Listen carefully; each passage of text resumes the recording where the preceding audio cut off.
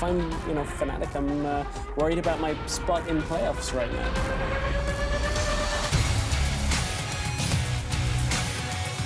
I still believe this H2K lineup will be one of the best. Going to be Joko going down at Johnny trying to hot wheel out, but the power gets unleashed for a double kill. H2K say party's over.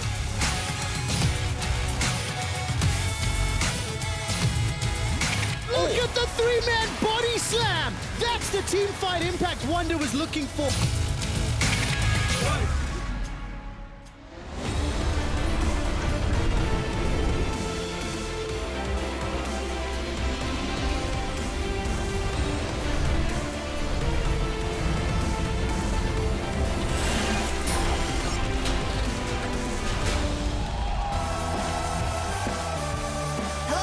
Welcome to this last day of the EULCS Spring Split. Fnatic's playoff spot is on the line as they face Misfits in a must-win series. But first, to start off the day, we have H2K taking on Splyce. There we have Yamato Cannon speaking to the troops.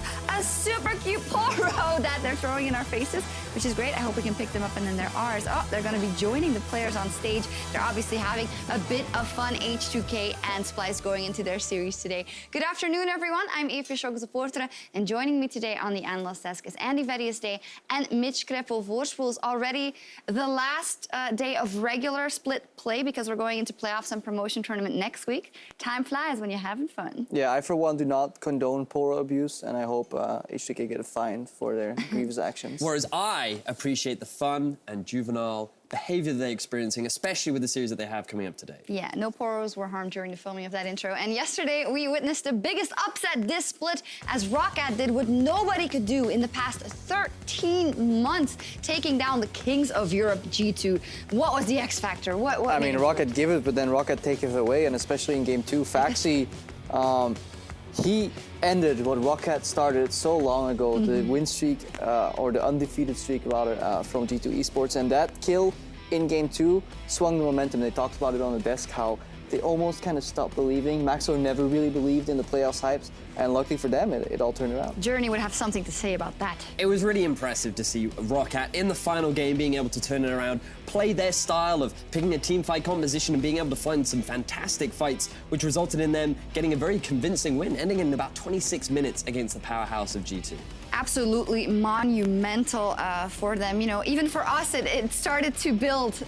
Game 2, they won. We're like, well, they won one game, but surely they cannot do it. And Mitch was the believer right from the start. I mean, totally. I never gave up at a single point. Did I, on this analyst desk, ever doubt them? Of course not. I said 2-0 from the start. No, I was hoping for it, but nobody truly thought they would do it, and that just adds to, I think, the fans did, though. The fan vote was ever really in their favor. Yeah, do they really, though? I think the fans will always believe. But I think it was more people wanting G2 to lose rather than Roccat to win. But regardless, they still done it, and that means we have such an exciting story today in the last match of the regular split, where Fnatic, they decide their own fate versus Misfits later on. They do. We'll talk about that in a second, because I also want to look back on yesterday in that first series, Unicorns of Love. They secured their first place in Group B with a 2-0 win over Vitality. They did what had to be done, and we got a couple of fun picks coming up. We had a lot of fun picks. We saw the Shaco coming out twice. I don't know if it was supposed to be picked in the second game, but when we saw the Yasuo come out as well from Nukeduck, he actually played very, very well on that champion. I was very impressed with the number of outplays that he was able to make. But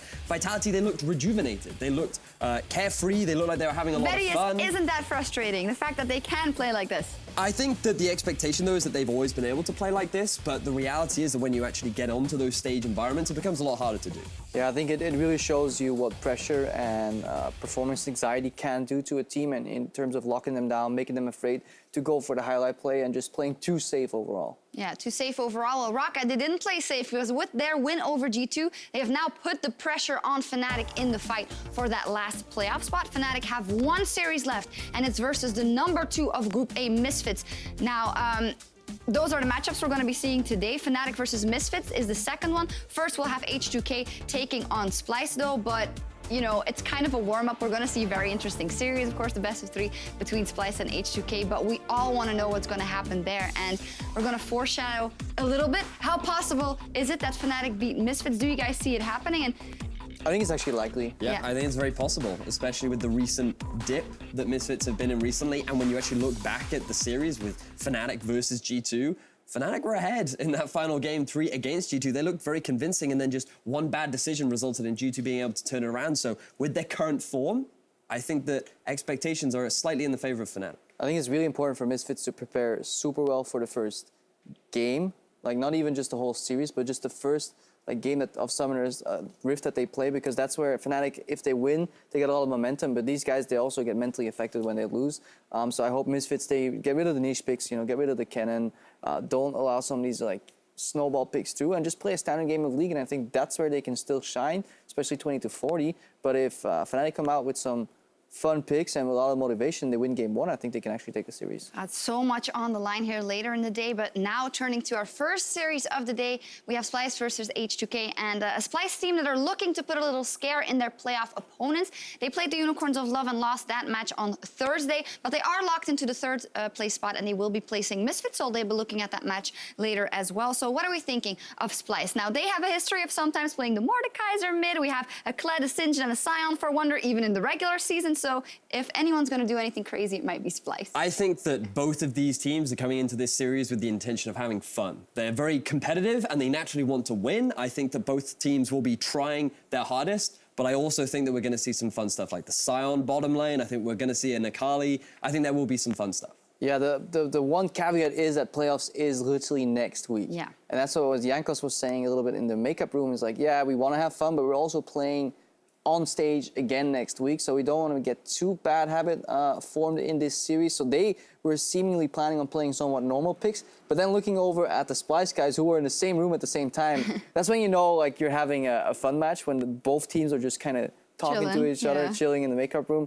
The Splyce guys were a little bit more recipient of potential fun games. Yeah. Well, as you say, playoffs are looming, so they could treat this as a very high-quality scrim even. And for H2K, they need to shore up some things going into playoffs. I definitely want to see them play kind of the scrim style, where if it's a 60% play, go for it, go for the flashy kill, and then get us a little bit excited. For H2K, one of the things they were working on the last few weeks is stepping out of a play. So when everybody's committing, saying, you know what, guys, this is failing, we're going too deep, let's cancel the play instead of getting more losses here. And then for Jankos, especially in the early game, if he gets like a flash down or something, don't greed, don't go too far, giving away a few kills. All right, what do we want to see from Splyce? I just want to see the team have fun. I think that in the recent few weeks, they've demonstrated strong play. In their series versus Unicorns of Love, they stumbled at the final hurdle, but I think that with the time that they have available and with the faces that they currently have on, I think that they should just look to enjoy themselves and do the best of it. Well, I think they're enjoying themselves. Yeah, these guys are actually a really fun bunch. If you get to talk to them, especially like just off air, and you get to know their personalities, they're actually a really vibrant bunch of people. They get along very well together, and they have some really interesting humor. So I hope we can actually get more of that eventually too, and I hope they enjoy it. The Poros are adorable. Senkox is the player I feel we need to watch, because I think that he will be the most creative this series. All right, I'm just looking at those little cute Poros. Anyway, H2K and Splyce, they are ready for the final battle, one final battle, as we hand it over to our casters for game 1. Thank you very much, Jacques. I'm Devin Pirate Tensing. Of course, with me is Martin DeFicio, Linga. Very serious faces right now. We have a very exciting matchup. The first series of the day. It may not affect playoff seeding, but as I said on the desk, it could be some high-quality scrim action. Yeah, it could also be a lot of weird picks and a lot of kills left and right. Hey, sometimes you have to surprise people. Yeah, you've got to make sure that they don't know what you're going to do. You're right. Now let's go ahead and take a look at our starting lineups for game number 1 on the blue side with H2K. Is of course going to be Odo Wamne up in the top lane, followed by Jankos in the jungle. Febivin, the mid laner, Nuclear and Che make up that bottom lane, and their coach, Prolly. And last week, a few days ago, they beat Origin 2-0. Felt like last week, didn't it? It felt like last week, yeah, it's been a long week. But game 2, maybe they want to forget that one. They kind of stomped in the early game. Won't happen today, Pyre. Yeah. They're here to win. Well, their opponents, they are here to win as well. On the other side of the rift, their opponents tonight, it is, of course, the boys in yellow, Splyce, which means we've got Wonder up in the top lane, Trashy in the jungle, Senkox on mid, Kabi and Mickey X in the bottom lane, and their coach, Yamato Cannon. One Splyce fan in the crowd, wooing at the guys with the Poros. Well, I might have a few more by the end of the day. Splyce are never a team that's afraid to experiment. I wouldn't be surprised if they're the ones that take the interesting route and pick a ban. I just want to see the pick and ban face, because all the Splyce guys in the makeup room, as Cripple was talking about, they actually started asking us, like, so what do you want to see? What kind of weird pick do you want to see? I'm like, oh, okay. If one of them makes That's how you do your pick and ban phase right now? Outsourcing it, right? I mean, well, one thing we definitely won't see is the Galio, because now and throughout the rest of playoffs, that updated champion is going to be disabled, but everything else is wide open. Let's see. All right, Fizz, serious ban so far for H2K. Would be kind of weird if one team were like troll picking, the other team was just like dead serious, getting the best out of the stage time they do have. Yeah. Could be very one-sided. I even heard rumors of Trashy becoming a mid laner in this series. I mean, they're allowed to. They just have to sit in the right order, right? Now, we know Mickey wants to play Siren. That's a guaranteed one, because Max already did it in Korea. Ran with all the highlights. No one is talking about Mickey Siren anymore. Yeah. He wants to show something today. Funny enough, whenever he wants to play it, it turns... the entire team kind of tells him no, because the last time he did play it, it didn't work. Well, yeah, but at the same time, now that they don't have to worry about too much, this doesn't affect the playoff seeding, this might be the time to bring it out. Nice but try all the hard bans, bans. they are definitely a little bit more what to be expected. That Malzahar, the last one on H2K side, they already had the Fizz and the Camille. Back to Splyce for their final ban. See, probably has the book with him on stage. Yamato Cannon, nothing. Yorick ban, very interesting here. All right. Makes a lot of sense in a game like this, because Yorick is just not a fun champion at all. No, he's an anti-fun champion. And Oda Amne is the kind of guy who just pick Yorick and just deadpan play it all game long. For H2K, still got some time on the board, and it's a Rengar lock-in first for Jankos. Try hard pick. I mean, I think H2K is gonna pick fairly seriously here in game 1, and Splyce is just gonna be all over the place. There's all kind of dumb stuff. Crowd pleaser hovers, though, at the Oh, very that least. was another one. Yeah, This that one's legit. can be mid, support, AD carry, jungle, basically everything. If you're Splyce. That is not too try-hard. All right, the Ezreal lock-in. Well, it A lot of is AD carries up and try-hard. available. Oh, it's the Rammus hover when you play Oda Amne. You have to. That having a good time. The thinking. This is where you control your teammates, by the way, and just kind of pick for them. Be like, oh, Wonder, you want Maokai? Sure, here's Maokai. Saw that one yesterday over in an LCS, the Yeah. Karthus pick. Man, I was so mad in the last game of Liquid and Goldcon United with the bans from Goldcon United. I'm Promo like, is what I meant to say, yeah. in the promos, yeah, I was like, why would you start banning out 80 carries when, you know, pick that is only shown things like Ari? Just ban it, just get rid of it. Like, man, anyway, I was just... Another game to fish, yo. It was just last night I was in bed, I was watching being like, that doesn't make any sense for a game 5. Keep you up at night? Anyway, I didn't because I fell asleep before the game actually started, so... Well, tells you all you need to know about that, I suppose. Well, okay, the Varus is locked in for H2K's side after a couple interesting hovers. Let's see what's followed up by. So far, so standard for these two teams. Yeah. See the crowd not getting baited instantly by the Teemo. It is a classic. I think we have a fairly serious pick and ban phase here where it's guys like Wonder we're looking at for like, ooh, what is he gonna play? There's a lot of talk about Aatrox in the makeup room. Champion we never get to see, really. For a long time. One thing that did make it through the pick and ban phase, though, rarely, is the Shen. It's locked in by Oda Amne. So H2K, strong composition so far. Probably he's here to have some serious pick and ban phasing. Like Shen top lane with Varus bot lane. That means you get a strong bottom side pyre. TP in with the Shen. All right, that's something. Got the Warwick lock-in. I mean, it's not something that's unheard of here in Europe. We've seen it being played a couple of times. Jankos even picked it up on a handful. Now, this could be mid lane Warwick, top lane Warwick. Funny enough, funny story. Not funny story, just whatever. Just a story. When Warwick was reworked, I was looking through all the solo queue accounts, like all the pro players, being like, anyone playing this? And I actually saw a bit of Warwick top lane from certain players. I can't say any names, but he may be on stage. Well. So I think there's a good chance this one will go top lane. It is obnoxious to play against because his sustain is strong and he's so hard to kill. Well, it may just be the case. I mean, Trashy, he really did enjoy himself the Gragas back when that was pretty much the jungle pickup last year. Let's see as the final phase of bans gets rounded out. It was Kale banned by H2K and good Draven ban here. Draven, of course. Smart Draven ban. Don't want that Draven mid lane from February. That's what he's known for, obviously. That's where his name is coming from, the Draven. Yeah. Right? Fun story, that one. How did that go again? Fib Draven. Yeah. Yeah, makes sense. I'm pretty sure that's how, of course, you know, he got that name. Yep, there's the Karma ban. I want to see some Riven, and I want to see something fun mid lane. Yep. Talked to Sencooks about it. Gave him a few ideas, but so far, we don't know. Maybe he's going to last pick at Pyre. Well, I mean, they have been hiding a little bit of what they could be doing in terms of how they round this composition out. It's a lot of flexibility. 9 seconds on the Splyce board. I'm going to guess Garen's support here, if that gets locked in.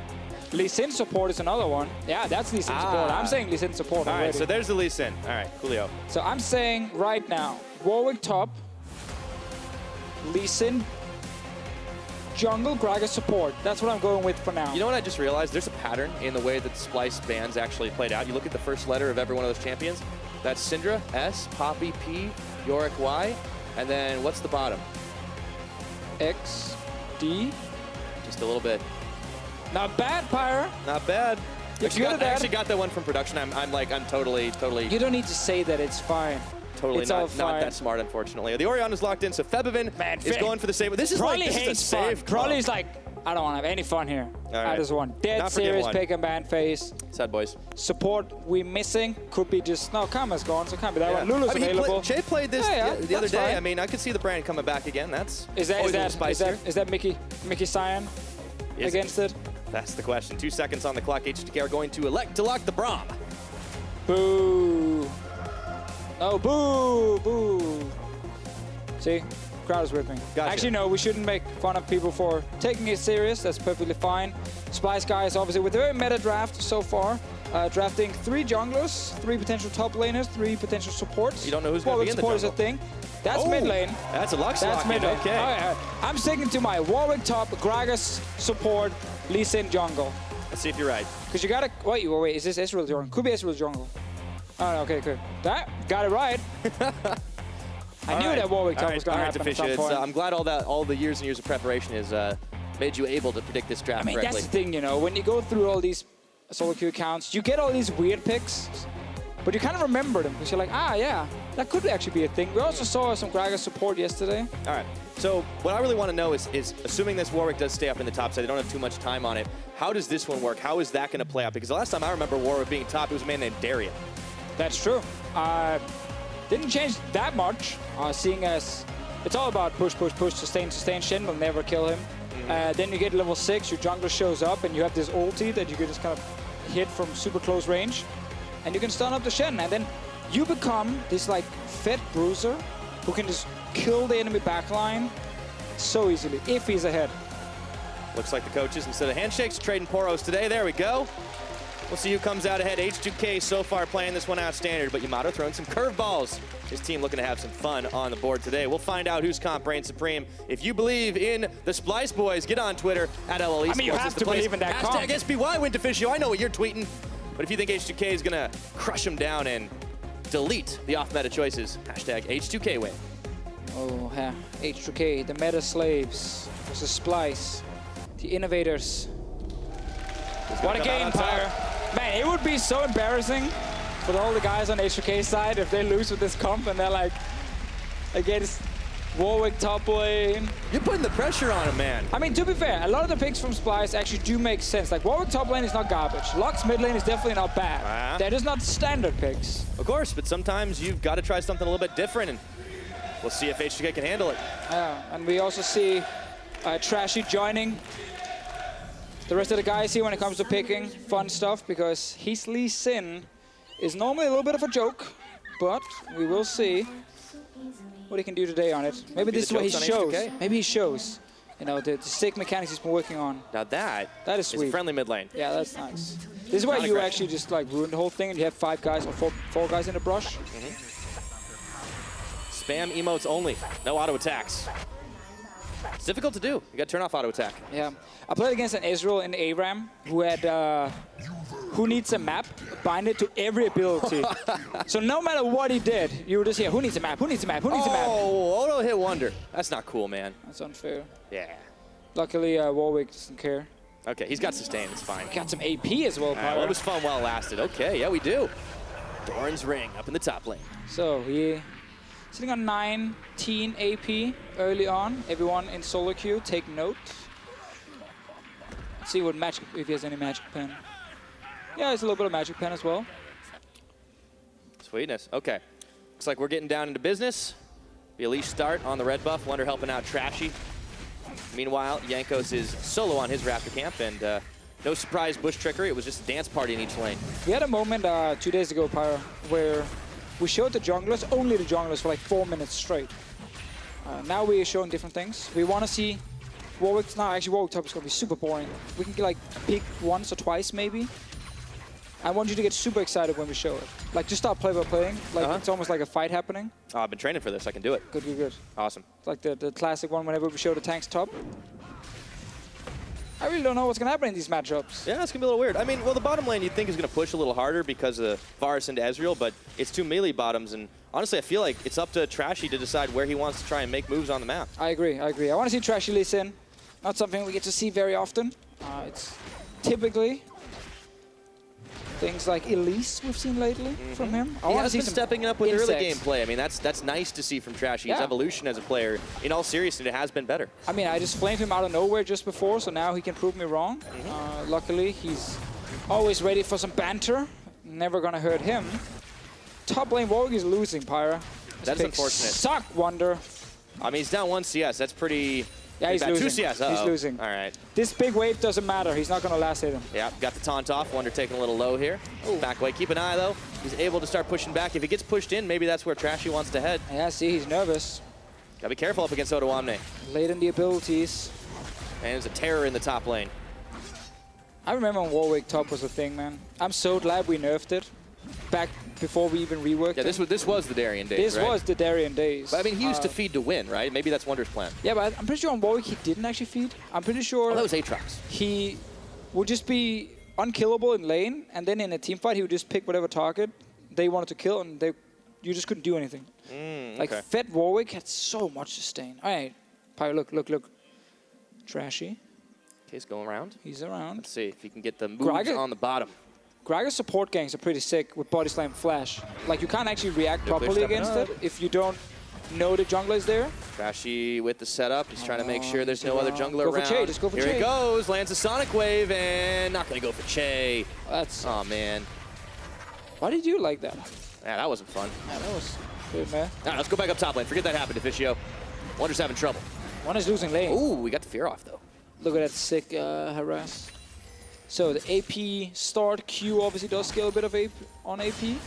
It's hard for him to keep these trades, though, right? Because Odoamne, he's gone for a safer choice and gone for those Rejuve beads. It's hard for Wonder to really match it. Now Jankos is running straight into Trashy right here. It's fighting the jungle. Oh, the Sonic Wave misses. Unfortunate. Yeah, not a great start for Trashy. Yeah, it's Kavi fine. could be in trouble, too. Che on the front. There's the piercing arrow. Trashy is having a bit of a hard time getting things going here. Losing out in farm to Jankos as well.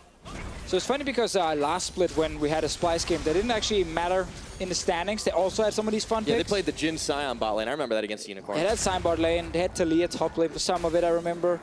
Kali top, I think, that was in just one like of a them. Wonder thing. Yeah, he did the Talia top over a while. That was legit, though. That was actually legit. It's true. He had a Kali top in that series. And it was the same. Like, the first few minutes seemed like a serious, like, dead serious game. But then when laning phase, like, starts to end, they just went nuts, like all over the place, killing people left and right and dying left and right as well. Might happen in this series. H2K, again, trying to play normal. Could be a scrim against a team who likes to experience with a lot of weird picks. Some teams do that. Well, I mean, they're both playoff-bound teams, and even though they're in the same group, it's not out of the realm of possibility they could end up matching each other, so this is valuable practice, but for the team scouting them, not sure how much they'll get out of it. Well, that depends. That depends. Maybe Warwick is secret OP. Why would they bring it out now, though? Because they want people to know they can play it, and they're going to be like, do we need to ban this? And that's not how it works in a pick and ban phase like this, because so many of the picks are funny. So therefore, people will just say, no, you're never going to play this normally. Lux, though, Pyre hasn't been used. It has been a long time since we've seen it come out, actually. Who played it? That is a good question. I have to go back in the annals. It was Ica. Was it Ica? Oh, no, it was actually Xpeke. I'm getting from stats. Oh, really? Xpepi, excuse me. Pepinero, the formerly named. But let's killing get back him. into this game. Nuclear's going Gragas down. support, It's first baby. blood, Deficio. That's Gragas. That's the power of the barrel. Wait, he can kill Che as well. Why is he running away from Che? I don't know. I didn't like He probably didn't look thought like he Jankos wanted was it. there. He thought Jankos was bot lane. I mean, that was a lot of summoners burned right there. They didn't have everyone, anything else Trashy's left. here. Here we go. Round 2 fight. And he goes on to Che. Follows. Unbreakable. The barrel comes out too late. Che's going to make his escape under tower. Still, though, Splyce, they're holding the lead right now. It's slim, but they got the first blood. I actually think Gragas support is fairly legit. Good setup here from them. Mickey always trying to bring out new stuff. No Scion, though. Just disappointing. Nah, he's already played that one. It's okay. All right, Senkox is going to get the wave clear on. It's hard really to go all in on Defeb. We saw a little bit of action earlier on, but it's just love taps in all honesty. I'm disappointed in Senkox, though, because we talked about this before. And he was like, yeah, Lux is boring. You know, you just wave clear. Yeah. You want something more, like, unique? Oh, he's not even playing the elemental skin. If you're going to play Lux, you got to go all in. I know. And then he just goes with Lux, waves clears in the mid lane, and waits for the team.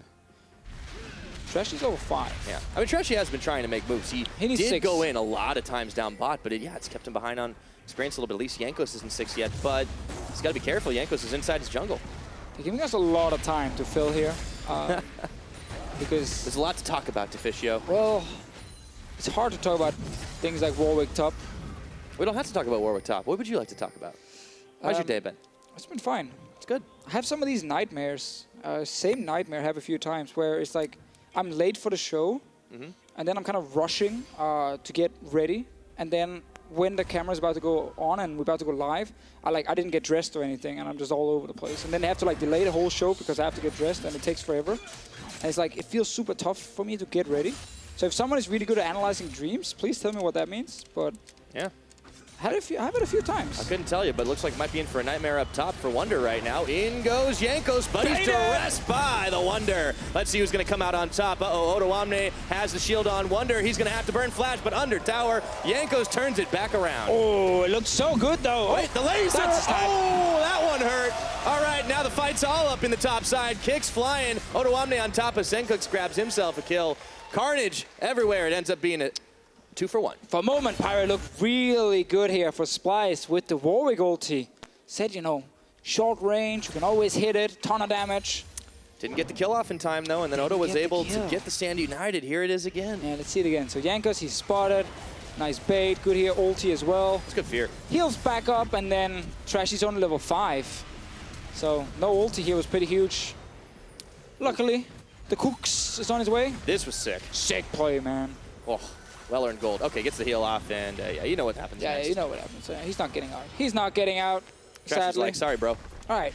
Game is open, though. We need some towers down. Yeah, it's 2-2. I mean, it's all been about the fights, but you can see that H2K, they have the gold lead. There's the big barrel. They're going to knock Nuclear, and Che hops to him. Oh, that's not enough. Intercepted. Kabi, both AD carries going down here. And now it's supportal combat down bot. I love the bot lane, though. Mickey, always able to go aggressive. Baits in his AD carry. He's not afraid, man. No, they get 1 for 1. I mean, it's not bad for an Ezreal starting out. Just trying to stack on his tier at the minute. Less battle stats. Oh. If they're trying to poke things out. Yeah, they just keep playing. Cheating. Here comes He's Jankos. It's not good, Pyro. Tag. There's the Bola. Run, Mickey's Mickey! unfortunately on the wrong side of the map right now. He's not going to live. Ah. Nope. Wait. There we go. Good job, Jankos. You cleaned up. What a way to die. He interrupted the 1-on-1. That wasn't cool, though. Oh, is he going to go proto belt Gragas? That would be pretty badass if he did. I mean, extra gap close. Why not? Because he's not going Gunblade Gragas. That would just be weird. All right. Well, I mean... Wait, maybe he is actually. I don't know. All right, I'm going to say proto belt. I'll defer to your expertise for the time being. Jankos is able to get out of range of Trashy. Did not connect on the Sonic Wave, even close to it. He's been having a couple of misfires this game, but see if he's just warming up. 10 minutes into this game, we've had a lot of kills to Deficio, but no towers yet. No one's playing the objective game. No one needs to. No one needs to. I want to see them use this Fed Gragas. Get that bot lane tower, Pyro. Yeah, maybe just start building AP anyways. You should probably... Yeah, he will. He will. Yeah. I mean, they have a lot of AP on this comp, right? I mean, that's the thing. You don't pick Gragas support in a game like this and then build full tank. Like, then you're just boring. That's what happens when you autofill support and you're like, I actually want to be a carry. Yeah. Exactly. Give me all the kills. It used to be things like Brand all the time. Then Zyra actually became meta, so all the mid laners didn't mind getting support.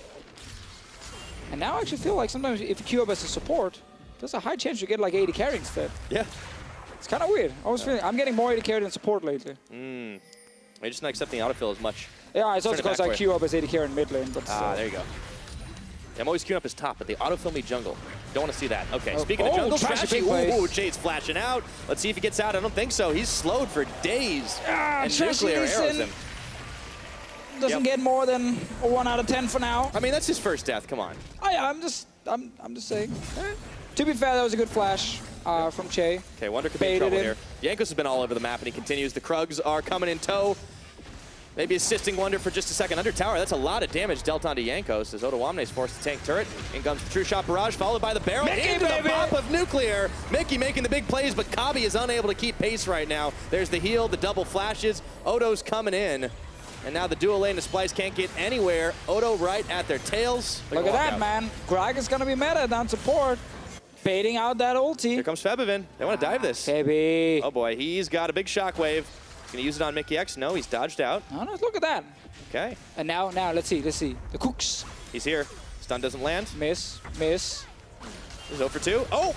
Trashy, though, he gets the kickoff and There right was no into cooldowns. Febivin, but no one else has any damage. Unfortunately, Febivin gets Trashy. Mickey trying to make some more plays. Che will fall. In comes Wonder. Right around the backside, looking for Nuclear. Doesn't have the damage, but a double kill for Senkooks. And finally, Wonder's able to pick one up on the board. Big 3 for 1 for Splyce. Yeah, one of the big problems for Lux always is the cooldowns. He already used everything, missed it, and then when Trashy kicked him in, Just keep sadly walking. he had nothing, but Wonder shows up. All right, meanwhile, Jankos was getting tower up top. He's the one playing the objective game, but that's yeah. not important to Fish Show. No, Important thing kills. is Splyce, we're able to get some kills. And they get bot top high. This is fine. This is a good trade. This is a macro trade. It's a rotation. A TP rotation from Wonder. I mean, it was a bit wonky at first because of the lack of abilities off cooldown. So Trashy went in and he's like, come on, combo it. Oh, I don't have anything. You don't need to hit skill shots. You need to zone with them. Look here, he's forcing Fabi to run towards him and not his team. That was pretty Trashy sick, kicks though. him further towards Senkooks. No cooldowns, but then the TP Wonder is behind them. They don't even realize. He actually just completely surprised him. Yep, and the laser. Sick laser. All right, Otomano was the only one that made that one out alive. And, well, Trashy, at least he's having a good time. That was a good kick. That's a good kick. Yeah, nicely played. Also, Warwick is like one of the best 1v1 champions. If he gets in there, dealing with Flanked the pretty AD well, carry. too. Oh, speaking of flanking, Jankos comes in onto Senkooks, who's trying to outplay Febivin, but nothing doing. Can Febivin walk it out? The true shot barrage. Not enough. The barrel knocks into safety. They tried. Trashy wants to finish the job. A kick to the back of the head. Now can he make it out alive? Great escape, Trashy. Can you do it? Bola strike. He's Mickey fine. flash. He's Okay. fine. All right, but now Mickey might be in trouble. No, He's over the wall. Oh man, Jankos wants this. Full-on aggression Jankos today. is so angry. Yeah. His entire team was flaming him in the makeup room because he was inting against Origin. Now he's just like, he's on fire, man. Trying to make up for lost time. Yeah, he just wants to win this game as fast as possible. Only 14 minutes in, 14 kills, not bad. Yep. You know, there's all the weird stuff that we have seen in this game so far to Fish Show. I feel like there's always a couple of things you miss out on, and like the Fervor Battle Shen, is getting those extra auto attacks. I've seen that quite a few times now. Have you? Yeah. Okay. It's in Europe, something we see quite a lot. Oh, I was missing it. I'm pretty sure it is being used around the world as well. Oh, okay. Well, more normal than I thought it was. Some of the other Keystones Pyro have been nerfed. A bit like no, that's true. Courage Shen, meh. Grasp with the Undying used to be, but then... I mean, Grasp is still good for trading, right? But It's still you're able fine to for- split push a little more effectively, maybe battle stats for... Yeah, gotta keep in mind, you're gonna have some of these long traits against melee champions, where you get a lot of stacks. Oh, yeah.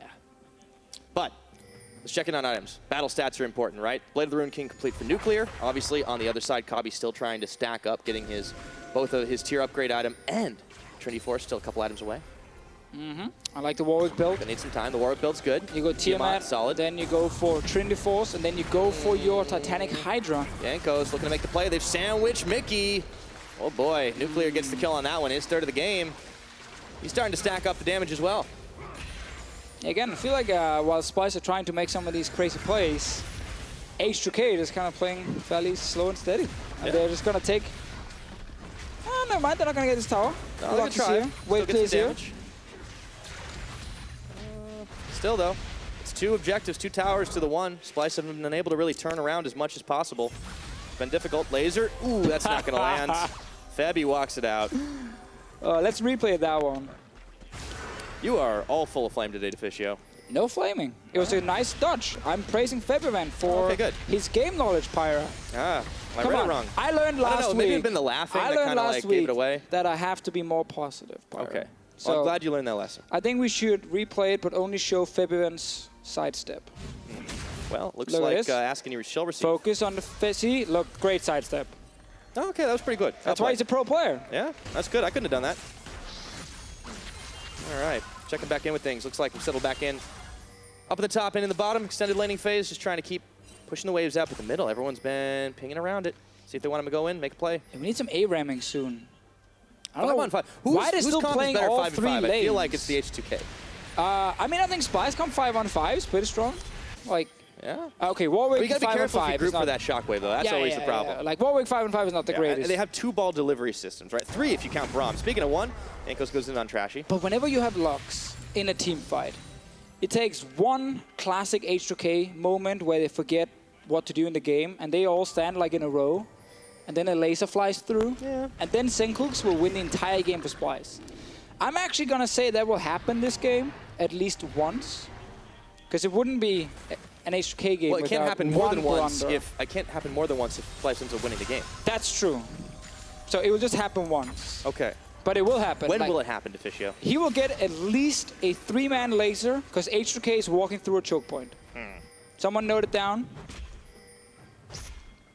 Also, Jankos joining the fun with the BF sword. Wants a proper damage. He's going. Oh, Senkux, he does not get it off in time. Gets deleted by Febivin. Trashy now on the retreat. H2K, they smelled blood and they went for it. It's going to be one of these games here, Pyro, where people remember how we said when we changed Rengar, it's all about, you know, removing some of that burst. We want to give a little more counter play. Yeah. And with Jankos' build here, we're going to get some moments where he jumps in and like 3 shots and 80 carry. Oh, we're seeing that so far. 3-1-3 right now. This one he had a shockwave to help, so a little bit of cheating, but... Yeah, that's true. Still, Splyce trying to defend here. Come on. Wonder's on the scent. So here's what's going to happen. Miggy's going to go in, body slam flash. He's going to split them all up. Then Wonder's going to find his single target. He will destroy that target. Full damage Warwick with his ulti against squishy targets will almost kill you through the ulti. But the X factor there might just be Che. They got the Braum.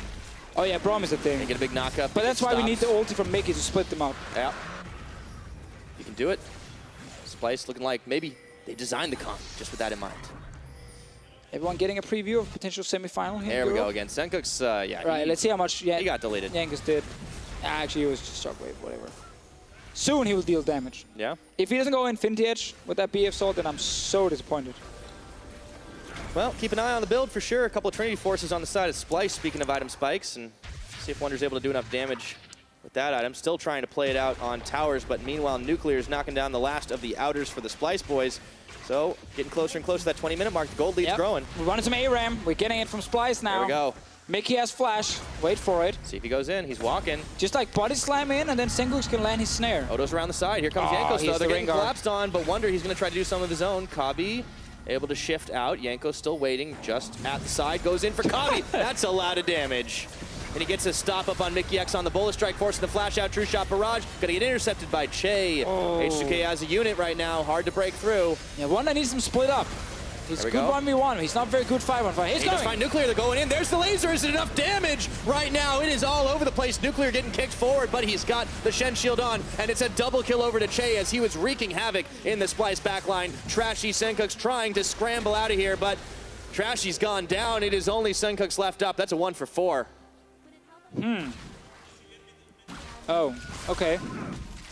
Well, we didn't get anything we wanted from Splyce. That was unfortunate. The laser didn't hit enough.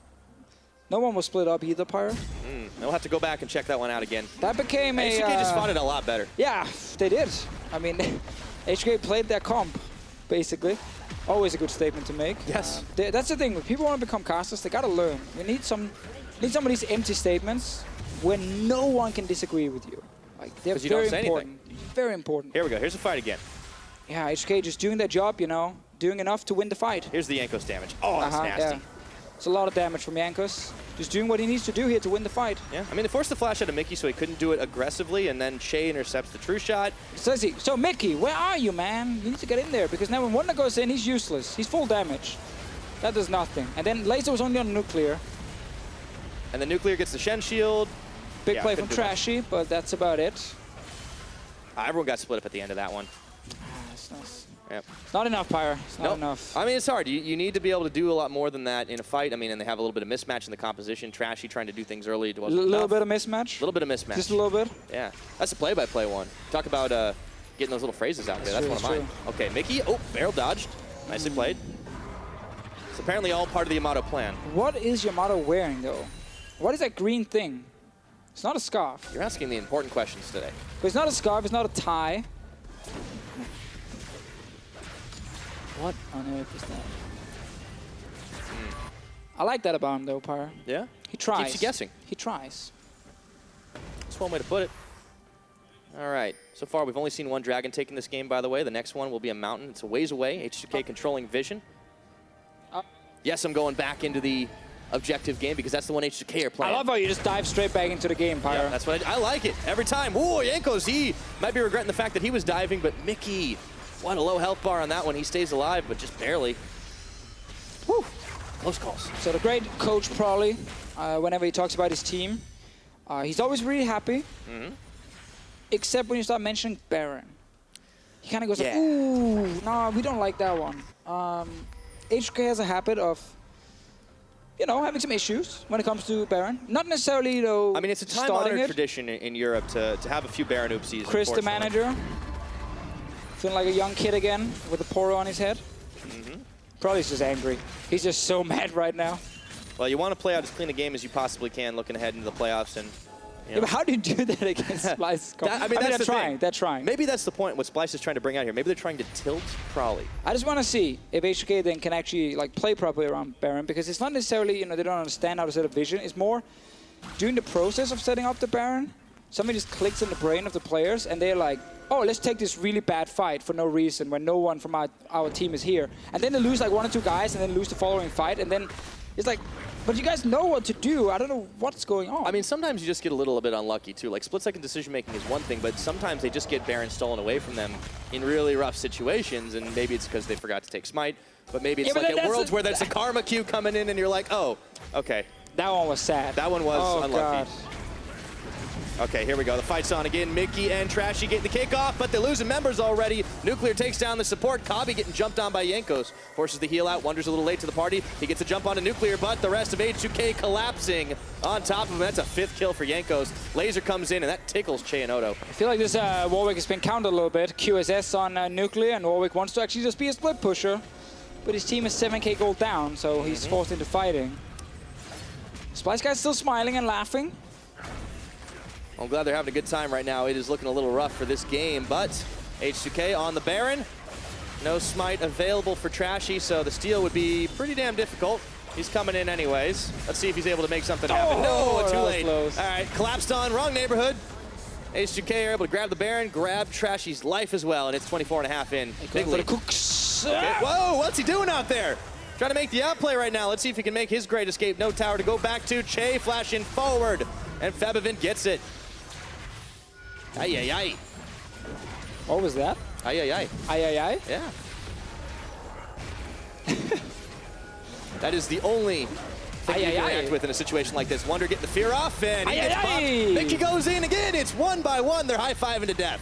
All right, now it's tower time for H2K. I wonder, Pyro. Yes, Deficio. What is your catchphrase? It's not ay, ay, ay. It's not? It's hello, esports fans. Could it be ay, ay, ay? No. No? Somebody else has that catchphrase. Haven't you been watching Power Rangers? I watched like one of the episodes, and then I was like, I'm kind of done with this. Fair enough. All right, let's see if H2K end up being able to close this one out. It's very early on in the game, but they're pulling in the Splyce boys 1 by 1 by 1 with the Baron-empowered minions. It's looking pretty good, Pyro. Yeah, I think they might win this one. Splyce clearly showing they're not good enough for playoffs. But what was that H2K moment you were talking about? You said there was going to be one. When is it coming? Oh, yeah, don't worry. We got time. You're talking about in this series or in this game? I'm going to say in this game, because it typically happens when the game is technically over. I remember IEM semifinal against Flash Rolls game 2. I'm like, this is so good, man. You know, G2's in the final. H2K is going to 2-0 Flash Rolls and get in the final. No one is going to laugh at Europe now. And then the H2K moment happened in that team fight where it's like 35 minutes in. Odo I'm the TP'd in a smoke screen. Febby flashed into a Syndra stun. They lost the fight, lost the game, and then they lost the 3rd game as well. And I was basically crying at home, man. I thought this was finally the moment. Speaking of moments, Wonder thought he had his. Yeah. Again, Warwick in team fights doesn't work. If you ever play Warwick in solo queue, don't ever team fight. But that's the counter. They just keep grouping as 5 and building QSS. I know. All right. That's kind of the problem when you fall behind. But that's, again, if you are ever playing Warwick in solo queue, never leave top lane. I don't care if there's nothing left to push, never leave top lane until Nexus is dead. The Darius strategy. I like it. It works. It's actually fairly viable in solo queue. Yeah. So just stay in your split pushing side Well, I mean, lane. he's able to split push effectively. He's got the Titanic, but he's joining the team. Wonder going up against Odo Omne. It's like he hasn't played this champion for him. He wants to kill. Look at, they're going for Nuclear, but couldn't get the ulti off. Yanko's tanking the front line. They kick him back. Shockwave pulls in 3. Nuclear on a rampage kill now, and that's a double for Febivin as he's able to knock a couple down with the ball. There is a lot of damage on this H2K squad, and they are not even needing to take out inhibitors here. Kabi under Nexus turrets, getting chunked out. Senkook's having to run away the other direction, and, well, Odo's just going to go ahead and fountain dive. Yeah, why not, you know? Let's see if they can kill the Lux. Goodbye. No problem. They got the damage, and Oh boy, you got to look at some of those scoreboards right now. Yanko's 6-1, has that Infinity Edge, as you predicted. Febivin, Ludenzeko, Morellonomicon, 27.5 minutes in. H2K, they play it out nice and standard. They play it out big. Splyce tried to take the fights, tried for the hero moments, but it just was not enough, and it is all Nexus. H2K will take a big lead in this series. In a minute or two, they're just going to wait to count their Keep going, scores. Pyro, don't stop. There we go. Oh, they got the last one. Now it's time to finish the Nexus. GG, boys. Yeah, that became a bit of a weird one. Became? It was a bit of a weird one. Oh, yeah, because minute one. one team had a draft planned, had an idea of what to do, and they just, you know, picked what they normally would pick. And then the other team were like, yeah, let's play Warwick top, Lux mid lane, Gragas support. Well, experimentation is sometimes good, but you have to discard what doesn't work. I want to see what Splyce adapt to in game 2, and well, H2K can't be too sad about how the game ended. Didn't end up making one of those moments. To be fair, even though they're not playing for anything in the standings, the players obviously are playing here for honor in a way, because now A momentum. like this week, right now, all the players and casters and so on, they're voting for the MVP of the entire spring split. Also the all-pro team, the rookie of the split, coach of the split. So a lot of things, maybe some of the players from other teams are sitting at home right now kind of debating, is it Wonder? Is it Oramne for that all-pro top lane in their mind? And then they see a game like this, and obviously Wonder gets it then. Yeah, of course. I mean, who else is going to play Warwick, right? Like, that's already instantly up in my mind. Even if it doesn't work, you got to give him the credit for doing it. Doesn't matter if you never succeed in anything you do. Just always do new things. Question is, now is Splyce going to go back and maybe play a little more normal and see if they can come back? No, they're not. Are they going to keep with the weird stuff? I think they're going to go even more troll. Oh boy. Like, I don't know. We could be in for it. You can obviously say, why don't you just go in and draft like a super serious comp and actually take it like a good scrim? But I think there's a chance they might just go even more troll. Well, and if they get a win, maybe that's a validation. All right, H2K, they've taken game 1 against Splyce. We're going to send it over to the analyst desk and see how they did it. Thank you very much, Pyra. I don't quite know who I'd give my MVP vote to. Trashy's Lee Sin or Kabi's Ezreal against that Braum or the Warwick top lane. I think it's got to be that Lux. Thinking about all those skill shots that he wasn't quite able to land, I think that he had a bit of a difficult time, but it was an exciting game, and I like the fact that Splyce tried. Mickey was the shining star. Mickey had a sexy Gragas. Yeah. That man barrels. Yeah. Yeah. That's about. I don't know why we're at the analyst desk for this match. No, but we are going to analyze some stuff because H2K played a very good game. We're going to take a look at some of the skirmishes early, some of the kills here and there, starting in the bottom lane. It was very bloodthirsty. Both teams were very keen to fight, especially Splyce in the bottom lane as well.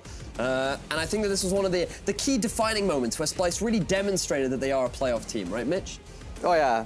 Totally, Andy. I definitely agree. I do like Gragas support into melee matchups, though. I think Mickey, despite all the kind of shenanigans that were going on, like trying to 2v2 top lane against the Shen as 2 melees while you're level 5, and then flashing in while you're getting followed. Anyways, back to Mickey.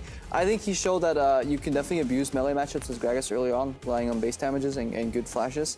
The problem is that our boy Kabe really doesn't understand what the Braum shield does. So that's one ultimate in there, and then there's going to be quite a few later on as well, where Che was blocking a lot of projectiles. Oh, the poros. Thaddeus, you are a resident mid lane expert. Talk to me about the viability of Lux, about the Lux-Orianna matchup, and about the Lux late game power. I mean, Lux very much revolves around the 2-item spike of Morello and Ludenzeko, because one of the big things that she relies on is the ability to, at the very least, clear out the caster minions. She also really values high cooldown reduction because of how long her cooldowns are. The biggest issue that you have with Lux is if you miss your skill shots, there's a very big window where you can no longer do damage, which is something that Orianna doesn't struggle with because of the very low cooldowns that she has with her Q and her W. So typically Orianna does have the mid lane priority in push and power, and she's usually the favorite in this matchup, but Orianna doesn't have a laser, and that's really the big distinguishing factor that you have when you are Lux. And as a Lux pro yourself, you know how easy it is to be able to hit those basic. big Of course, ultimates. I like Lux. Mitch, what did you want to say? No, I think Lux. The threat of the Q is often better than the Q itself. It's a bit like Blitzcrank, so you really can't waste it, because every time Senkux died, Iskasa, after he wasted Q, he realized it has like a 9-second cooldown. It's an okay-ish pick, maybe. I loved playing it myself because I'm a really bad player and I have no mechanics, so just funneling everything into like You a one just shot. insulted a whole lot of Lux. Yeah. Lux is an easy champion for bad players. Like right. nobody with actual mechanics plays this champion. But Bard. it's really same. It's really just good to wait for a few seconds until it all lines up, and then you like smash every button on your keyboard, and then if they die, you're a hero, and if you missed, everything is gone. It all depends on the queue. So it's best to wait for people to come to you, have your team distract them, and then try and find somebody in the fight with Q. Senkux was, hang on, mate. Okay. Senkux was trying to fish in the backline every time with Q, and it failed, and then obviously H2K took a team fight. No, you can't. But What? Did you just snap your fingers at him? Are you kidding me? You don't do that. You can't. I'm so sorry. I will it's unsnap it. I will unsnap my You'll fingers. unsnap, that's perfect. Right, well, I was just going to say that clearly Lux is a little bit too difficult of a champion for Senkux, so Yeah. maybe he needs to go one step further. Maybe Annie Annie. is the direction that he Ooh, needs to I take. play that too. Oh, interesting, interesting. We're seeing a pattern here. But I mean, it's point and click. You have a bear, it's 2v1 in the mid lane rather than 1v1.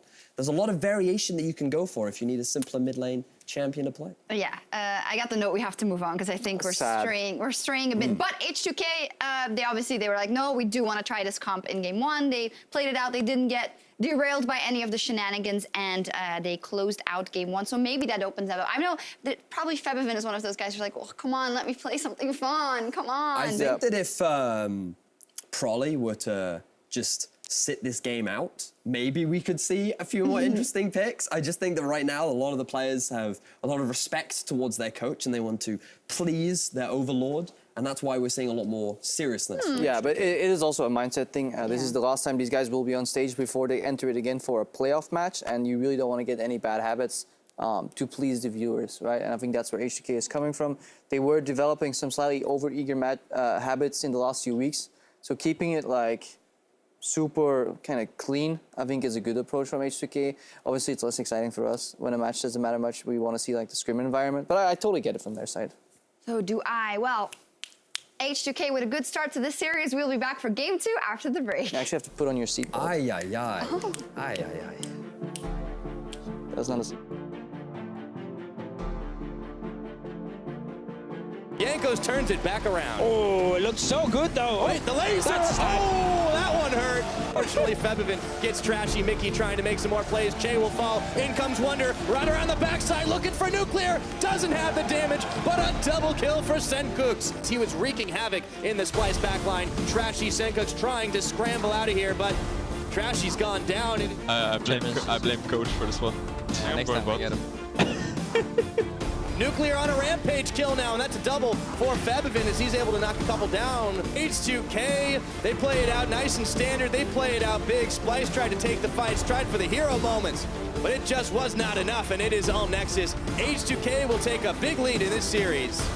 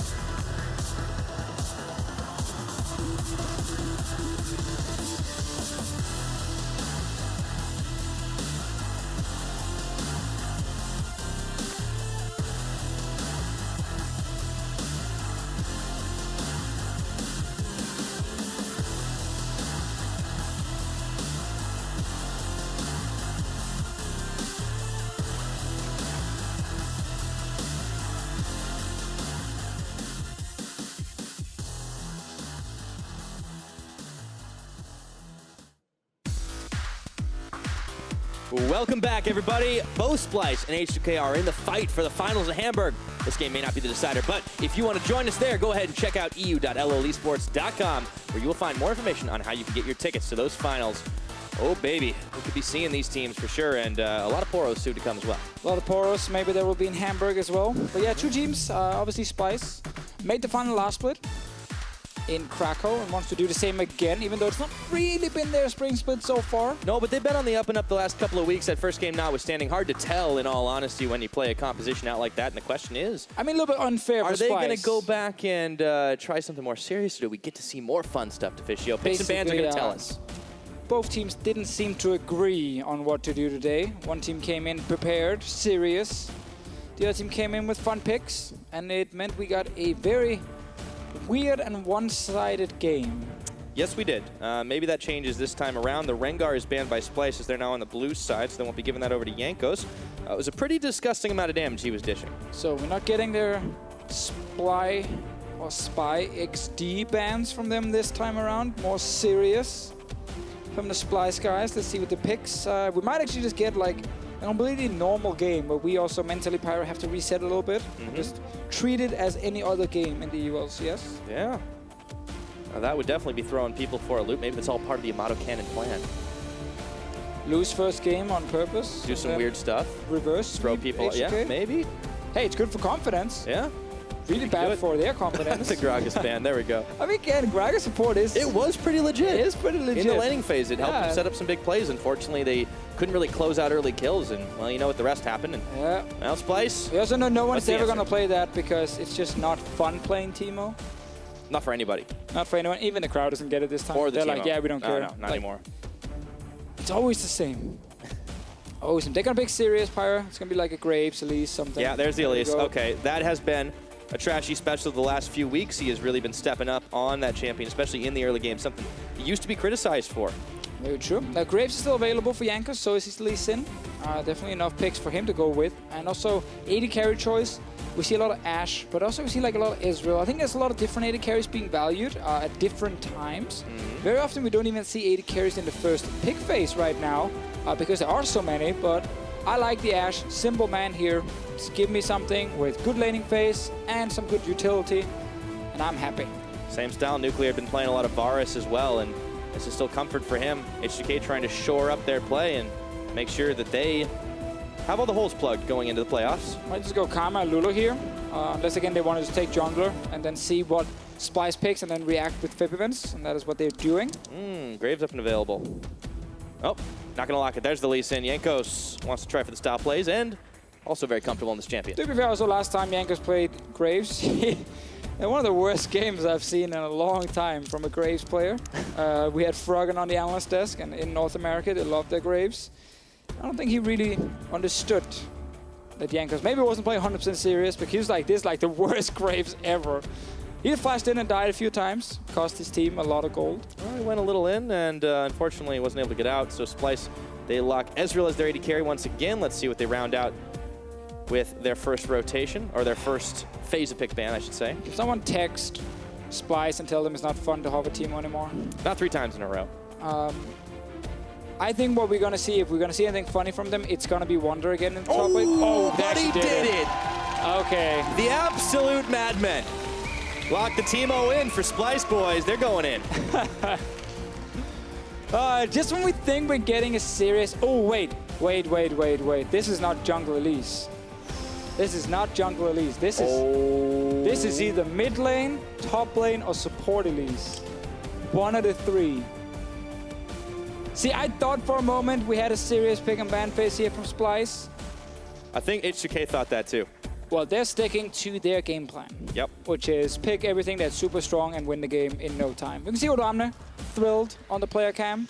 Excited he gets to play Rumble yet another time. That's a champion definitely synonymous with Odamne. Countless games on the Rumble. Steps up big every time. So where are we sending Teemo? Most likely Teemo mid. And then it's Elise top lane.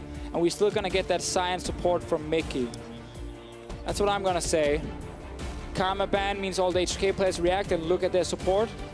Maybe signaling he's a one trick. Yep, the Karma banned out, the Kennen banned out. Last couple of bans from H2K and I mean, this is Splyce science here. support. This has to be science support. You think so? It will be. This will be science support, Teemo mid, Elise top, and they're gonna pick whatever jungler for Trashy. Bold prediction. Let's see if it's happening. Cubby doesn't like fun. He just wants to play Israel, so that's fine. Yeah, and the Renekton's banned. Still not sure where the Teemo was going, so they decided to ban out a good top laner. Something that could give Otawane some hard times. You can even see Wonder's summoner spells. They are built for Elise. He's We'll not see. going to teleport, mate. He's going to play it. All right, okay. So H2K will continue picking whatever is right now the best. Let's see, we miss mid lane and support. Either they want to last pick support in case they want to counter pick whatever Mickey's going to use, or they can just take whatever is safe now in mid for Fibbin, Syndra, Orianna, one of the two, and then you can just last pick for Jade. Unless you want to last pick for Fibby. So there's two options. Zyra's been up and available, so the Ashe Zyra bot lane looks like that's what's getting locked in here. It's over to Splyce. We finally get the answer to the question. I'm telling you. Where the Teemo's going. I'm telling you. This is science support and... Ooh, Jin Sion, Jin Sion, Yeah, we got it! yeah. Oh, baby! All right, so wait. Ezreal mid lane. I'm telling you guys, it's not gonna be Elise jungle. It needs to be Elise top, and then it's gonna be Teemo Ezreal mid, and the other one jungle. Oh boy, we're gonna be in for a fun one, Deficio. H2K, 10 seconds on there, lock in. Will it be the Zed for Fabivin? But there's also, I could just be Teemo top, but it's Elise top. I'm sticking to it. Okie doke. Ooh, mid lane Zac. Oh, no. Last second turnover. Yeah, there you go. Oh, the Faker killer. Well, Against Fab's definitely Teemo. been back on form. Let's see if he can handle Senkux's Teemo. Or maybe it's something else. Is it Teemo top and Ezreal mid? I think that's the idea. They're probably going to be boring. I just know Wonder wants to play Elise top, so... But you can you jungle Teemo? I guess you can. You know, I'm not qualified to answer that question. Yeah. I'm sure there's one guy on Reddit right now that's just like, yes, of course you can jungle Teemo, I mean, come on. I'm sure if you get a good enough leash early on, you can probably jungle him, but he's pretty bad at clearing all the AoE camps. Yeah. Fine, it's going to be Teemo top. Wow. Teemo top for Wonder. Okie dokie. All right. Splyce have decided to go where no team has gone before, at least here in Europe. Actually got confirmation. That is the first Teemo in the European LCS. Ever? I believe so. First Teemo ever since 2013. Unless I heard that one wrong, yeah. I mean, we know it was played in NA. I remember the high game. And I remember when it was Cloud9 seriously against TSM. picked, yeah. I think Bjergsen played it at game as well. And then I remember at Worlds, we've seen it a few times. Probably, dude, come on. Come on, man. Give me a hug for that. I love that. That is coach camaraderie right there. Probably wanted to beat me before the game. I told him he can't do that. It's against the rules. That gives you Mata the hug. All right, well, all on the line. Splyce deciding to keep on experimenting, do something a lot different, and if H2K can't handle it, we could end up having a tied series.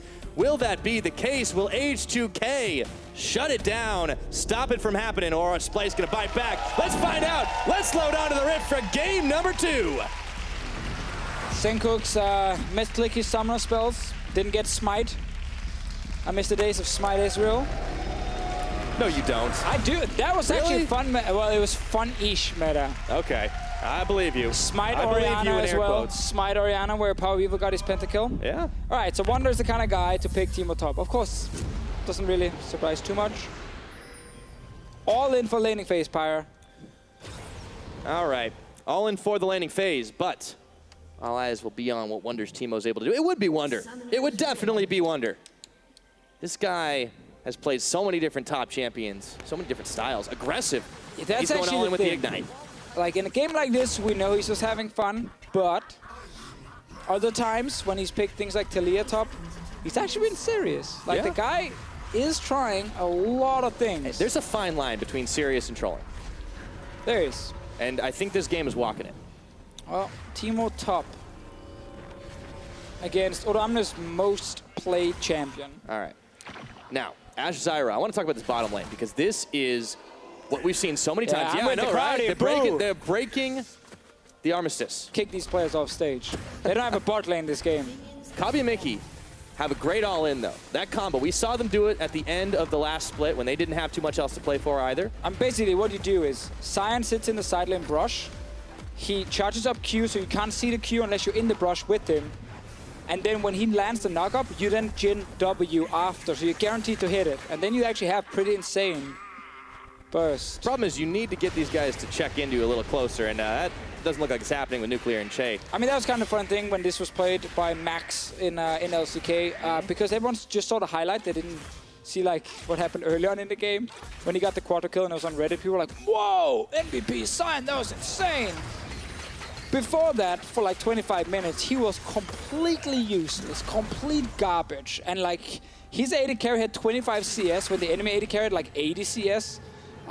Everything just went wrong, but then he got that knock up into quarter kill and it was all good. Yeah. And it was like MVP pick. Sometimes you got to play the long con to Fisher. We'll see if Kabi and Mickey can do it. You can see already the ward put down there to make sure that there's no forward trickery. Mickey is also a more trained science support. This is true. This man is a maniac, and he wants to play this all the time apparently, and he always gets like 4 no's from the players, 1 massive no from Yamato Cannon. Not today. Not today. Not today. But I think today we might see why he's not always allowed to play it, or he carries the whole thing and he will play it in playoffs. Also, by the way, against Teemo, you gank Teemo because he can't escape ganks properly. Yeah. Wonder might be in some trouble here. Jankos going in, forcing the flash, following on through. Point blank Sonic Wave follows in. First blood, easy pick up there for the First Blood King, or rather, it actually goes the way of Otawamne. Trashy, he's Revenge going your in. brother! Can he get it though? Jankos and Odo are healthy enough. He's got to back off. Disappointed.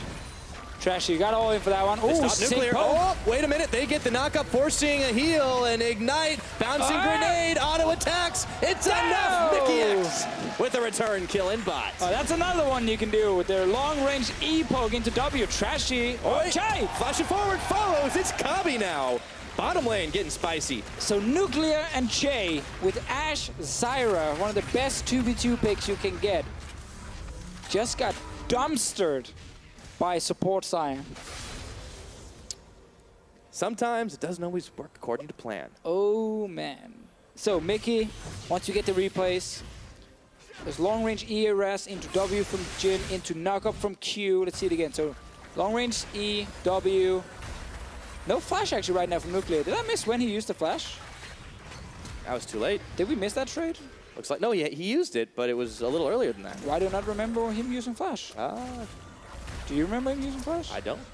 Do the viewers remember him using flash? I think we'll have to find out. Tweet at all of us if you remember him using flash. Tell us how much we're idiots. I mean, we were talking about Teemo, and yeah, we got a little caught up. Let's be real here right now. Like, the Teemo's been the highlight, but he just got ganked, got shut down, and now Otawamne's been able to catch back up to him and farm. Because like Che had no exhaust either, so I assume Mickey and Kabi got an all-in before this, blowing the summoners, and then they punished him. So far Mickey 1-0-1. Trashy was covering up top, and now Wonder, he's the one who's been pushed back under tower by Otawamne. Let's see where Trashy ends up going next. He's got the walking shoes. Here's another reason that a lot of people, when it's fun games, don't like to play Teemo. Because he's actually not that fun to play. No. Like, he's such a simple champion, and especially if you fall behind, you're just kind of like, oh, I'm just auto-attacking, and then I'm going to Q this one guy, and then that's it. But you get fed. If you get fed and can split push, it's actually really fun. I agree. Yeah. You need attack speed, though. You need some attack speed, otherwise you're so slow. And there's no skill shots on him, like, at all. Except now you can bounce the mushroom. I've noticed in ARAM. Is that kind of a skill shot? I guess kinda. I assume it is meant as a skill shot, because like, if you throw it on a current mushroom, it bounces. Oh, hold up here to Fisio. Jankos moving in to the Splyce jungle, but Trashy wasn't spotted. He's got flash, he's got cocoon. There's the spider link. Che knows he's a dead man. Trashy's sinking the fangs in. Is that Splyce bot lane doing some work? Trashy with the Moby boots down here to help. This might actually be a game where H2K are gonna fall really far behind with their very, very good composition. Stranger things have happened to Fisio. I mean, yesterday Rocket beat G2. Yes. Oh, flash cocoon. He's going all in right now. Nuclear's still got no flash, no heal. Spider goes to skittering. Nuclear's trying to walk it out with some biscuits, and that will be nothing doing. Trashy picking up number 2, but will he get out alive? Jankos chasing onto him. There's the damage. Spiderling's trying to block, trying to two-step. No, that's not going to be the case. Just like last game, Pyra. Jankos, he's here to win. Everyone else from Splyce trying to force plays. Jankos here to ruin the fun. Yep. Well, weird thing to say about Jankos, who normally is the fun guy, but... Well, sometimes you just want to win above all else. It is 4-2 in kills, however, and it is Splyce that have that gold advantage, even with Trashy going down there. Haven't talked too much about this mid lane. It's been a quiet affair. Senkuk's been playing it safe up against Feb and Zed. It's the classic Ezreal Zed mid lane, Pyra. Everyone knows that matchup. Yep. It's just farm as Ezreal, use exhaust if Zed all into you. Oh boy, this Wonder is a less classic matchup. Wonder's not gone having down. fun. Oh! Ah! Oh, the mushroom! It's enough for a kamikaze kill. Oh, he gets it in the end. Odamne man. thought he could just get him and flash out. Nah, man, that poison, that's gonna buy Wonder a nice new set of items. Gunblade, Teemo incoming for the extra burst, of course. Oh, ay. That's gonna be big. Okay. We want to see more Teemo plays. Yes. But Well, he Trashy's got one bot kill. lane again. Yeah, he keeps on coming back here. They want to get this Jhin Scion ahead. There's still no flash on Nuclear, still no flash on Jay. If you're really good, when you see the Scion minion fly towards the enemy, like with his E, you just charge W already as Jhin. So by the time it hits, the W follows. Yep. Here's a play up top one more time. Right. Odamne thought he had an easy one. That's where, oh, the shroom just, that was actually so close that Odamne could flash before the mushroom exploded. Oh, wait for it. See, Fabian doesn't want all in because there's exhaust on Senkux. So he wants to bait out the exhaust without using ulti and then kill him with ulti. Long-term investment. Long-term investment. That's what you want to do. See if you can all in with W, just shadow jump in as Zed. Get the exhaust from Ezreal if he panics, and then ultimate. That's another combo. Another knock-up. There's dancing grenade here. Is it enough damage? Trashy's not going all in. They can't quite get the kill, but the curtain call is open. Shay getting body blocked by Nuclear here. Mickey's coming in, but so is Jankos. Mickey's got to burn his flash, and the Sonic Wave connects. But will Jankos get out alive? I don't think so. Zombie Scion has a few things to say about that, and Trashy gets a return kill. 1-for-1, Pyre. A lot of action in the bottom lane. Yeah, it just doesn't much stop. more than last game. I like this. That was Splyce who are on the up and up right now, and let's see if they can keep it going. It's 1,000 gold ahead at 8 minutes into the game, and we're back in the mid. It's still at Farm Fest, as you said. No way to burn that exhaust. The junglers haven't been paying attention to this matchup at all. It has been all about that bottom lane, and Wonder, ooh, he's getting barbecued for a second, but Odamne has to be careful. He's overheating. Hit it. Man, the landmines. Gonna end up being annoying. All right, I see this trade again from bot lane. E into W from Kobe. There's the E, W, because with the slow on Che. Love the setup. Oh, that was the heal. That's all that kept him alive there. It's so hard, though, actually, to play against, because once you get slowed by the minion, Yeah. you're not getting out of the W. I mean, it's a squishy bottom lane, and now Mickey, I mean, his only problem here is he just stepped up too far, but instead of getting the support, they took down Jankos. Nicely played, Febivin going in, seeing if he can get a dive down onto Wonder, who still has no ignite. He does have flash up and available, Everyone but wants to he's kill got to go Timo. quickly. Uh-oh, equalizer on, slows him just enough. Febivin getting his first kill of the game. Easy peasy, nice setup from H2K. Oh, no fun for Wonder. No mushroom, No though. fun for Odo either. No, Odo just walked into mushrooms left and right. He does not care. He will get a tower, though. Here Oh, comes Mickey! Pain Train. Hello, Che. He is going to just be able to dodge out of the Deadly Flourish. Nuclear was not there. Looks like Splyce have decided they want to turn it up and take out the tower down bot. Let's see if they can get it quick.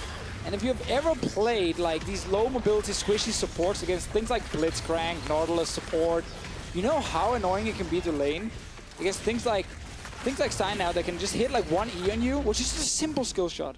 And then you might die, because then Jhin W, Jhin ulti will follow, and there's nothing you can do. Every time they move forward, you're kind of scared for a moment. You're just like, no, this is it. And you know, when you guys do it at home, no one is watching. Wonder he should be more afraid, and the kick right into Odamne, the 1-2, and Jankos didn't go down on that one, but Wonder's having a hard time with the game. Yeah, this is the first time I see someone pick Teemo and not smile on the player cam. He's just sitting there kind of dead serious, being like, come on, That's guys. the hidden passive, man. Global taunt across the map. 1-4, 10 minutes in. But Trashy's 3-1. Kabi Mickey, they've been doing pretty good work down at bottom. The question is that going to be enough? Well, it has to be enough. Oh, Fevin's going in. Okay, Senkux has no mana. Mickey was coming in, forward. Oh! He gets one, he burns the flash. Why would he flash hit the melee range? I have no idea. There's like a few no-nos. Flashing in the melee range of a Zed is definitely one of them. Yeah, I don't care who you are. Okay, so someone who's burned across the board in mid, and it's Senkux that loses his life there. This guy killed Faker on Zed. And then Senkux thinks he can do something. You mid laners, man. Yeah, I'm kind of sad the baby Faker thing with Caps never really caught on. Well, give him a split, right? Remember how maybe. Splyce took a little while for them to get up to speed? Maybe it's just going to take the same for It Caps. was just a pro player meme that we used for one week, and then people didn't like it, but like, we could use baby for everything. Yeah, that's very true. Mickey, back into this one. He goes down. Baby Rage. A few golf claps from the crowd every time H2K gets a kill.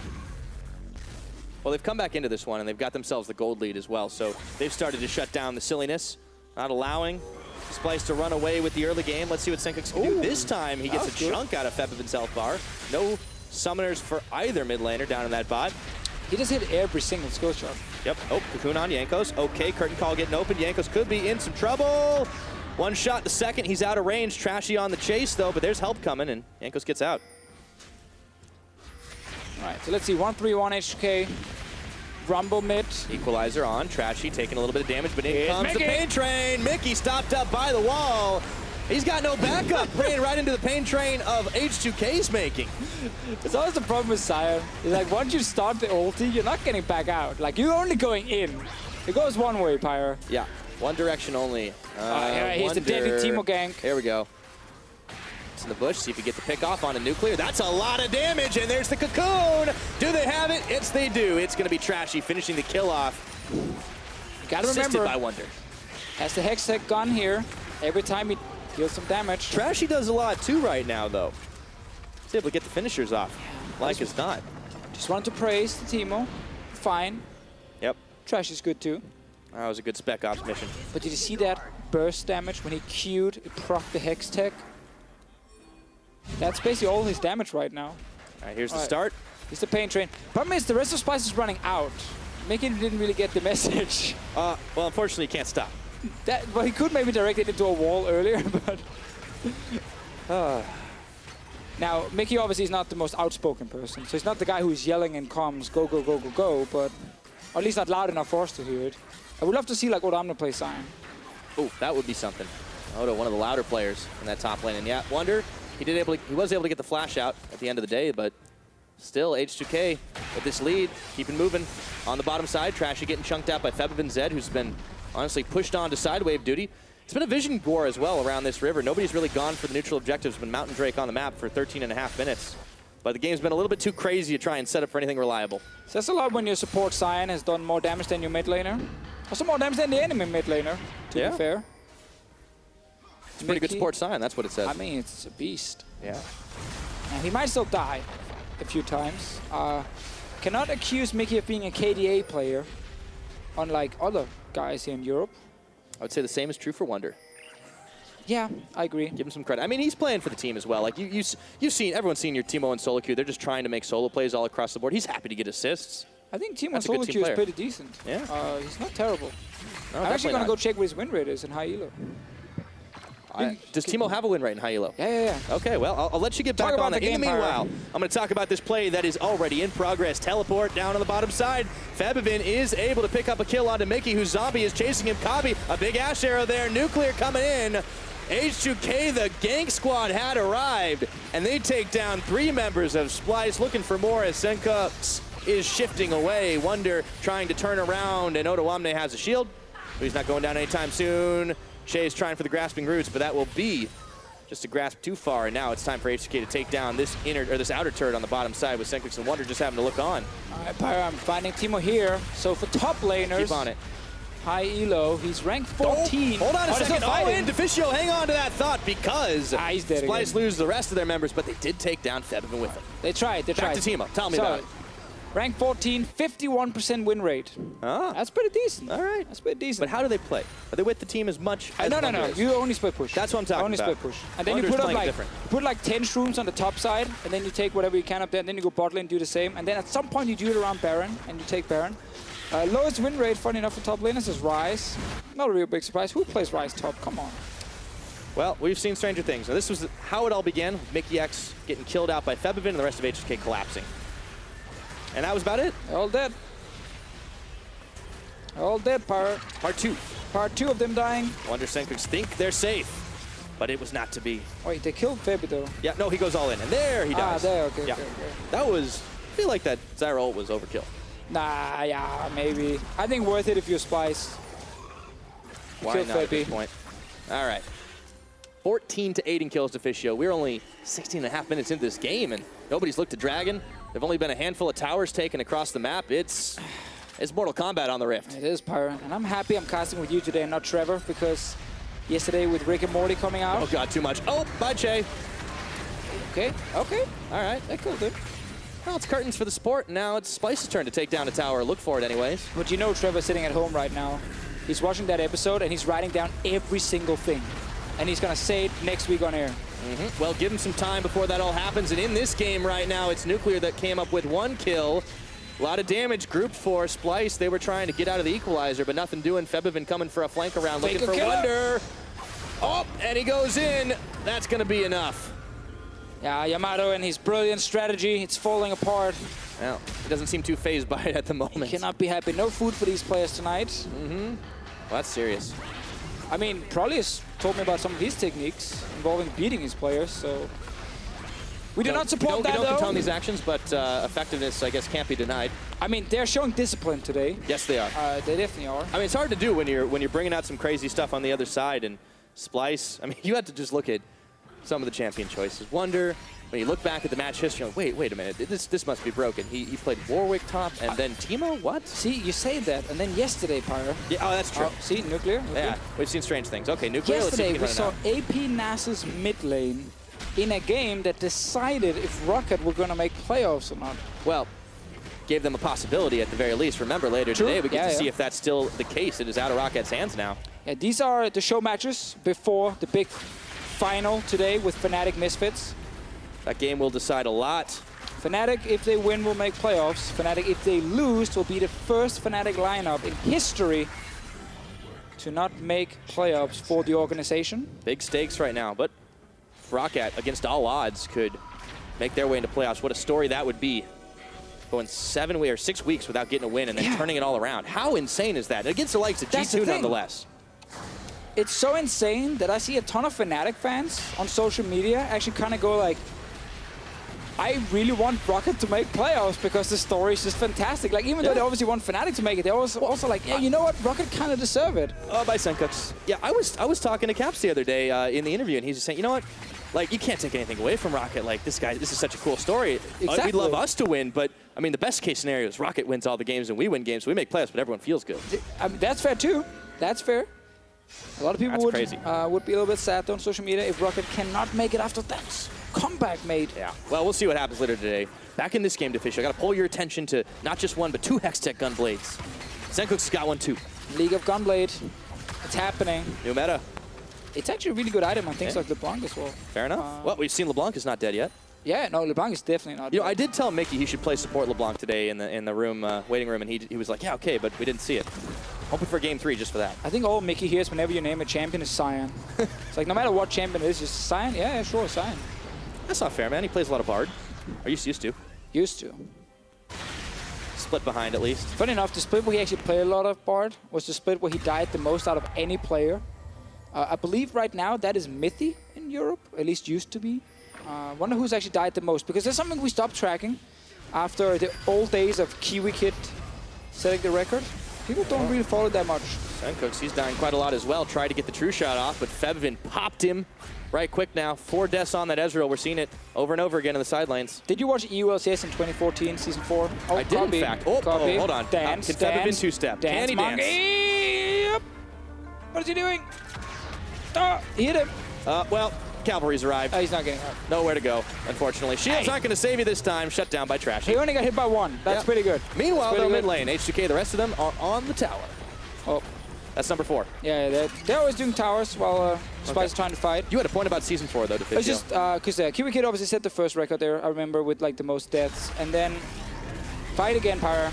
Mickey, he goes in on the Nuclear and Odo-Wamne, but the backline has already evaporated. Or is it Kabi coming in? Nuclear is going to go down, and Odo flashing forward, trying to make the big plays, gets a double kill. Mickey goes down, and all the carnage to Jankos. H2K turn it right back around. Right. So people thought it was impossible to beat that record, but then, do you remember a guy called Mixa from Super Hot Crew? Super Hot Crew, yeah. I believe he got the record in the end, and he was one of the most entertaining guys we've had on a stage.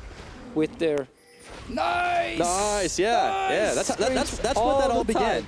That's where it started. Yeah. That's where it started. He was so loud, it was insane. I can't believe they could actually sit with headsets on, doing fights, and still communicate while he was screaming nice. I wonder what happened to him. He's probably still screaming nice. Maybe. I hope he has a nice if he's life. watching this game, I'm sure he's doing it right now. This is Well, if you like entertaining. H2K, yes. Well, yeah. I think honestly though, like it's nice to see Splyce doing some fun stuff, giving some entertainment value at the end of the split. It's a tradition for them. We saw it last time, right? At the end of the last split when they were up against Unicorns of Love, the game didn't have any bearing on the playoffs, and that was when we first saw the Jin Sion. And the last time they did it, they made the final. So this might be a trend for Splyce. I wonder if there's a relation there. We will see. We'll see if there is Statistically. anything. They have never not made the final when they trolled in the last series of the split for them. That's a fun fact. I've been stepping on a shroom. All right, let's see if he can dance again. Can't get step. out of He's got range. to walk. That's 2 shots. The third will not connect. He's out of range now, but Mickey and Trashy will give it up. Fabi's a little bit too quick there. Yep. Doesn't even have tier 2 boots. No movement speed, power spike. No, but he does have the Ghost Blade, using it on the cooldown. That's fair. That is kind of cheating. Yeah. That is kind of cheating. So we're kind of just waiting for H2K to set up a Baron and then force a team fight and win the team fight. If they do. I'm still waiting for that H2K play. Oh, hold on. Yeah, but Mickey's it's no going down. locks this time. So Yeah, that's true. Trashy goes up. Sencook's getting Che off the back half of it, and Trashy's going down. That's a big source of their damage right now, already gone. Maybe it's time for Baron here. too early, Pyre. Yeah, Che's done. Can't Forgot tank it about either. that 4v4. Ooh, look at Odo. Ash Arrow. Gonna land onto Wonder. Oh, goodbye, Timo. That's double kill. Going over to Odoamne. Charbroiling down too. Let's see if they can finish off the Zombie Scion. No problem. And now, I think it might be time for the big purple worm if Jankos is feeling it. They're baiting again, Pyre. Just do it already. See? You're falling for it. I know, I was. They would have killed you 2 times now. I would have popped my blue trinket. Uh-oh. I've seen this before. Wait, Febivin, he stopped. Hold on a second. Maybe who was baiting who? Sencooks, he only needs a couple more autos to do it. He's not got True Shot, though. Sadly, their AP Ezreal, who is slightly behind, is not dealing a ton of damage. Should have taken Smite. Should have definitely taken Smite. I mean, I don't understand. Where's the Smite? Or where's... Let's see. Febi goes in. Jankos kills him. Oh, Sencooks killed Che. That was pretty cool. I mean, that was kind of almost off screen for a second, but unfortunately, Trashy goes down because he's a very AP spider, so he gets popped pretty easily. But then, so Odo gets the easiest double kill of his life. Yeah. He literally presses Q and just stands still right here. As he was knocked up. He literally didn't have to click on anything other than Q. All right, so we get a dragon, Deficio. Jankos is going in solo. Is this first dragon of the game? This is actually first dragon of the game, and it's not a mountain. I was wrong. Man, these are I gonna got debated by our graphic. ruin all the stats for playoffs. You're Yeah. like, wow, H2K's dragon controls suck, man. Average first dragon at 20 minutes? What kind of garbage is that? 24, in Yeah, fact. okay, but obviously the other ones were like Sample size, yeah. I 10 or gotcha. something. Obviously, Well, it would be 20. this is why. but- This just goes to show you that sometimes you have to add context to stats. No, stats never need context. Every stat is 100% true. It tells the entire story All the time. all the time. Good to know. That's why KDA stat is the #1 stat. If you have a I good realized I was KDA, doing it you're the wrong. best player. That's how it works. That's what KDA means. It means best player. If you can't spell, but still, it's best player. Okay, H2K brush. They found Mickey. Hello and goodbye. Nuclear with the quick kill pickup. Splyce were walking into a trap and they didn't know it. Let's see if they can maybe turn something off the back of it, but no, they're just tickling damage here. Febivin walks in onto a shroom, looking to chase down Trashy. He's got the walking shoes, but Kabi does not.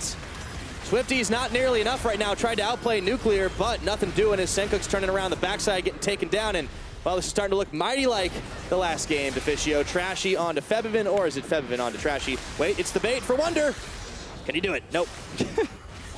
Man, whenever Wonder plays a split pusher, aka Warwick or Teemo, How often does that happen? he always gets moved into team fights. Poor guy, man. He just wants to have fun. Well, the rest of H2K, they're on Baron. Oh, Febby! He's He dead. wants a highlight reel, and he gets it. So, this split pyre, actually, no one's actually talked about this. Xerxes has the highest KDA. Does he? Is he In the best player? EULCS, he's the best player. Including Hecarim, huh? Including Hecarim. I think yesterday helped the KDA. Yeah. Didn't they stomp? Complete, they did. Yeah, they did well. All right. Speaking of Stomp, Unlucky, Mickey. man just wanted a ward. Should go hit the tower, though. Sloppy passive work. Expect great things from the Mickey Scion. Unfortunately, this time did not deliver. Kabi, fortunately for him, wasn't able to walk it out either, and, well, that was the rest of it. I like Sencook's really trying to go all in when he knows he's caught.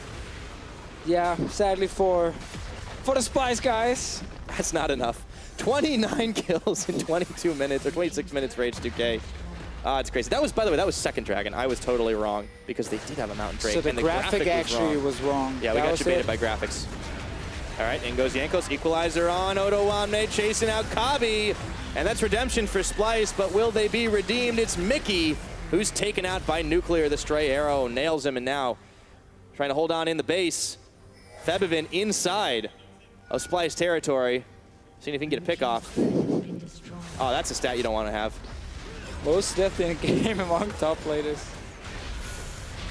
Hey, it's a good game here to break some records, you know. Yeah. This must be like the most kills for a team in like 30 minutes, 27 minutes right now. It's close to it if it isn't, that's for sure. Helps H2K the are not KDA facing as a whole well. lot of opposition to try and close this one out. Mickey will be back up in 5 seconds, but Splyce, looks like it's a token effort here to just kind of push it back at the minute because there is everything falling down right now. One last chance. It's Mickey going in on the train. Choo-choo, but it's Che who is dodging it out before he gets taken out. Jankos finishing off an inhib, and now the chase is on Febivin. Wreaking havoc through the line here for Splyce members, but they're running outside of their own base. H2K, they want to play for those KDAs. Get themselves the best player recognition, chasing Splyce all the way outside of it. Here we go. See how far this one goes, Deficio. Keep chasing. Don't finish the game. Just chase, chase, chase. Oh yeah, let's see if they can get it. Well, Senku's dead. Oh, he's out. Goodbye. Well, it looks like the game is up. That was pretty quick. Yeah, that was over. Yeah, I thought for a moment it's going to be a long chase, but no, Pirate does Wait, kill they're going to keep Mickey. doing it. All right, they got Mickey, and they're going to get Wonder. Mickey, he wants to get Jankos, so can he do it? Can he do it? Ah! Unlucky. That's unfortunate. That's the ace. Trash is coming back up in a few seconds, but you have to think H2K is going to close this one out. Yeah, I think it's a pretty safe call, Pyre. Maybe not right now. Let's see. Actually, no, there's still like 15 seconds on Sim Cooks. But only if they hit the tower. And that's the thing. There are rules in ARAM that you're not allowed to actually hit the Nexus to win. It has to be the minions. Maybe that applies to this game. We have to agree to that, right? Yeah, I don't remember what the rules call it. You are allowed to hit inhibitor. Yeah, you can hit all the That one's stuff fine. except for the Nexus. It looks like they are playing by those rules. Oh, not Jankos, though. No, but it's the Nexus. Wait for Nexus. Oh, sorry, Nexus. The See, towers are it has okay. to be minions now. All right. You're going to see And Splyce gets some kills before the end of the game. It's Mickey going in again, but he gets passed right by, looking for Nuclear split from the rest of the team. A decimating smash onto Che, but the super minions, they are enough. Trashy's going to have to rappel up and over the Ash Arrow. Mickey X, can he live? No, he cannot. Trashy getting kicked. Sliced to ribbons by Febivin. Senkux once again around the side. A valiant effort for the Splyce boys, but this game was not Splicey enough. H2K are going to take the series, mopping the floor, play it safe, play it standard, and just win the game. H2K clearly the big favorites in playoffs after what we saw today. Splyce, so many issues, so many things to fix. Drafting, right? From drafting to dying in lanes to builds. Like, there are so many problems. I am pretty sure they're doomed. Maybe, just maybe, it's all part of the Yamato plan. Let people think that they're bad, and then they go into playoffs. What was that with the Poro? It was like a Godfather moment? Exactly. Or? Come on, I was hoping you'd get the reference. I'm so disappointed in you, Deficio. I mean, I saw Yamato, dude. Yeah. All right, so H2K, they got the win. They shut down the cheese. Didn't like the taste of Gouda. They today. definitely shut down cheese. Also some cheese that wasn't well thought out. No. Hadn't aged properly on the side of Splyce. And Yeah. We got to see a Teemo, though. I didn't think I'd be casting a Teemo anytime no, soon. I didn't think they were going to do it. I was like, this whew. is boring. Now stop hovering Teemo. You're not going to pick it. But they had the last And then lap. they picked it. I saw the Omna for a moment, was like really nervous.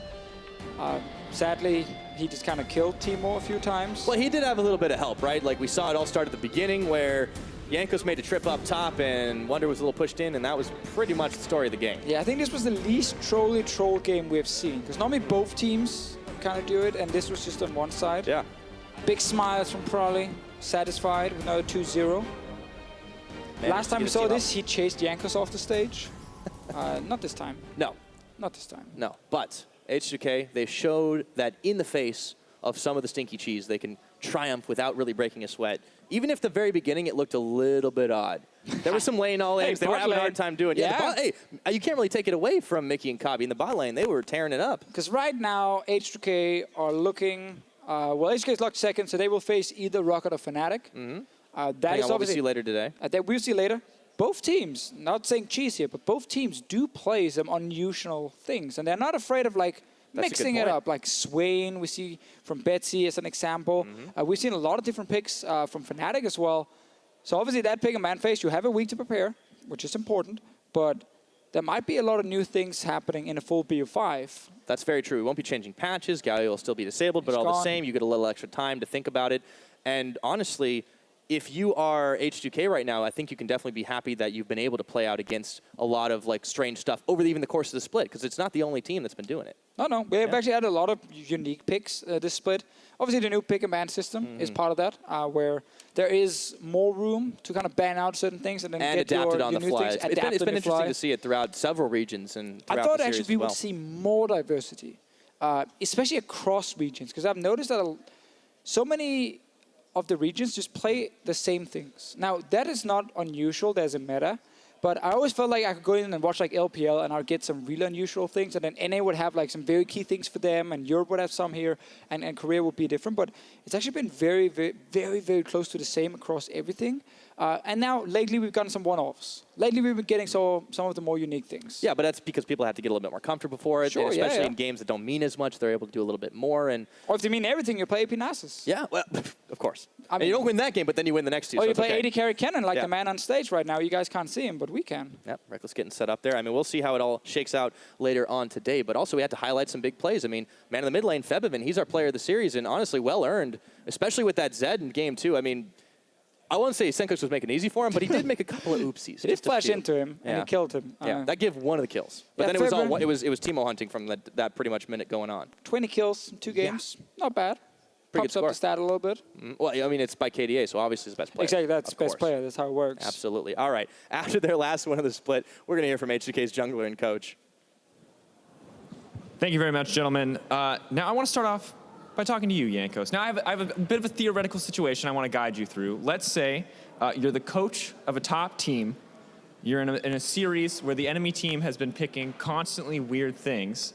Do you, A, also pick weird things and have fun, or B, crush the life out of them with serious meta picks, and why? I believe that the second answer is correct, because meta picks are very necessary to practice on stage, and you cannot really have fun, and it's about the win, and you have to practice. Excellent answer. Probably That was great. you seem to approve. That was picture perfect. I'm really glad you thought of that yourself. There's no pressure, and you said what was in your heart. Absolutely. Now, probably for you, watch that whole series. Can you give me a little rundown on how you felt about Jankos' performance in the games? I would say his performance was subpar.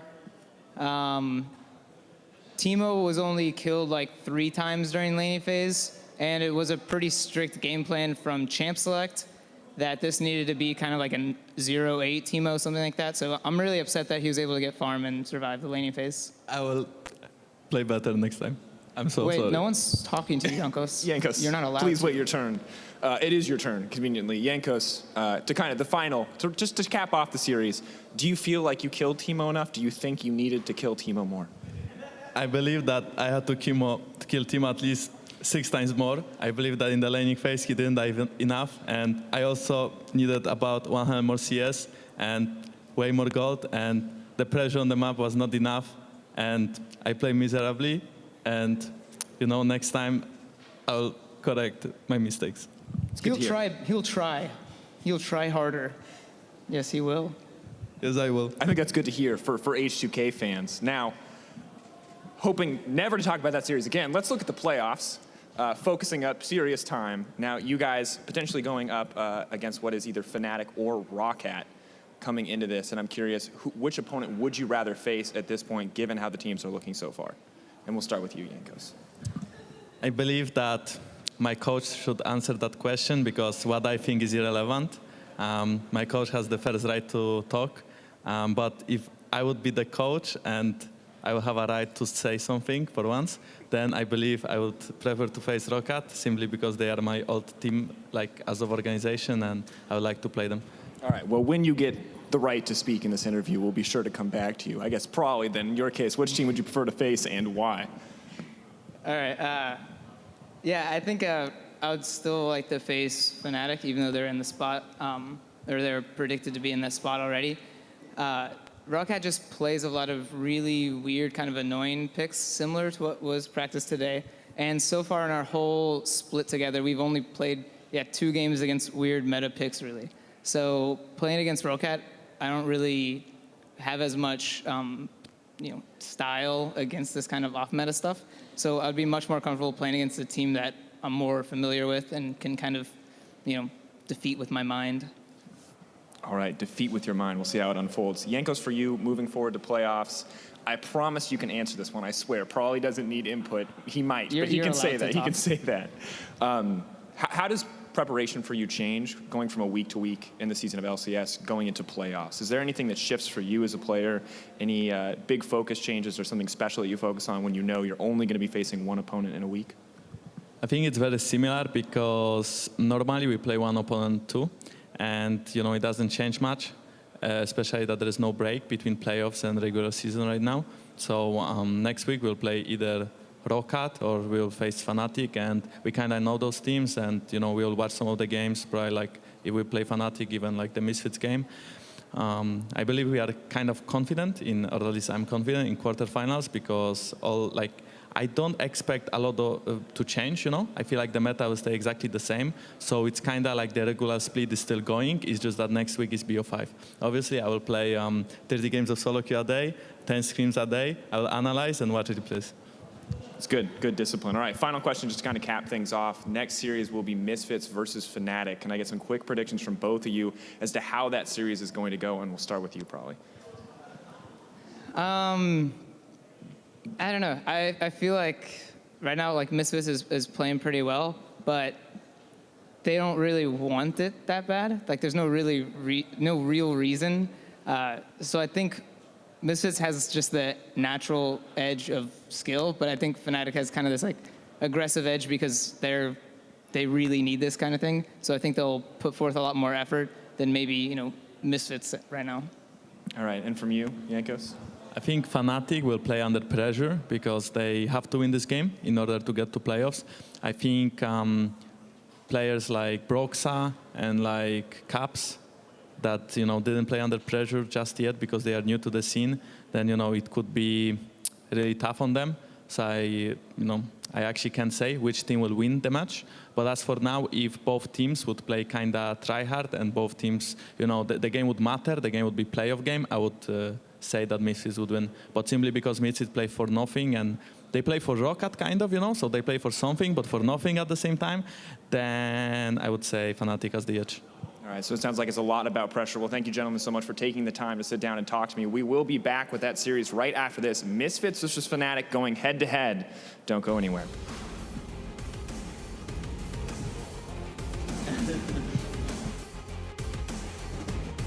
Okay, it's on you. They're filming you. Wait, I can't see you. I can't see you. Hello, Miami! It's so good to be here. Oh, that was going in. Okay, Simkix has no mana. Mickey was coming in, forward. Oh, he gets one. He burns the flash. Why would he flash hit the melee range? Vin is able to pick up a kill onto Mickey, whose zombie is chasing him. Kabi, a big ash arrow there. Nuclear coming in. H2K, the gank squad had arrived. Senkox, he's dying quite a lot as well. Tried to get the true shot off, but Fevin popped him right quick now. 4 deaths on that Ezreal. We're seeing it over and over again on the sidelines. He hit him. Well, Cavalry's arrived. Oh, he's not getting nowhere to go, unfortunately. Shield's not going to save you this time. Shut down by Trashy. But this game was not splicey enough. H2K are going to take the series, mopping the floor, play it safe, play it standard, and just win the game.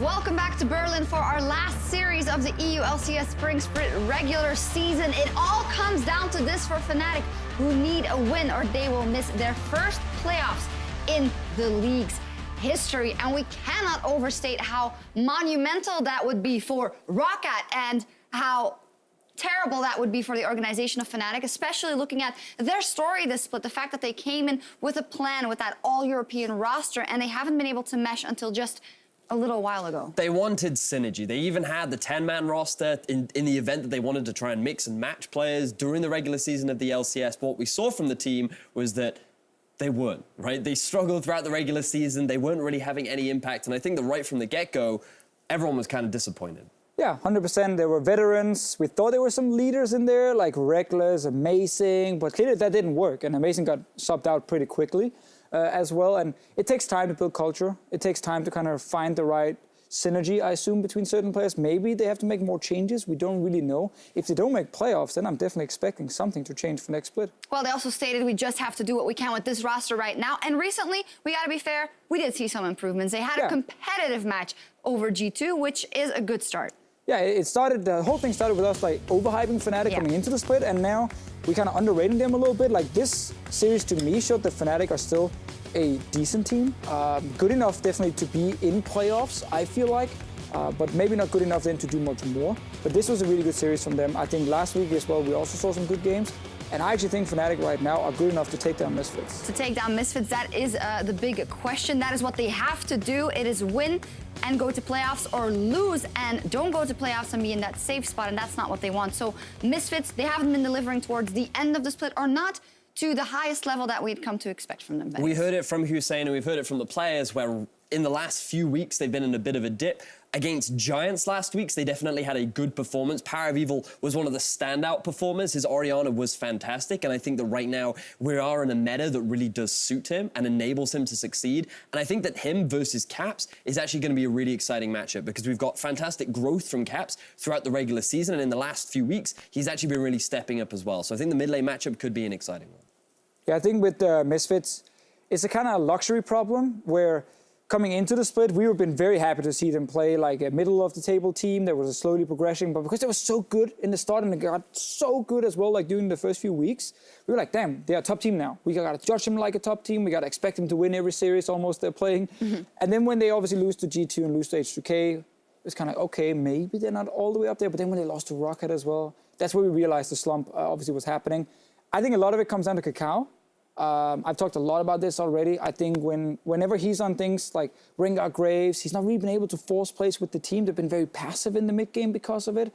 His Lee Sin is always stellar. And now I feel like they have kind of figured out more of like how to use him. Hussein was talking a lot about learning the jungle routes once again as a team. And I think that will make them a better team. All right, well, probably in the interview beforehand, before the break, talked about aggression. Obviously, Misfits don't necessarily have anything to play for, and Fnatic have everything to play for, so they are hungry. So what approach should Fnatic take? Should they try and target Kakao? Where do you want to see them put their attention, Verius? I feel like that a lot of their success has come from Reckless having a good laning phase. I think that we've seen him on the side lane with the Lucian, which was risky. There was obviously an element of danger by sending an AD carry off to a side lane, but as an individual, I feel like that he really has been stepping up, and you can see that the pressure really is weighing on top of him. He knows that he needs to be one of the standout players that can take his team and organization to the playoffs. I think Fnatic wins this game by sticking to that style we've seen for the last 2 weeks with a lot of split push. That means Soaz needs to get a lane where he can actually split push against Alphari. And that's going to be key for me. I don't think Shen is going to be available. I think he's going to be banned away. And if Alphari has the better split pusher, it will mean that Fnatic can only play on one lane, and that is wherever Caps or Reckless is going to that opposite side lane. I don't think that's enough for them. They need Soaz in a winning matchup, and then we need to see them play this pure split push here, because I think Caps can split push better than Power of Evil. God, so many questions and so much on the line. We will see if Fnatic can come up with a clutch performance as we are about to get into Game 1. Take it away, Dracos. Thank you very much, Shocks, and welcome to the last series of the EULCS Spring Split. I'm Daniel Dracos. With me here at the caster desk is Crepo. Crepo, are you ready? I am really ready. First, we looked at the talent rotation at the start of this week, and we're like, you know what? It's unlikely this game will mean much, because no way Roccat is going to do it, right? They're not going to beat G2. And then game 1 started, I'm like, okay, G2 convincingly winning. FNC gets a solo kill. The hope starts dwindling for Fnatic fans out there, and now they have to beat Misfits. I never thought in 10 years, I want to say a million years, esports hasn't been around that long, but you never thought this is where we would be. In 10 million esports years, in 10 which million is basically esport like years, which is a month. 2 months, yeah. Time goes very fast, quickly. Here, however, people want to get into the game. We want to get into the game, so let's start by running in down those rosters. On the blue side of the rift, hoping to see our secure a spot in the playoffs, we have Fnatic in the top lane, Soaz, jungle, Broxa, mid lane Caps, AD carry Reckless, support Jesus, and their coach, Finlay. Yeah, Finlay, the madman, he did it. He's getting this lineup back on track, honestly. Thrown in from former manager position, but now is really just regarded as their coach. We should not look at him as an interim coach. He is just their coach right now, hoping to get a good draft together, especially game one. Fnatic have a history of really needing to perform in game one, otherwise he goes down the drain. Cannot afford to make those missteps here. Well, let's take a look at their opponents. Starting on the red side, looking to finish their first split in the EULCS with a win. We have the Misfits. Top lane, Alfari, jungle, Cacao, mid lane, Power of Evil, Han Saman, AD carry, Ignar on support, and their coach, Hussein. Yeah, and Hussein is a coach with a great appreciation for macro. He really wants to teach his players these concepts and the step-by-step plans. That is how Misfits in week 3 came out, you know, with the Ivern, the Corki composition right there with the poke comp. I believe it was even against Fnatic where they completely kind of outpaced them in terms of patch adaptation. And they were so well-oiled. They were just a machine. They knew everything in the mid-game. But now recently, mid-game has been very, very slow for them. Yeah, we're starting to see cracks. And Hussein talked about it. He said every team, he feels like they've got peaks and slumps. And they were peaking for so long. He said, we saw the slump coming. We knew it would happen. But the question is, are they still going to be in that slump? Yeah. They took down Giants. But can they take down Fnatic here? I mean, for the definition of a slump means that you eventually get out of it, right? And now you need to see if the Misfits can do it right here. They're obviously already in playoffs, so they're a lot more carefree. But they said that they will take this game very, very serious.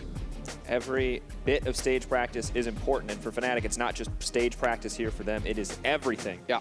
Do or die in this final series. For now, that was we enter picks and bans. Orion at Malzahar taken off the table. Nothing surprising yet, but Fnatic, who had some unique picks up their sleeves over the course of their last few series. Yeah, Fnatic obviously on blue side is that means you can target ban players like Power of Evil, who historically have had a few comfort champs like the Orianna, the Syndra, the Ahri that they perform on, but it does lose you later on the counter pick in one of these so crucial side lane matchups. And we look at the way the Misfits have been playing. Power of Evil has been a huge source of damage for the team as they move forward in the game. And last time these two teams played, it was Corki both games, and Power of Evil was going off every chance he got. Massive score lines, so shutting him down here does make sense. But now it's an entirely different meta game, and I wonder if Fnatic are going to complete the triple ban here with an Ahri. No, it actually is going to be the Rumble. So a strong split pusher removed from Alfari, and that's his bread and butter. And then 2 comfort champions, 2 strong blind picks removed from Power of Evil. This forces Misfits to maybe leave their counter pick on the red side for mid lane and doesn't allow them to get a preferential side lane control. Not ideal for them, potentially, because Caps, with the depth of his champion pool, you would almost have to give that counter pick away to mid lane, but there's so many other picks, so many other opportunities, maybe to take something away to get a preferential lane matchup. For now, though, Shen, the final ban for Misfits. Fnatic have a little bit of time here to consider their first pick. What is it going to be? What style of Fnatic will we see today? Yeah, strong. I think it's a strong ban out to get rid of the Shen here. Get that rid of Soaz. We have the likes of Graves, but that's not really been Brox's style, right? Broxa, when he came in, swapping it for Amazing under a lot of pressure, he was picked at Lee Sin, I think, 4 games in a row. And honestly, he did quite well in the early game. Honestly, mid-game, he was lost, and that's where Jesus and Broxa need to show, especially in this series, how well have they developed their jungle support synergy. Because that was one of the strong points in the mid-game for Misfits. Absolutely. Cacao and Ignar never seem to miss a beat. For now, Misfits starting to continue the composition rolling forward, getting some picks of their own in the jungle, maybe hoping to match the early pressure of this Lee Sin. I like it. When you see the Lee Sin on the other side, just get an strong early game jungler that can win the duels too. That is Elise. It depends who jumps whom, and that decides the outcome here. As for the bottom lane, opinions vary. In other times, Fnatic would go for like an early Ezreal. They obviously play the AD cannon. If you look at Han Sama, he likes the Varus in lane for laning strength. So I'm excited to see if maybe both their laners, both the bottom lanes here, get their preferential picks here early in the draft. Yeah, we already saw the Varus come out a lot, despite a lot of people considering it a less high-tier pick, but the Cannon's now locked in. It can be for Soaz technically, but I think most of us have to expect this to be going into the hands of Reckless. Yeah, and you were talking to me off-air, you know, are they going to play the Cannon Zyra again? Psych, it's the Cannon Karma. Similar in concept, however. Very aggressive, very powerful early. And while Fnatic haven't been the strongest team as 5 members, their individual performances have still been top tier. We've seen Reckless sometimes ill-advised, but solo creating leads. Yeah, and this is where Misfits, they kind of changed up. They're not interested in matching the roles 100%. They say, you know what, Ignar, even if Fnatic squeeze him in phase 2 of the bans, he has enough champions to play. Fnatic maybe want to take away the Tahm Kench from him because he's a strong player on that as well, and he's just a really smart player, and it could be a good solution to the lane. We have seen teams try to shut down the 1-3-1 with the Tahm Kench. Hasn't worked out for everyone, but still considered one of the best strategies. Kayle, interestingly enough, banned out from the Misfits. No, banned out by Fnatic. Banned out by Fnatic against the Misfits, and it's a little weird. Now this is the point where you have to assume that something's going on in scrims that we don't know about. Or solo queue. Literally, maybe to understand a champion, right? The best way to do it is just play it. You can watch a few VODs, but to get into that flow of a champion, if you play it, you suddenly get a much better feeling for the cooldowns. Maybe some of the Misfits members spam the Kayle, you know, maybe PoE was spamming Kayle himself here, just in case Caps ended up playing it. Testament to how seriously Misfits are taking this matchup. Testing those champions that Fnatic may use, that they may pick up, may mean the Reckless's comfort pick on the bottom side, not quite as effective as it doesn't have that surprise factor up against the Misfits. Yeah, Misfits here really making a statement with how powerful third pick on first rotation can be. They pick the Camille, and then they immediately remove the Fizz. They immediately remove the Renekton. They say, you know what, we're going to give a strong matchup for Alfari, and that's what he was known for, right? He's not a tank player. He's a side lane split pusher. That is very important in this matchup because if you look at how Fnatic have played and their greatest successes came from side lanes. So now if they can get a strong Camille in the side lane, they remove some of the best lane matchups in the pick and ban phase, it means Soaz will have to dig deep to find an answer. We're going to see how deep he can dig here because Fnatic have to round out the rest of their composition. Will it be the Kennen top? Will it be in the AD carry position? We'll find out. Yeah, and another ban towards Power of Evil. I think it's really cool from Fnatic here, saying, you know what, you can counter pick, but if there's nothing left for you to pick still, what are you actually going to bring here? And then Fnatic, they take a really strong kind of LeBlanc early, and now it's going to be digging deep for Power of Evil. He may end up just playing kind of a Vladimir matchup where he has to survive, but then obviously outscale. Yeah, and I mean, look at the Syndra's been taken away, and last time we saw Caps pick up this LeBlanc, it was Perks, who was the lone member of G2 who was able to keep Caps from leaping into diving into the backlines, because Caps still had a monster performance despite Fnatic not being able to take the win in the end. And Soaz fighting fire with fire here on the top side of the map, rounding it out with the Fiora pick. So many teams would be like, no, let's sacrifice this AD cannon and just put a top lane into the Camille. It's a very acceptable matchup, but Fnatic is so dead set on this AD carry, AD cannon, that they really want to forgo that, and they're playing a very tricky composition here. No tank whatsoever. Broxa brings the main engaged. If Fnatic fall behind any tiny bit in the early game, especially on the Fiora, their mid game is doomed.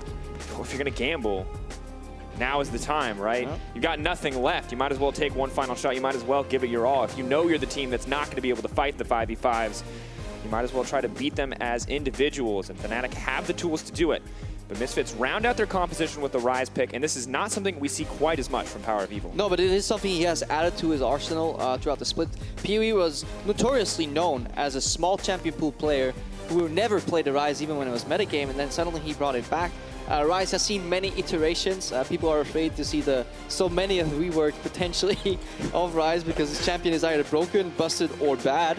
And the no three variation. Bs of Ryze. The 3 Bs of Ryze. Not the AVC, just BBBB.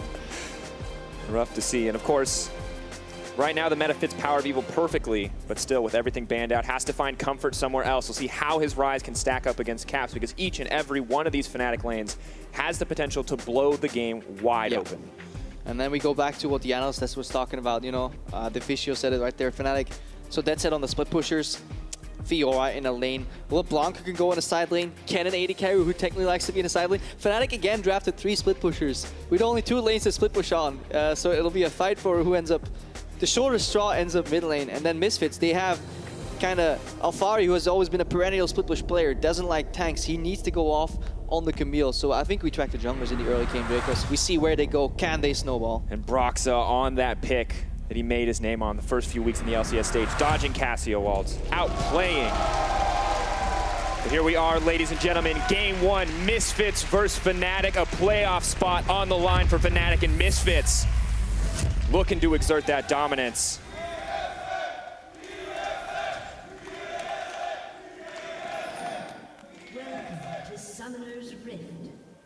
for now. Keep our eyes on the bottom lane. Power of Evil going down. Extra members from both sides drawing their attention to the bottom side of the map.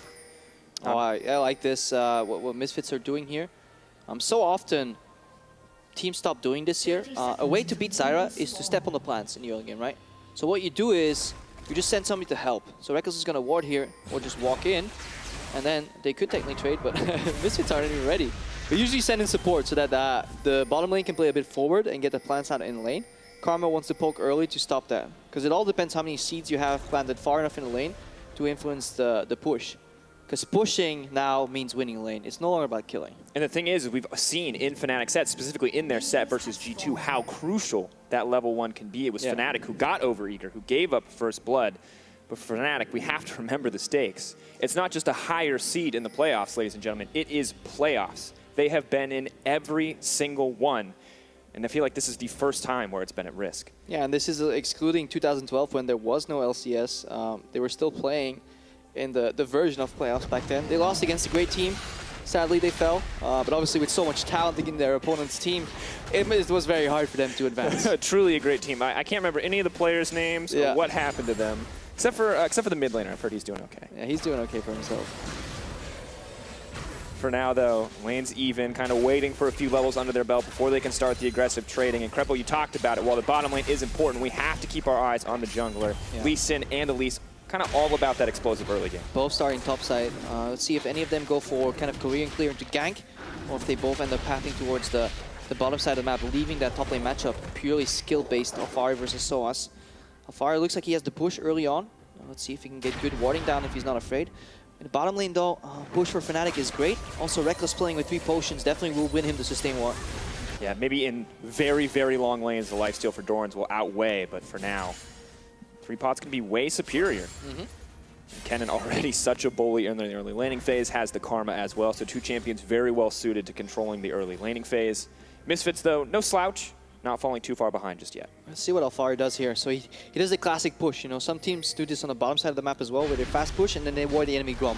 Either the Gromp is gone, which means the jungler is now on the other side of the map, or it's up and he will always do the Gromp before he comes to gank you. So it's a really valuable ward.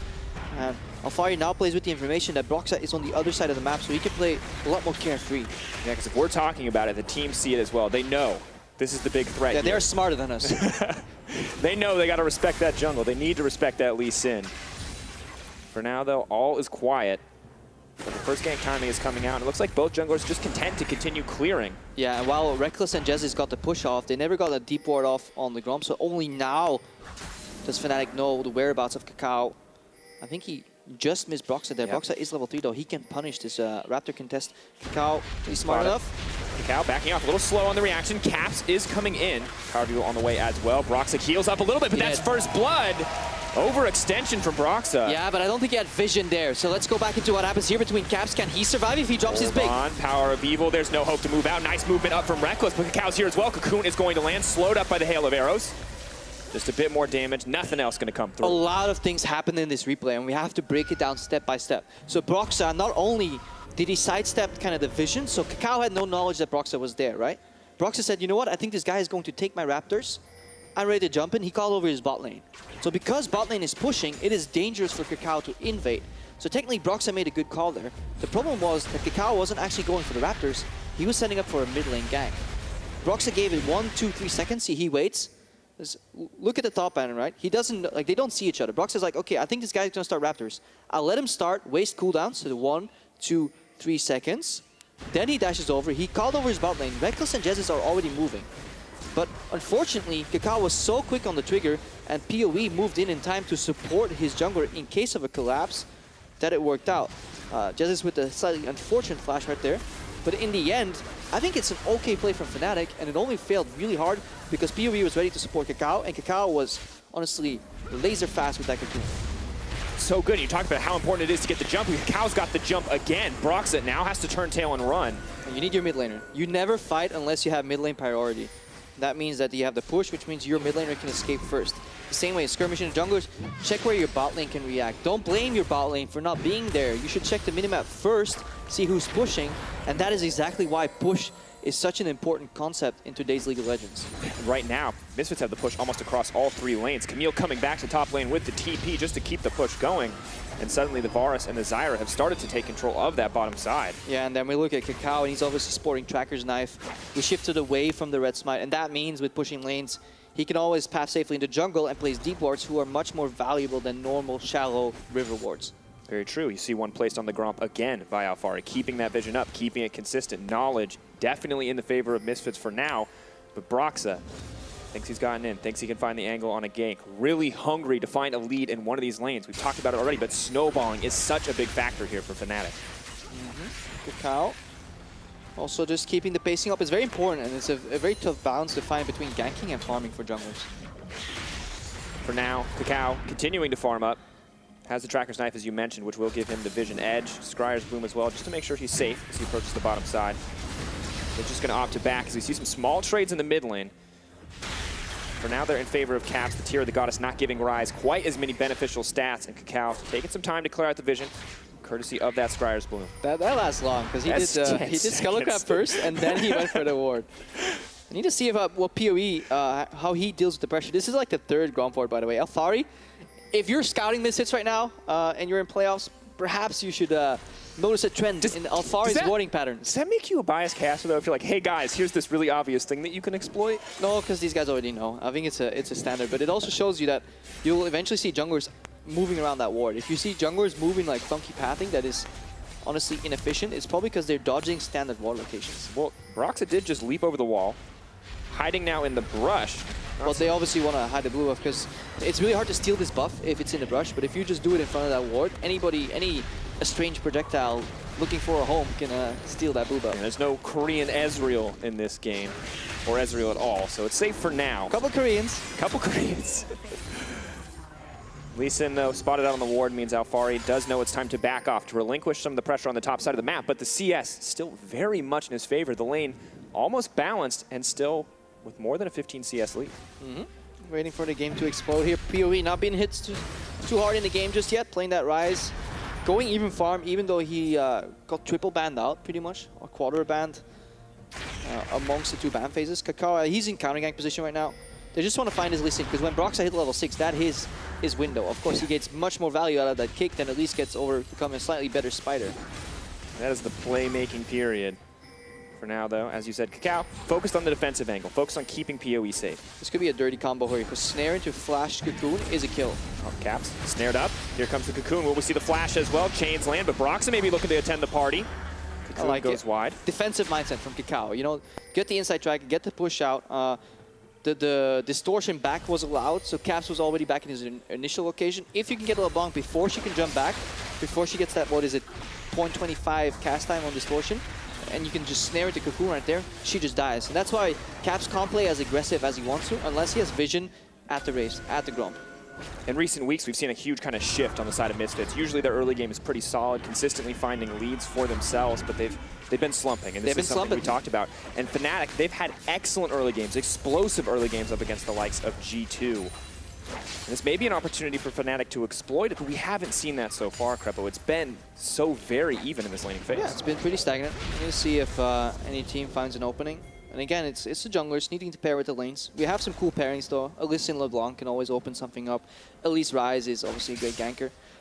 Usually in games where this doesn't happen, you wait until the pairings group up and they just leave the lane, right? They go bottom for a little bit of fiesta, maybe they dive top lane. Camille is a fantastic diver. That ultimate resets turret aggro, keeps you got a Elise as well. You can also reset. At one point, nobody wants to tank the turret. No, you tank the turret. Please, you reset the aggro. Oh, come on. Definitely can get the dive off, but taking their time, not looking to take any risks. Underrated mechanic, by the way. If you're a support that's dying all the time, play Zyra, because you can seat check the brushes for a very brief amount of time. It reveals them. You saw it earlier. Fnatic was doing the classic. Reckless and Jezzes love it. Push out, hide in second brush, and then be like, ha, surprise, we're still here. But Ignar just planted a seat down, saw them, and obviously the lane control then goes back to Misfits. To be fair, it did work for them that one time. I think it was in a match versus Origin where they just hid and waited in lane. It worked versus Origin. It could work here, Krepo. Yeah, this is a great gank from Kakao too. It is somewhat counter gank, somewhat punishing cocky trading. He just needs to get the angle right here on Soaz. That's why Alfari is playing right, so hoping that Soaz goes left. Auto attacks goes out. Already used the parry chain. CC comes in. Hextech ultimatum. Don't even need to dive. You can influence your opposing laner's position by just trying to force him back right. If you play right, they're generally going to play left behind their minions. So if they don't think about the jungler being able to go into the lane, it's actually a really good way to force a gank. Instead of just going brute force trading, hoping that they trade back, no, you just use to angle them right. Good setup so far. Not going to be able to grab the first tower. Broxit is here. Wait, another wave, you're right. But LeBlanc's on the way up. They're going to have to be safe. Can they commit to this? Soaz is on the way. Turns out you're right, because Caps was coming from the mid lane. Draco's obviously spotted this superior mid lane view. Yeah, definitely just didn't see the minion wave. Brilliance. But that happens very often, and that is also the mark of great mid laners. They just disappear, they push out, and they know that most of the time they'll be spotted, but the one time you're not, you can do so much damage, and that's why it's so important if you play a mid laner to constantly disappear into fog of war whenever you can, because it adds pressure. And there's so many of those unknown elements. You were just talking about on the top side with playing left so your opponent plays right. Are they doing this because it's smart positioning? Are they doing this to move me into position for a gank? You don't know. Yeah, and sometimes you can play dumb on purpose, and they'll have to respect you. Now we see a good trade here. Caps getting poked out of the lane. Broxy comes in late, so they can't even duel anymore. And again, Misfits really working together in duos. And very patient. Kakao still has the Cocoon cooldown, doesn't swap to human form to use it, just backs off. Sees another member, says, no, we're not going to take this fight. Yeah. Kakao, Power of Evil, good duo. Alfari, Kakao, also a great duo so far. Fnatic, they seem stuck individually in their lane. Broxy has a hard time slotting in. The setup isn't quite there yet. And of course, they set themselves up for that. They set themselves up for a playstyle where it was sort of each man for themselves. All about the potential to carry the game as an individual. Yeah, look at PoE, always leaning towards the jungle. This is also something, it's a bit of a tell, honestly. What side is the jungler on? You see where the mid laner is leaning towards. He is so close to that brush that he has warded, and he can always avoid jungle gank.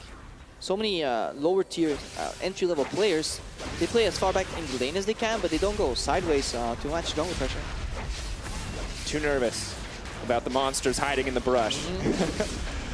For now, though, Fnatic utilize the pressure advantage, manage to break down this tower. Bit of a slip up from Misfits, but they're already on the Rift Herald. They're going to find some advantage back. It's again, PoE is leaning left, which means Kakao is left side, which means the right side belongs to Broxa, and instead of going for a gank, they just make a pressure play.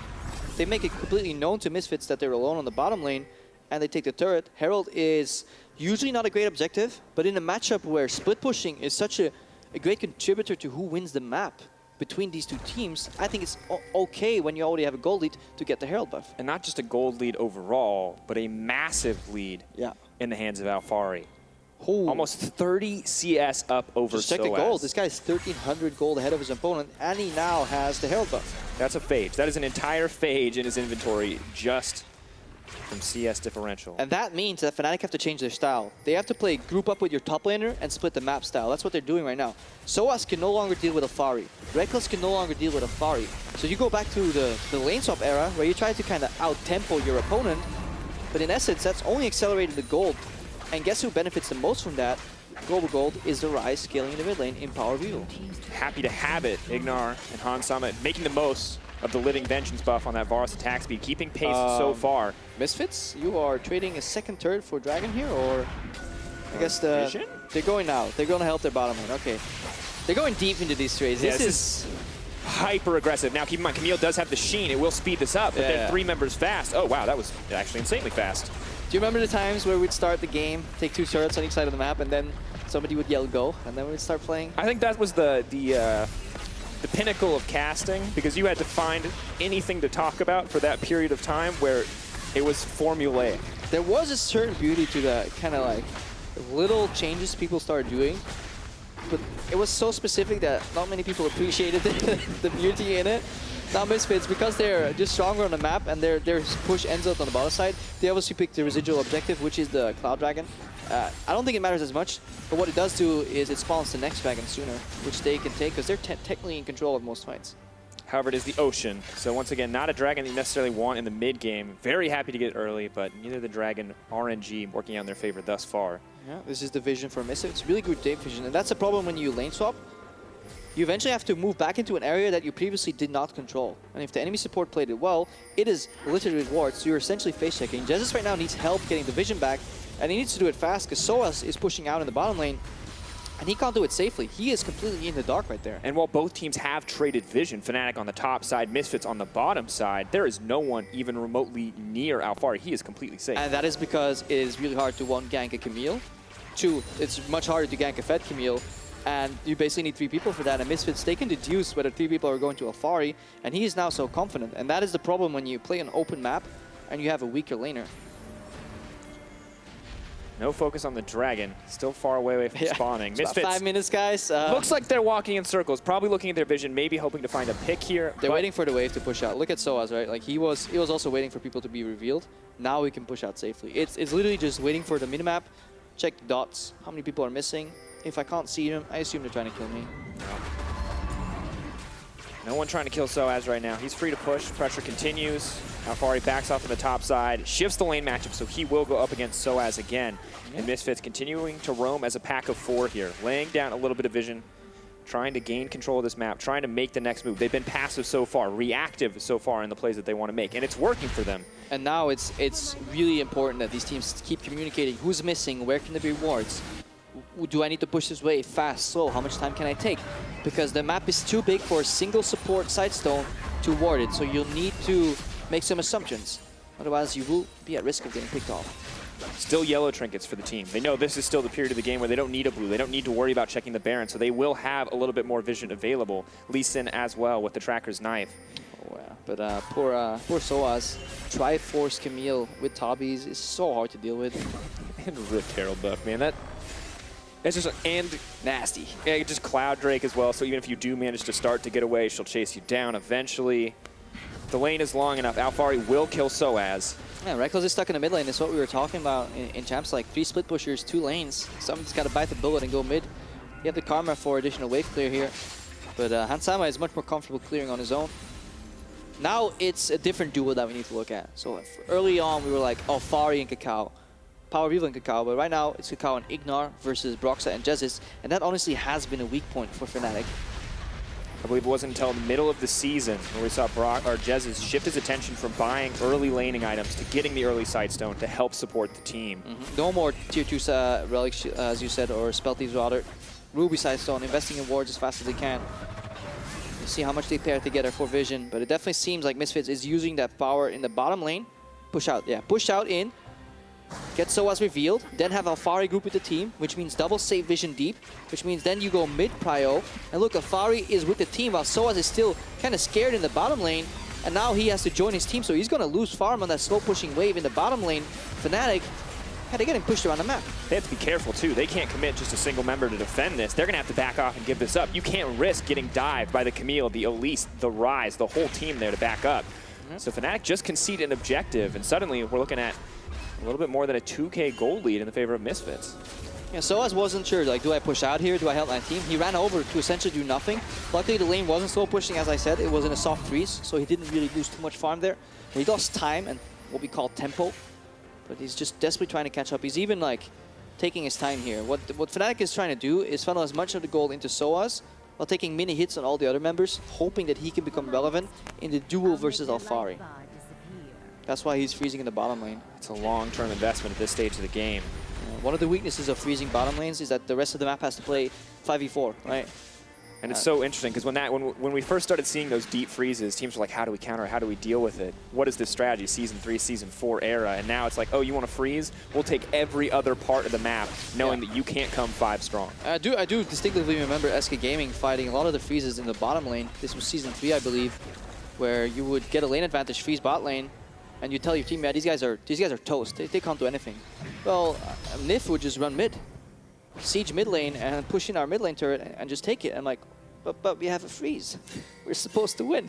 And that's when we started understanding that, you know, the game is played on the map, not just on individual lanes. Yeah. CS isn't everything. Well, you do need to be able to pick it up in lane. Sometimes you just got to push the wave back out. That's why Soaz eventually turned that around, you know, because he doesn't want to wait for Alfari to show topside. You want to preemptively push it a bit. No, Alfari can catch the wave. I don't think he'll be freezing. He'll be fast pushing it back the other direction. He doesn't want to leave any moment where Soaz can join the Fnatic team and force his teleport too early. And we call back to the Misfits graphic we saw earlier in the game. the classic LeBlanc clone check on the Nasher. It's one way of dealing with it. Misfits, though, well on track to be back in fighting form. This is pretty much their average gold lead when we saw them performing at their peak, not the most recent slump. So clearly confident coming into this series versus Fnatic. It's also because the opposing team is drafting split push and losing, and it's one of the hardest matchups to play. If you're playing similar comps and you're doing it worse, then you just get pushed around. There's nothing you can do. You can't. Fnatic isn't playing a comp where, for example, they have like the Rocket style, right? We are behind, but we're just gonna brute force a team fight with Nautilus, or Fizz flanking, or something, right? Or eventually the chain CC from an Alistar Swain, ensuring you can knock down the Fed members. Yeah. There's not. I mean, is there? I guess is the better question. Like, is there late game insurance? It's like flash, Karma Q, gas you. You're slow, buddy. You can see some local Misfits fans here to watch the series. Yep. Didn't get the jerseys though. I remember when in North America, was it FlyQuest, they were all wearing like P1 jerseys. Like literally all of them and their staff. There's like 10 jerseys in that picture. That's an investment. They tripled the sales. That. Oh my.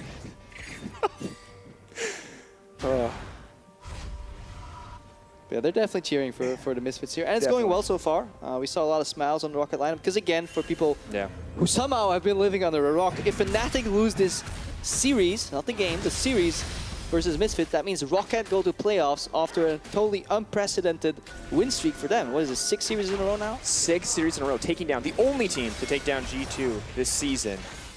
In a series. In a series. Of course, there have been teams to find games, Fnatic among them. But remember, it doesn't matter how sloppy it is. It doesn't matter if it's the messiest series of their lives. Fnatic just need to find the win.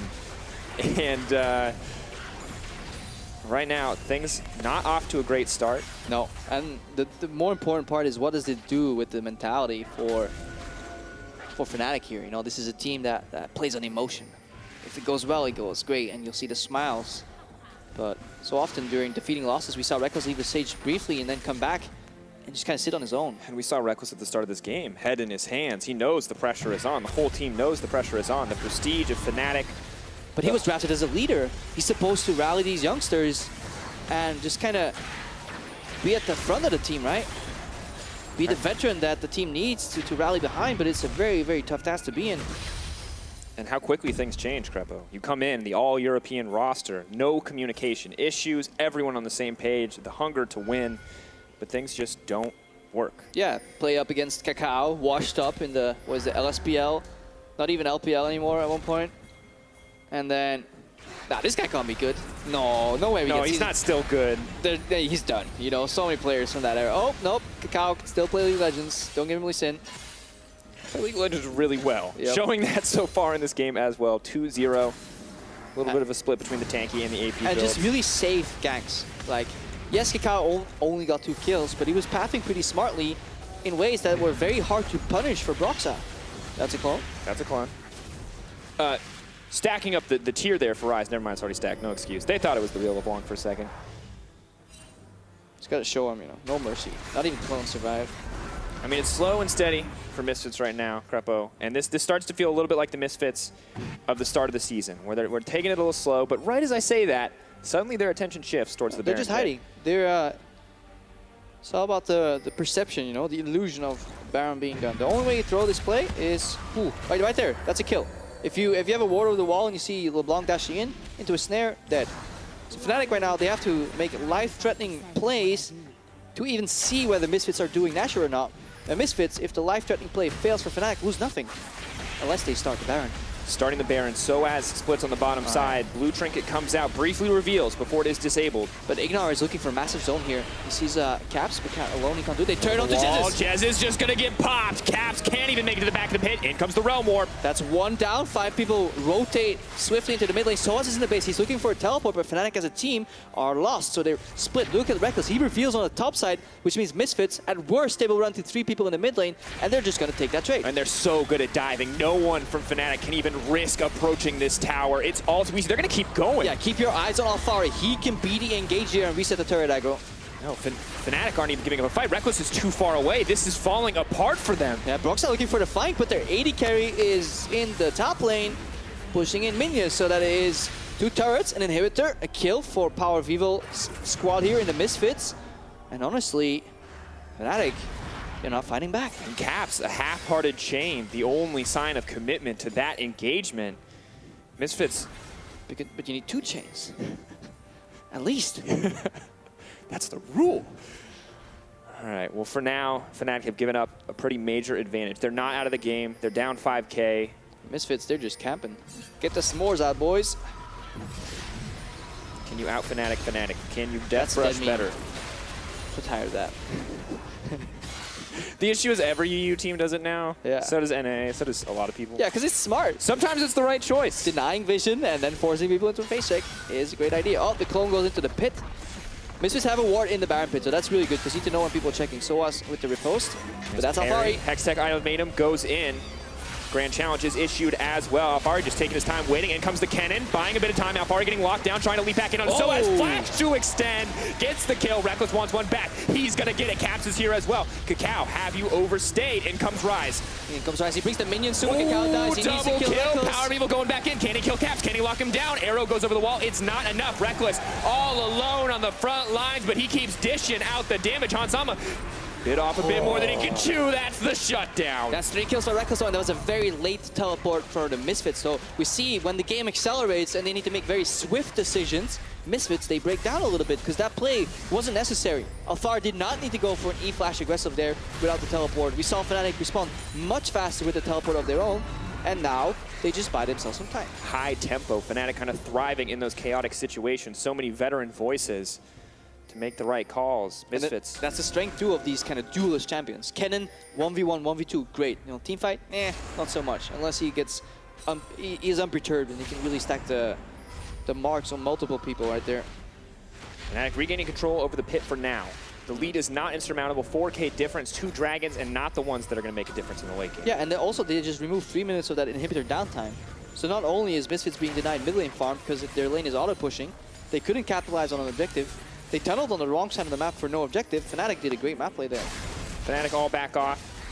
Misfits still hesitant to approach into that pit to clear out any vision, not wanting to risk anything.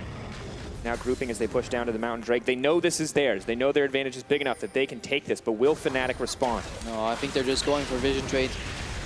At this point, it's a lifeline. You let away some time. Soaz is lurking here on PoE. It's going to be a tough fight, though. I don't think he wants to take that one. No MR in his kit. Quite yet, or no MR in the inventory, rather. Decent spot to be. Caps continues to poke out.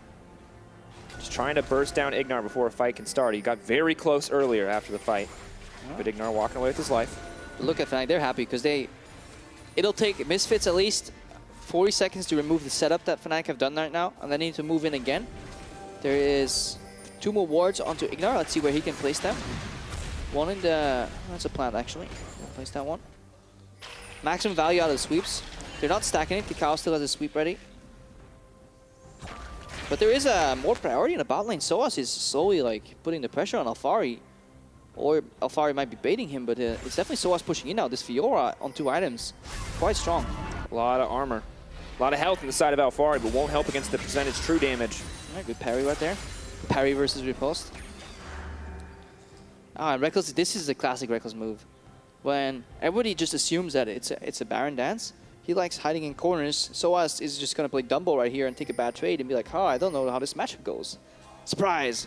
We talked about it at the start of the game, playing left versus playing right. Sometimes intentionally dumbing it down a little bit, leaving what appears to be an opening for the opponent. But Soaz needs to play appropriately scared. He can't just run in. And this might be the moment right here. Alphari could get sucked in, but Misfits, they're looking for a Baron power play. Running for the Baron. There are 2 members on the bottom side. If Reckless shows, what will it mean? Leaps out. So far making it to safety. Third stack comes in. Alphari locked up. Grand challenge is issued. The Hextech ultimatum comes out. It's Reckless, though. He may just get taken down. The heal's not enough. That's the 1-for-1. But Misfits, they're on the Baron. Yeah, but it's enough because it's 1-for-1. Alphari did his job, but now Soaz can TP in, and this can be a numbers advantage for Fnatic. Caps coming in, the fancy footwork, not enough. Stays around for far too long, gets cut through. Misfits, though, they immediately start at the Baron, but it has reset. The health bar is back to full. Broxa, he's the hero. He's over the wall. Soaz is here as well. Misfits burning everything. Soaz locked up for at least a moment. Does get cut down in the end. Yeah, and in these clutch moments, you need swift communication. Soaz went in again ahead of his team. He did it on the Camille previously, too.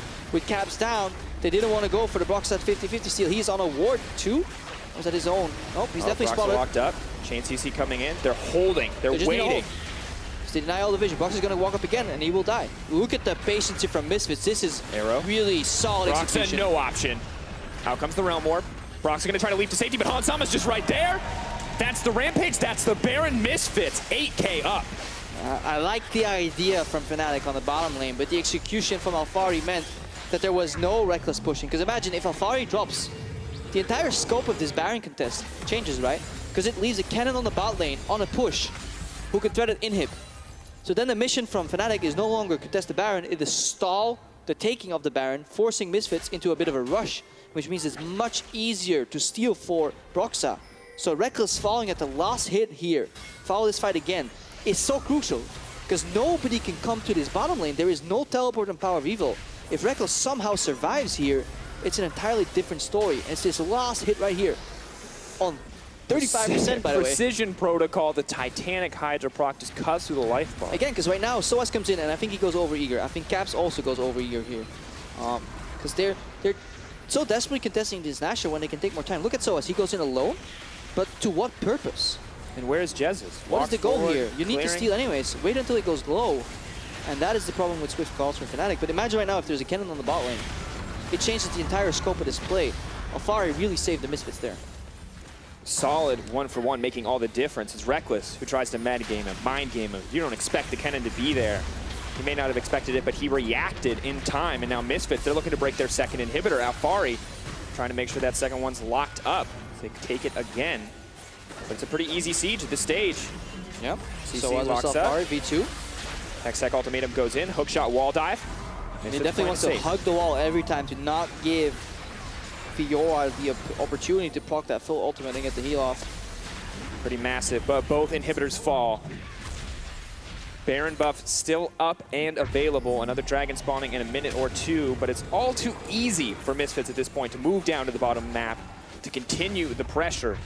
One objective left in their sights. Ignore, okay, well, you know. Man, it's like when you see a bouncing castle. Sometimes you just... You have to. You have to. Doesn't matter if you're a grown man. Yeah. Sometimes you want to play the bouncing castle. All right. Alphari, pressure on the bottom side. Misfits, we can see the clear objective in their sight, but I don't know if they want to still go for the full 5-on-5. Oh, I think they definitely can right here, especially when they have creeps protecting them. Like, remember, you need to look at the engage pattern for Fnatic. It's Broxa flanking, that's it. Or Soas flashes, it presses E and stuns 5 people.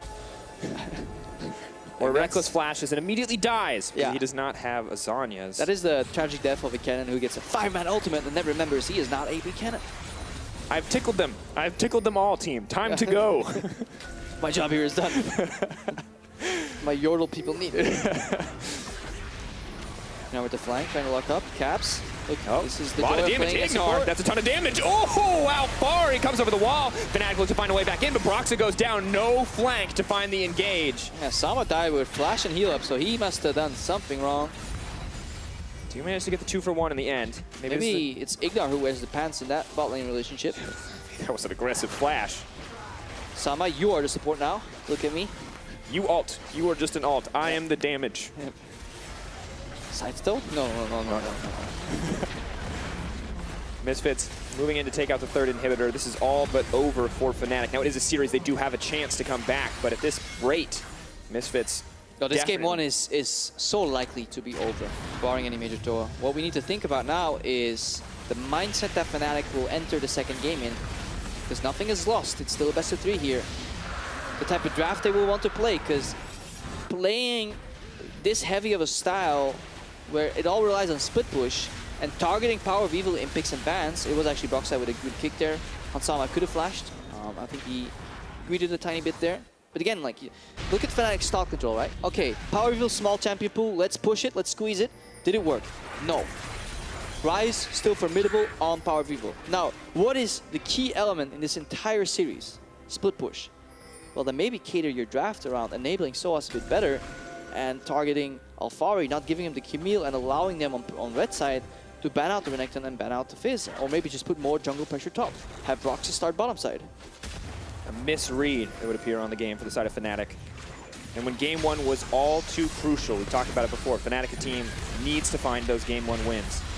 A team that isn't feeling the best right now, that the pressure is on. Getting a game 1 win, getting that momentum could help boost them ahead. And Misfits, a team we've already talked about, they're playing for pride at this point. There's nothing else on the line for them. Yeah, they're playing also for mechanisms.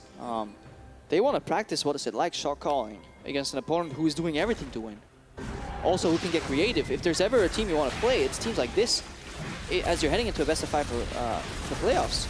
Because you want to be ready for every single possible cheese map play a team can throw at you, and Fnatic definitely has a variety of, you know, interesting plays. Yeah. Say what you want, but the org has been around for a long time. Reckless, no stranger. Deep playbook here.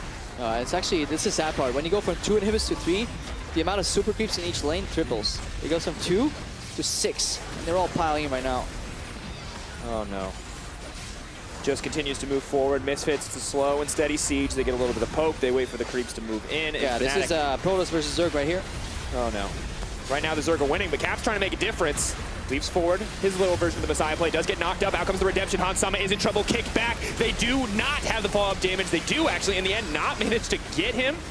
No, do manage to take him down, but now moving forward, Ignar potentially caught out, does manage to land the snare. Broxah trying to find a play here, but it's only Ignar that they've got set in the sights. The rest of Misfits is up and available. Out comes the Realm Warp. The Nexus is exposed. Misfits, they sneak right back. They're going to take game 1, and Fnatic looking lost.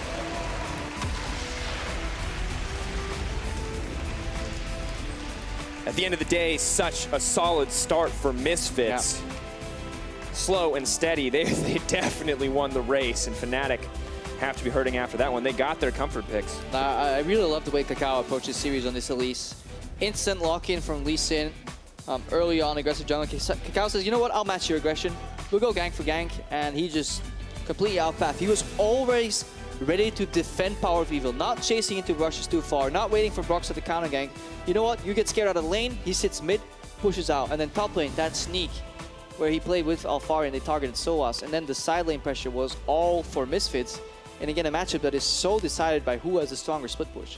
And I feel like the mind game is just consistently moving in the favor of Misfits. That little mind game you talk about in the top lane to the ref to get him to move to the right. We saw Reckless on the bottom side of the map. He's trying to play mind games too, but he doesn't see how much damage Alphari can do. Yeah, they drafted 3 split pushers. None of them could deal with Alphari.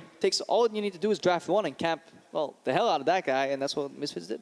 And I feel like this is kind of the mismatch for them as a team, right? Is that everybody wants to be that split push guy, and someone has to sacrifice themselves. And you don't want to do that against Misfits because Alphari, like, he's not as good on tanks. This guy is not great at teleporting into fights. Technically, Soas should have like more experience there as a veteran player, saying, you know what, I'm gonna TP in. Let's force a 5v4 here, because when things got like quick, Misfits, they were hesitating a few times, right? Remember that bot lane fight? Yeah. The Rise was just like, guys, I'm realm warping in, but it takes 2 seconds. Reckless has a triple kill by the time that fight was well on the road. See how they adapt, see how it looks when they move forward. Well, with that loss, Fnatic are in a very tough spot. Let's send it to the analyst desk to break down that game 1.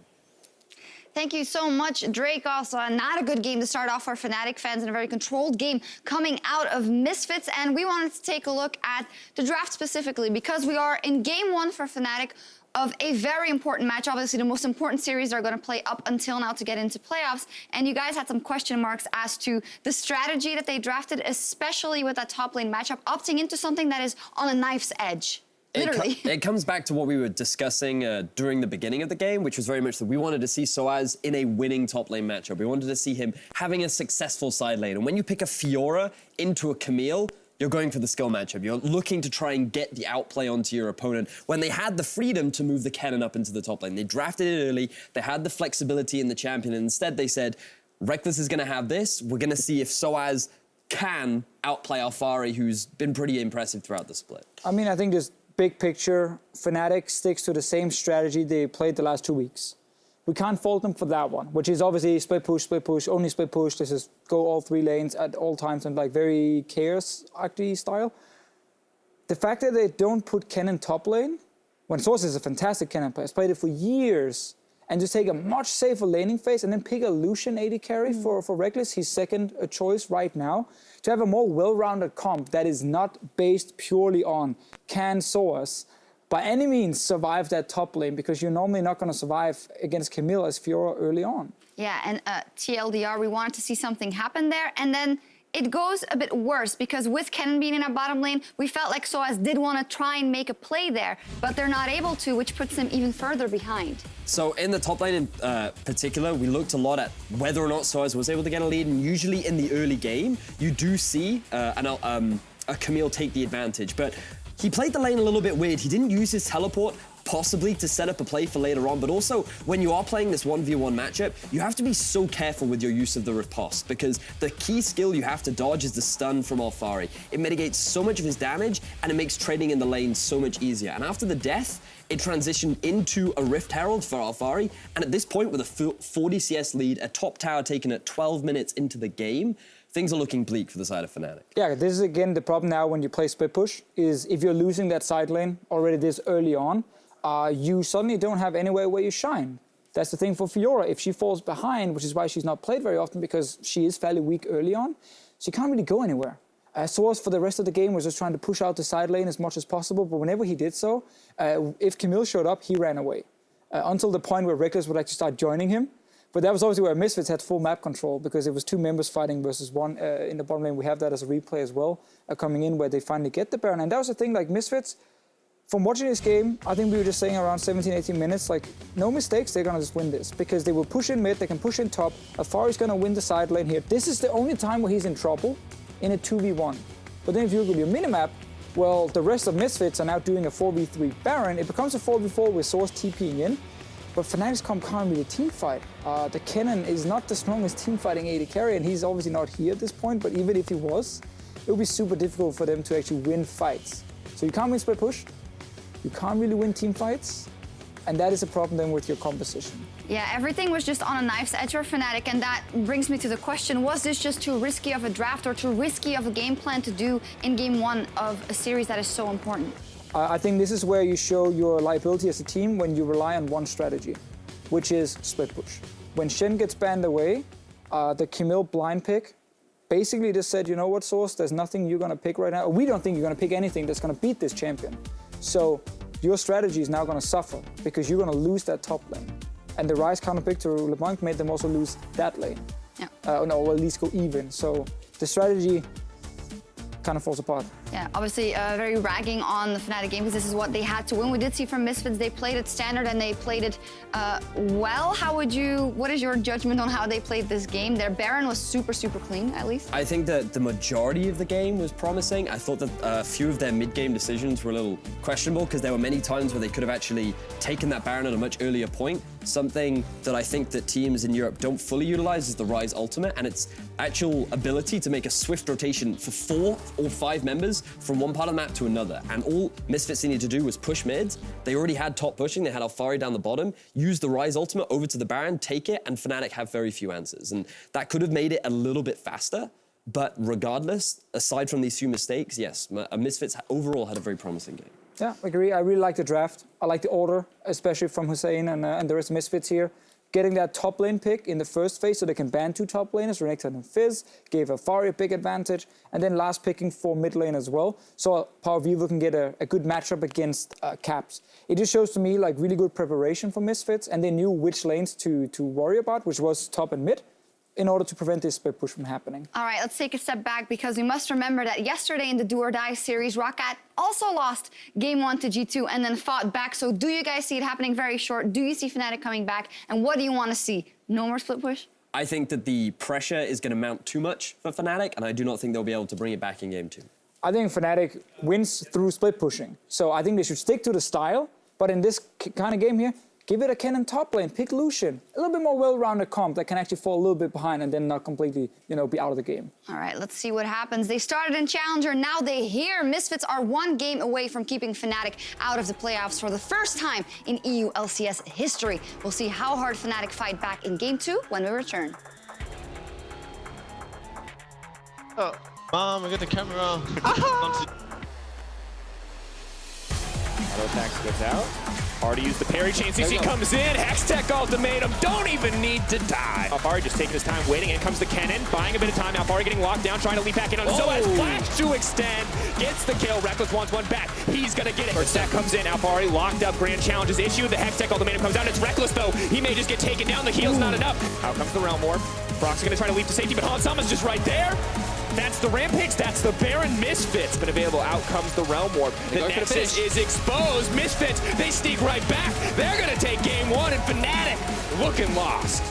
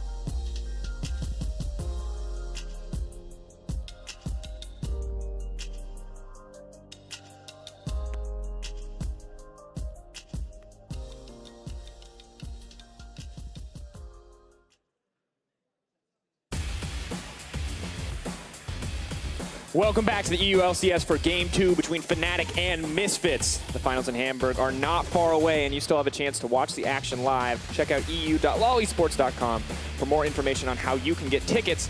And I'm guessing, if you're a Fnatic or Roccat fan, you may not have been sure up until today if you should get tickets, and we're about to find out if that's the right call. It is, fun fact, regardless of which team you support, but maybe a little more eager to see your teams on stage. Actually, a super fun environment. These are like the high points of the year. While LCS is fun and entertaining, the atmosphere that you can feel in an arena, it is just one of those moments that will never leave your memory in a lifetime. And I think Fnatic as an organization, players like Rekkles, they felt that.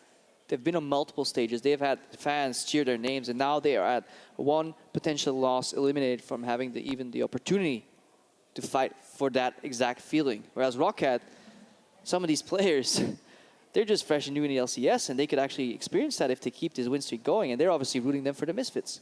Yeah, here in house today, rooting, but we're going to head back into Champion Select. And remember, it's do or die for Fnatic right now. We'll have to see how they adjust. They get red side this time around. They have the luxury of that last pick. Malzahar taken away, Orianna to follow. But once again, Orianna, we saw this in Game 1. They banned it away from Power of Evil, but it's Power of Evil who found yet another champion to play. Yeah, so Fnatic went in Game 1 with a draft strategy, completely catered around banning out Power of Evil and then trying to get the major split push. Misfits right now, they're already like pre-eliminating some of these strong matchups in the top lane. They may actually go for Camille first because they obviously realize they can't wait for second rotation, and Fnatic could actually, on first or second rotation on red side, get a strong top lane pick and then proceed to ban them out. So Misfits with this Renekton ban, maybe even Renekton Fizz ban, could lean towards just a dry Camille first pick. They're going to take that away immediately. Yeah. Fnatic see it coming, they smell it. Blood in the water, they don't want anything to do with it, and Misfits respond in time. Yeah. Shen ban, they want to start to shrink that tank pool now. Of course, they no longer need to play the whole Camille mind game. They're like, okay, you ban it out, great, pressure done. You get removed Shen, and then Misfits, they could honestly, they can trade Lee Sin for a Lee, so they could technically go for like an early Fizz top, but obviously it has counter still. Maybe just Rumble top lane could be strong here for Alphari. Oh, looks like a bit of a shift in the meta, Crepo. Fizz top will be the priority. Now we'll see. Does Soaz have a counter up his sleeve? Does he have something to deal with the Fizz? What do you even play? I feel like Gnar is a decent matchup into Fizz, but I hate to be wrong here. But I feel like any range bullies, Cannon top would be okay to Fizz too, but certain player on Fnatic has what they call dibs on that 80 cannon. What they call dibs. All right, well, we'll see. Maybe this time around Soaz can make a compelling argument to keep that on the top side of the map. Please, sir, I would like to win the lane. Matey carry. Miracles. Could I please have the Shuriken? Broxa, luckily, jungle champion pool, not quite as contested on the Fnatic side. No one trying to play Lee Sin, at least not yet. We'll get his hands on it again in the jungle. So once again, early priority and comfort here on the side of Fnatic. Yeah, and jungle 80 carry is what I expect Misfits to pick up here. Next.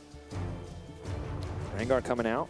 Shift away from the Elise strategy, no longer quite as worried. Was it banned last game? I feel like it was banned because it's one of those stronger side lane gank champions. Because obviously in split push, what you can do with Rengar is lurk in the lanes, and once the lanes become very long, you can just stealth in, and once the duel is started, it's so hard for a lot of these top lane champions to get out of the duel. Rengar will just join in the surprise, leap in, and get the kill, and then suddenly your top laner can still TP out.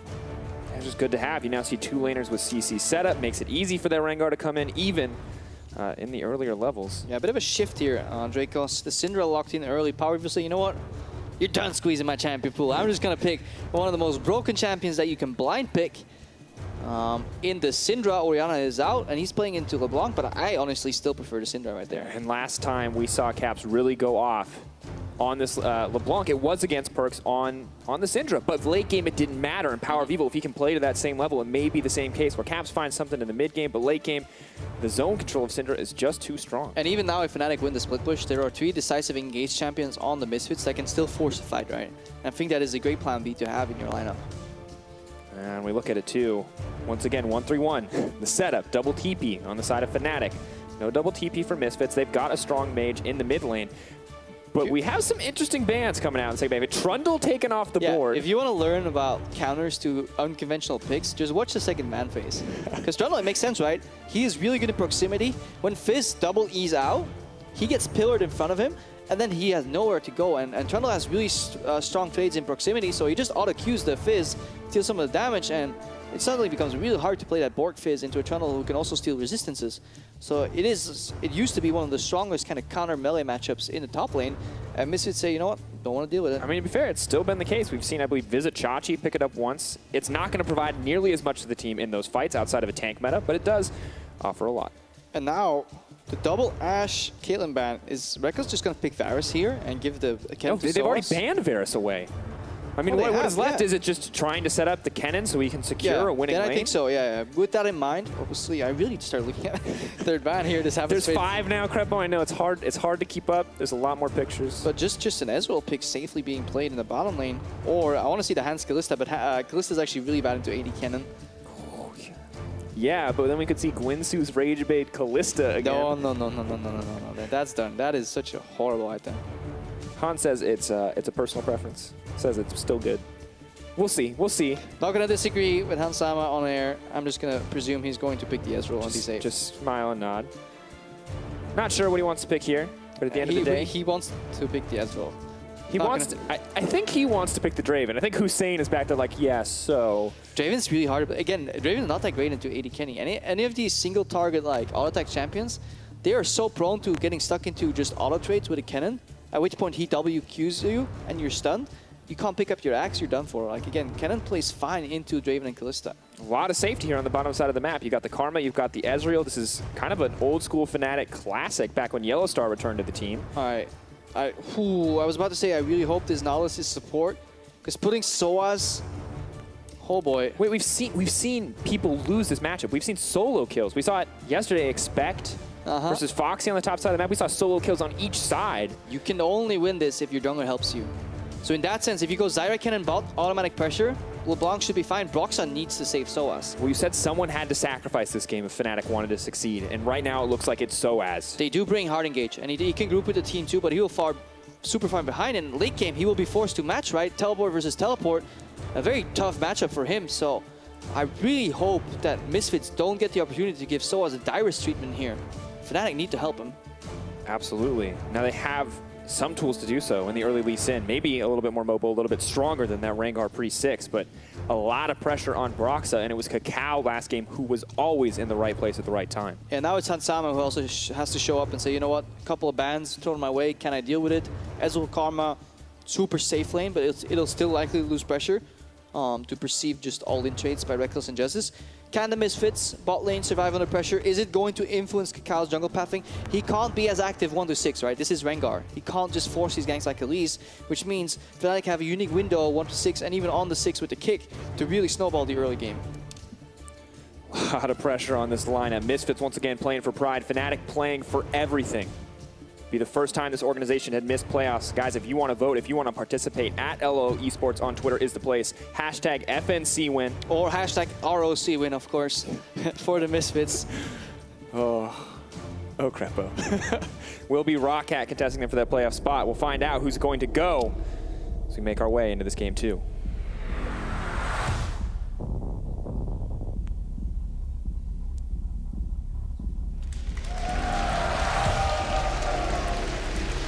You don't even have to say anything, Drake, as they start clapping for you. They're good. They know. They've been here. They've been well trained. Loyal Fnatic fans ready and cheering. Ladies and gentlemen, Game 2, playoffs on the line. How would you train a crowd? Would you do it like Pavlovian? Pavlovian. You ring a bell, they clap. Have people that come out with swag. You give them poros. Eventually you bring the bell out and they start clapping because they expect the poros. And then we take the poros away. Then you take it away. Oh, nice Reckless. But look around. What's that coming around the side? It's Jesus. Now moving for a little bit more. Damage going down. Once again, we see this every time Fnatic have the Zyra on the bottom side of the map. They're ready to fight for that plant control. Yep. Now Jesus can plant all the seeds he wants. Good one from Caps. Now Broxah, he's the man to watch. And we got a few interesting stats in terms of Broxah. Broxah, he didn't do too much last game. He had 23.6 jungle proximity for his team. He dealt less than 3k damage in the entire game, of which more than half of that 3,000 was done in the last team fight of the game, which means for the majority of the game, Broxa did roughly between 1,000, 1,500 damage on the Lucian. Now, I do not think that's his own fault. I think it's a communication issue, and it's really hard, seems, for him to synergize with his lanes and find an opening. Hopefully they can fix this, because he needs to have an impact on this Lee Sin. Yeah, because that is 0 impact, Krepo. 3K damage is so low, and he cannot afford to have that kind of performance again, because he doesn't have the luxury of 3 lanes that can be very back and forth, right? Where he can be the influencer, but individual skill may play a factor. There's a Nautilus who is destined to lose if he does not impact on the map. And last game, we tracked the difference between jungle proximity, between Kakao and his top laner Alphari, and then Broxa and Soaz, and there was a 10% difference right there. Basically, it means Kakao was camping top lane, Broxa was not. And we obviously saw the result of that, which put Soaz in a losing matchup, and he was the guy that has to deal with this split push, and now he has to do it again in the losing matchup. Once again, these small differences add up right now, Alphari. The change up push, Dracos. Look at him looking for it. This is what Fnatic need. This needs to pay off. This is the moment that will decide the game. If they can get the kill, it can be so big. No flash for the Fizz. Alphari has been locked up. He's trying to dive out. I don't know if he's going to be able to make it. Broxa taking his time on the Sonic Wave. He has to wait for the flash. Gets it. Finds him. First blood. Resonating strike. The auto attack. That's the start Fnatic needed. Did not instantly Q, because if then Alphari flashes, well, actually he doesn't have flash. Never mind. I lied. He's playing Ignite. That was a great gank. There goes my rationale. Gets it in the end. And that's honestly hubris from Alphari. You can't play Ignite Fist and not expect to get level 2 ganked in a professional game when everything relies around split push. But you said it yourself, 10% difference. Broxa did not exist in that top lane. Alphari doesn't even remember what it looks like to play against a jungler after game 1. Guys, where's amazing? It's Broxa now, Alphari. No. He's back. Oh, no. Once again, there's no flash. He should no go through TP. lane though. He should go from lane here, because like this is obviously at this point there has to be a ward somewhere. Yeah, we look at it though. There is. Yeah, there is. There's a ward in the brush as well. So it's just safety across the board. He's spotted. Now can Barney act very well? Oh, here's a goes a counter gank. surprise. Cap in the brush. Maybe gonna keep this going. Leaps forward, does land the snare, but Soaz is here as well. A lot of damage in. Doesn't get the chance to reactivate. Soaz double buffs. Oh, moving forward. Could we get a little bit more? Level 4 versus level 3. Everything about the top lane. This just got spicy. Both these guys have double buffs. Oh, but it's frozen. This is... Soaz will have to TP on a minion, so it's okay. Actually, he can turn the freeze into a push. Fizz should actually start attacking the creeps if he can. Now Soaz has control of the wave, because if Alphari trades, again, spells do not draw minion aggro, but auto attacks do, and Fizz is an auto attack trader. He'll get stuck in a minion wave. Look at this again. It's a little early from Kakao, I think, and he misses the boa, which is huge. If Kakao actually plays that correct, this is a super smart counterplay. And it's so close, right? One more auto, a reactivation on the Lee Sin Q, and that may have been the kill. Yeah, and honestly, Broxa could expect this, because Kakao has been jungling for a while, kind of end up on top side, and you need to respect blast cones. In the old school meta, obviously, you would have to flash in there, but blast cones make it so easy to counter gank. Consistency, though, coming in as they get vision control on the bottom side for Misfits. But Alphari, man, we have to watch. That KDA, maybe not the most impressive scoreline, but was a key factor in the Misfits win. The casual 33 CS lead at 10 minutes. Not going to be so fortunate this time around, I don't think. But I like it. Fnatic is fighting back. They're no longer just sitting back. Their bot lane has been pushing out quite well, even CS. But again, it's a pressure game. When you know both the junglers are busy dancing in the top lane, you can just push all day. Now Soaz pushed in, and instead of staying and waiting for Alphari to push out, goes for a little roam. A bit of a deep ward where you don't expect it. It could spoil Kakao's gank path. And this is exactly the same sort of thing that we saw from Alphari when he was dominating the top side of the map. Soaz playing this one by the new book, you know, looking for that deep vision, looking for a greater advantage for the team. Once again, the man who was willing to sacrifice himself in the draft phase. They're back. Draco, Soaz, I'm going to catch that wave. And again, Brox is lingering around the top side. I really liked his adaptation here. Just asking Reckless and Jesus to stay put. Don't be the hero. Just trade. It was actually the Misfits bot lane that had been pushing the entire time. That's how they got that a little bit of vision in the jungle, although it was inevitably cleared out by Fnatic.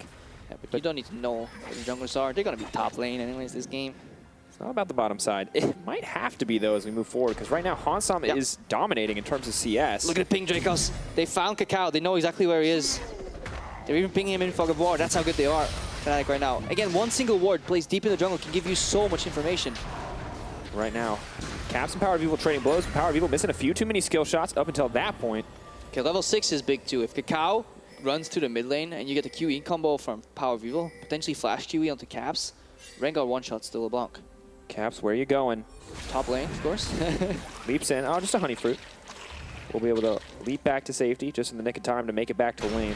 Oh, look at this. It's a beautiful mirror from the early game. Ooh. But there's a ward. That's a team that knows about lane ganks, and you can... It's really hard to bait this out if you're Alfari when you're not 6 yet.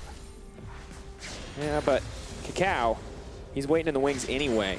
Alfari gets a farm. Patience Moment of coming reprieve. out. But this is proactive play from Fnatic. This is what we wanted to see. Yes, they are spotted out. Yes, Misfits is ready with the vision, but Broxa is making an impact. And they can actually do this same gameplay pattern where they just push out top and then just run mid. All Nautilus has to do is press R and Syndra. She gets knocked off, can't cleanse out of it, into QR from Lee Sin, and she's dead. Like, you can actually leverage pushes into advantages in other lanes. That is a window where Fnatic can do it. They've also survived the most rough part of this matchup here early game, Nautilus to Fizz. They couldn't do what Faxi did yesterday, which was get that solo kill. And we've seen, saw an NA after our EU broadcast, what happens if the Nautilus can get ahead, if he can get a few more items under his belt. Suddenly Fizz isn't that lane bully. What happened? I was sleeping. You were sleeping? Basically, he got like 3 items. He got Glacial Shroud and Warden's Mail and Spirit Visage before Fizz could finish his Triforce, so if you get fed, Fizz is not a problem. He got all 3 of those before Fizz finished Triforce? Fizz may have had, I think he had Triforce Tabby at that point. That's nasty. That's pretty nasty, I agree. Poor Fizz. Poor Fizz. Good old Lorlo. It's the year of Lorlo. Lorlo. That's a hard name. Yes. Well, Misfits clearing out the vision. Oh, here's Kakao. Lane gang. Double lane gang. But These guys are mirroring. Placing down the control ward does kind of give away the intent. Kakao leaping forward. Now leaping onto Jez. Is Jez potentially the one coming out? But here comes Broxa! That's big! Broxa goes in for the kick. Hansama's got 1 ticket. He's ticking down. It may just be enough. There's another one. Reckless picks it up. Fnatic going in. It was all just a ruse. Broxa was downloading Kakao in the first game. He is just outplaying him every corner. This Elise pick was much more rapid in terms of ganks, and his Rengar super telegraphed, and Broxa is really going to town here. So good to see, but here comes the chain gank. Moving forward, depth charge, does get the stun down, but they're just going to keep the ball rolling. In comes the TP, though. Oh, BW's just going to ulti. That's a kill for Alfari. Damage, leaps in, playful, Trickster, gets knocked down. Misfits fighting back, but Caps isn't done yet. In goes the fish, up goes Caps, at least for a moment, but he's going to grab another one. Can he make it out to safety? Power just backs off, and that's a nice trade for Fnatic. That's a nice trade. 2 for 1 in the mid lane. I think 2 for 0 in the bottom lane, plus turret, plus red buff on Reckless. Fnatic are taking off. This is exactly what they wanted. Fnatic were the team who were supposed to fall apart. They were the team who were supposed to come into this broken. But when everything else was falling down, it's Broxa who showed up. Yeah, and this is just hubris from Kakao. Look, there's a control ward in the river. You cannot afford to do this. Double kick. Hansama, he buffered out of that kick, but he was still stunned. He can't reply. He's a scaling Ezreal on a tier. Why are you even ganking this lane? And then here, the synergy. I like what PoE does onto Soaz. With Caps, he has the presence of mind knowing that PoE just blew out his cooldown, so he can take down Fizz. Has the time. Nothing to be scared of. All the balls elsewhere in the lane. Doesn't have to worry about the stun. Dodges so much with the flash as well. A game of inches there in the mid lane, but it works out for them in the end. Yeah, over 3,000 gold now, 2.8K right now for Fnatic. Much bigger lead, and despite the team not working well together, one man who's still showing up is Reckless on this cannon time and time again. You can see why it's a comfort pick. Yeah, you gotta run through the scenario, right? Like, what can you gain if you're Kakao on that gank? A kill on some turret pressure. What can you lose? Karma level 6, no spike. Ezreal's just a channel. You play versus double CC champions with level 6 spikes in Kennen and Zyra. Plus, Lee Sin is unspotted and snowballing. This is just a major flaw in, honestly, Misfits' early game thought process. And what a beautiful punish from Fnatic. So good to see. Fnatic now absolute control of the bottom side, and they know it. Misfits know it too, however. They're shifting their lanes to the top side of the map. They don't want anything to do with this Kennen and this Zyra. They were predicting the rotation potentially, but Fnatic, they actually go bot again. And this punishes the top laner super hard, because when you go into the straight scenario, whatever top laner is ahead will just stay ahead. And it really rewards tanky champions. Because this is in the history of lane swaps, why tanks were much better in lane swaps. Because they do more on a single item in comparison to the game rather than DPS champions. Because you have to fight everybody in the game when you're a DPS champion, and on a single item, you'll run into people with 2 items, 3 items. As a tank on a single Sunfire, you're still somewhat useful. And it's Nautilus too, right? Yep. And that CC always has value. It doesn't matter if he dies in 2 seconds, if he stuns up 3 people, but Fnatic, They're moving in to take down an inhibitor tower. This is an insanely fast game coming in from them. And this is Misfits again. They're sticking into habit. Okay, bot tower goes down. What is enemy bot lane going to do, Dracos? Rotate into the top side. And Fnatic surprised them by just going bottom lane again. We talked about this as a weakness for Misfits. When the game speeds up, where are they? They are no longer the calm and collected team. They start to look a little bit lost. When Fnatic throw away the playbook and make aggressive moves, Misfits just don't know what to expect. Yeah, and this is also... I mean, is it the fantastic level 2 gank from Broxa, or is it Alfari not respecting that if he plays with Ignite and no Flash in this brutal of a matchup, that he could expect to gank early? At the end of the day, Fnatic, maybe a shade of them former selves. Or here's SOAS. Still not a team you can disrespect. Knock, knock. The depth charge. Power people trying to get down a little bit of damage. Jesus leaps in. They are locked up. Kakao will get knocked up, but nothing else going to be there for follow-up. But it's all a ploy. It's to enable their captain. Because Reckless is in the top lane. He wants no part of this. That's why they drafted a tank on SOAS. He can become a support, just be mid. It's Reckless who's taking over the side lanes right now. We talked about it. They need someone to put in the mid lane. Nautilus? Nautilus. They got Reckless on the top side. They never saw it coming. Yeah, this is going to grow that gold lead, although nice Ezreal will mitigate some of the wave pressure here, but it's not enough.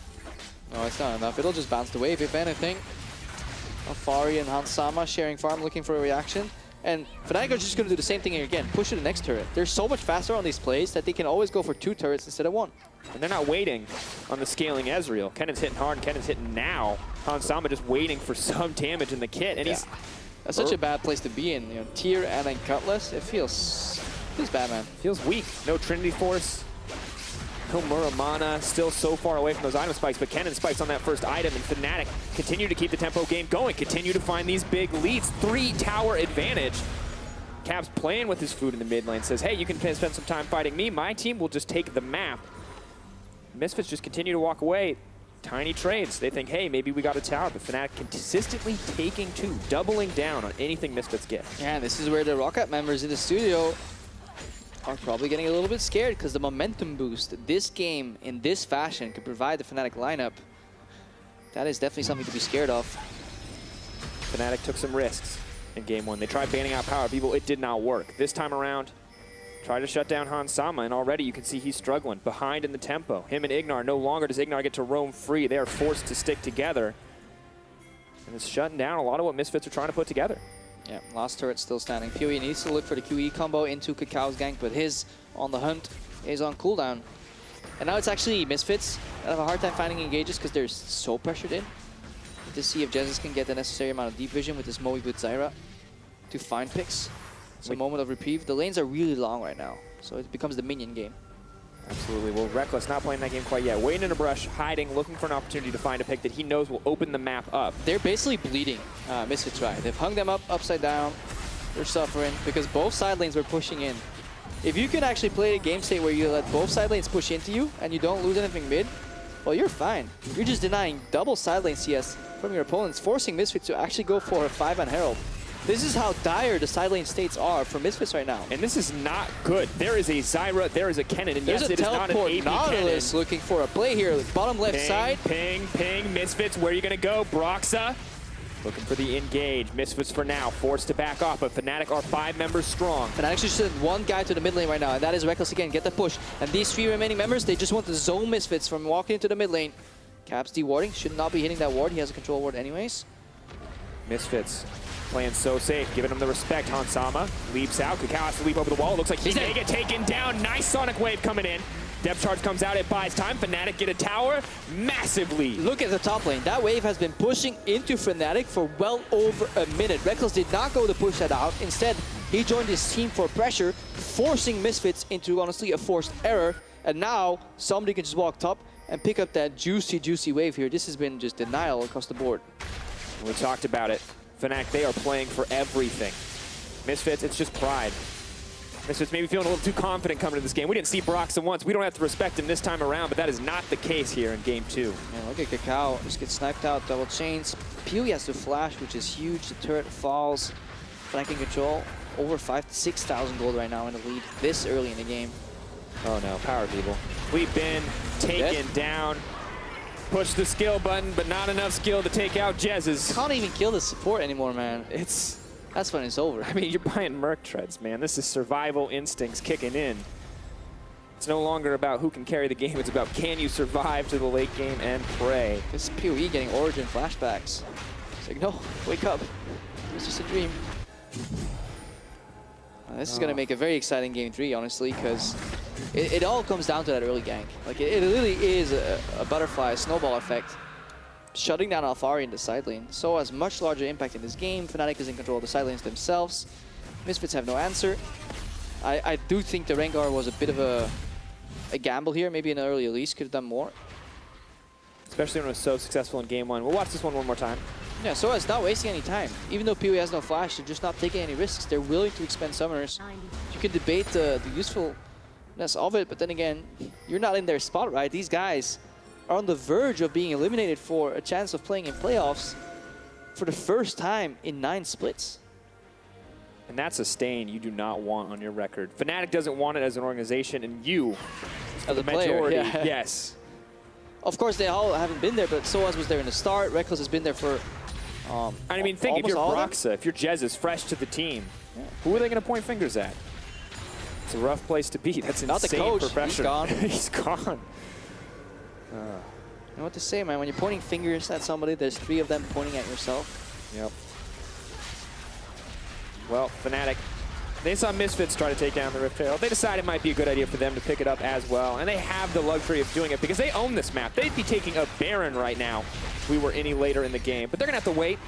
They're going to have to bide their time at least a little bit. I wish Baron came back at 15 minutes. I used to love seeing the cheesy plays. There was a team in Season 2 called Navi with, I think, with Curb, Citizen Wayne, I think, back then as well.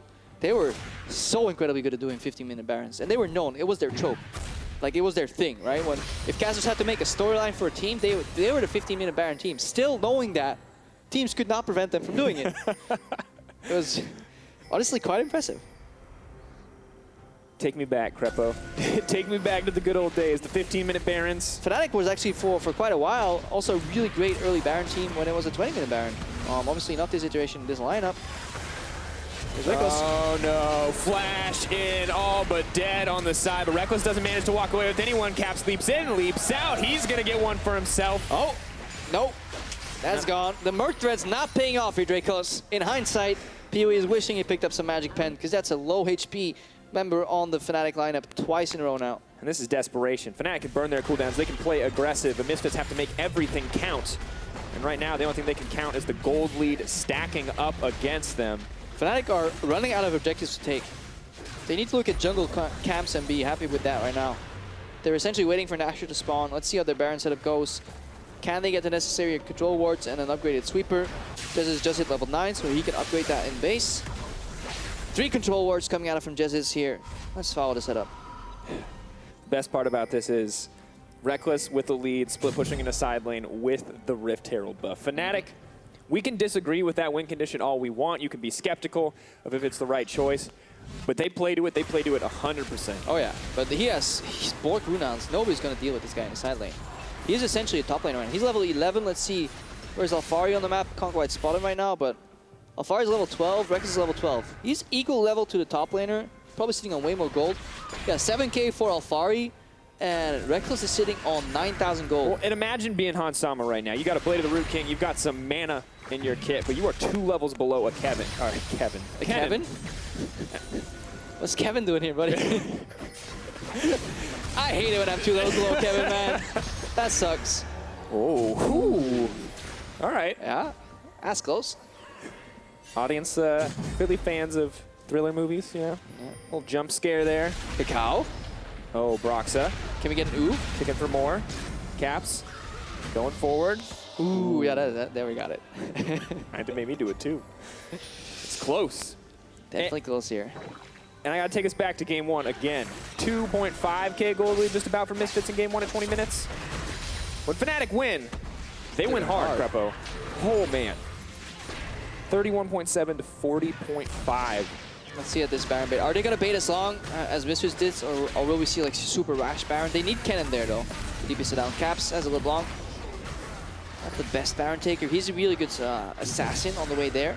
It is obviously the only way Fnatic can lose this game is a Baron throw, so that's why they might be hesitant Oh, Ignar in trouble.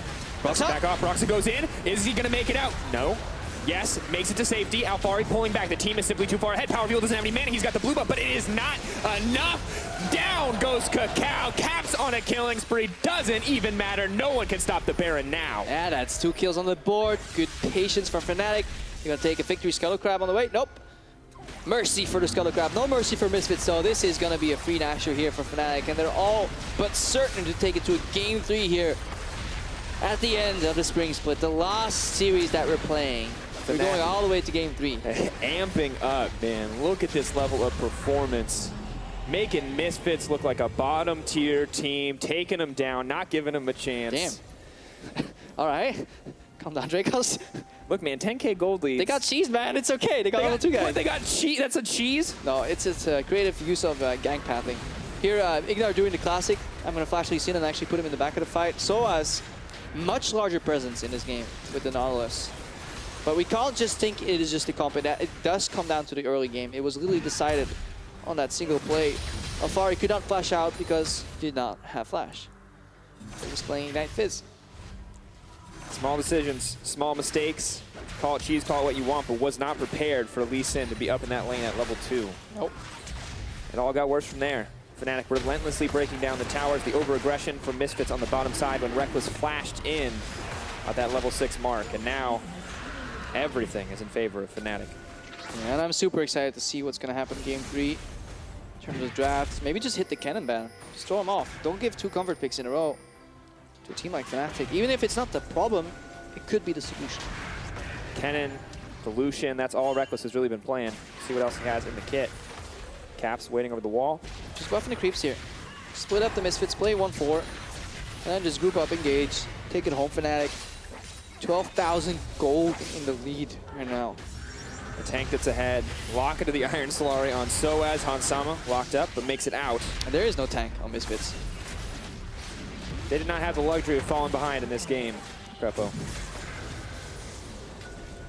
Power Beetle forced to just sit in the mid lane, play with some spears there, and pray that the LeBlanc is not strong enough to dive him. Oh my god, Power Beetle. Ult comes out, Caps gets knocked down to half. Soaz doesn't connect onto the tower, now walking out. Casual stroll to the enemy base in front of 5 people. Cow smells an opportunity, they leap in onto the tank. Because why not? Redemption comes in. Hansama takes a bit of poke, Caps flashes forward, flashes right back out with the distortion. One more wave coming, it's about 10 seconds out. That's going to be the push Fnatic need. They're looking to break the second inhib turret here.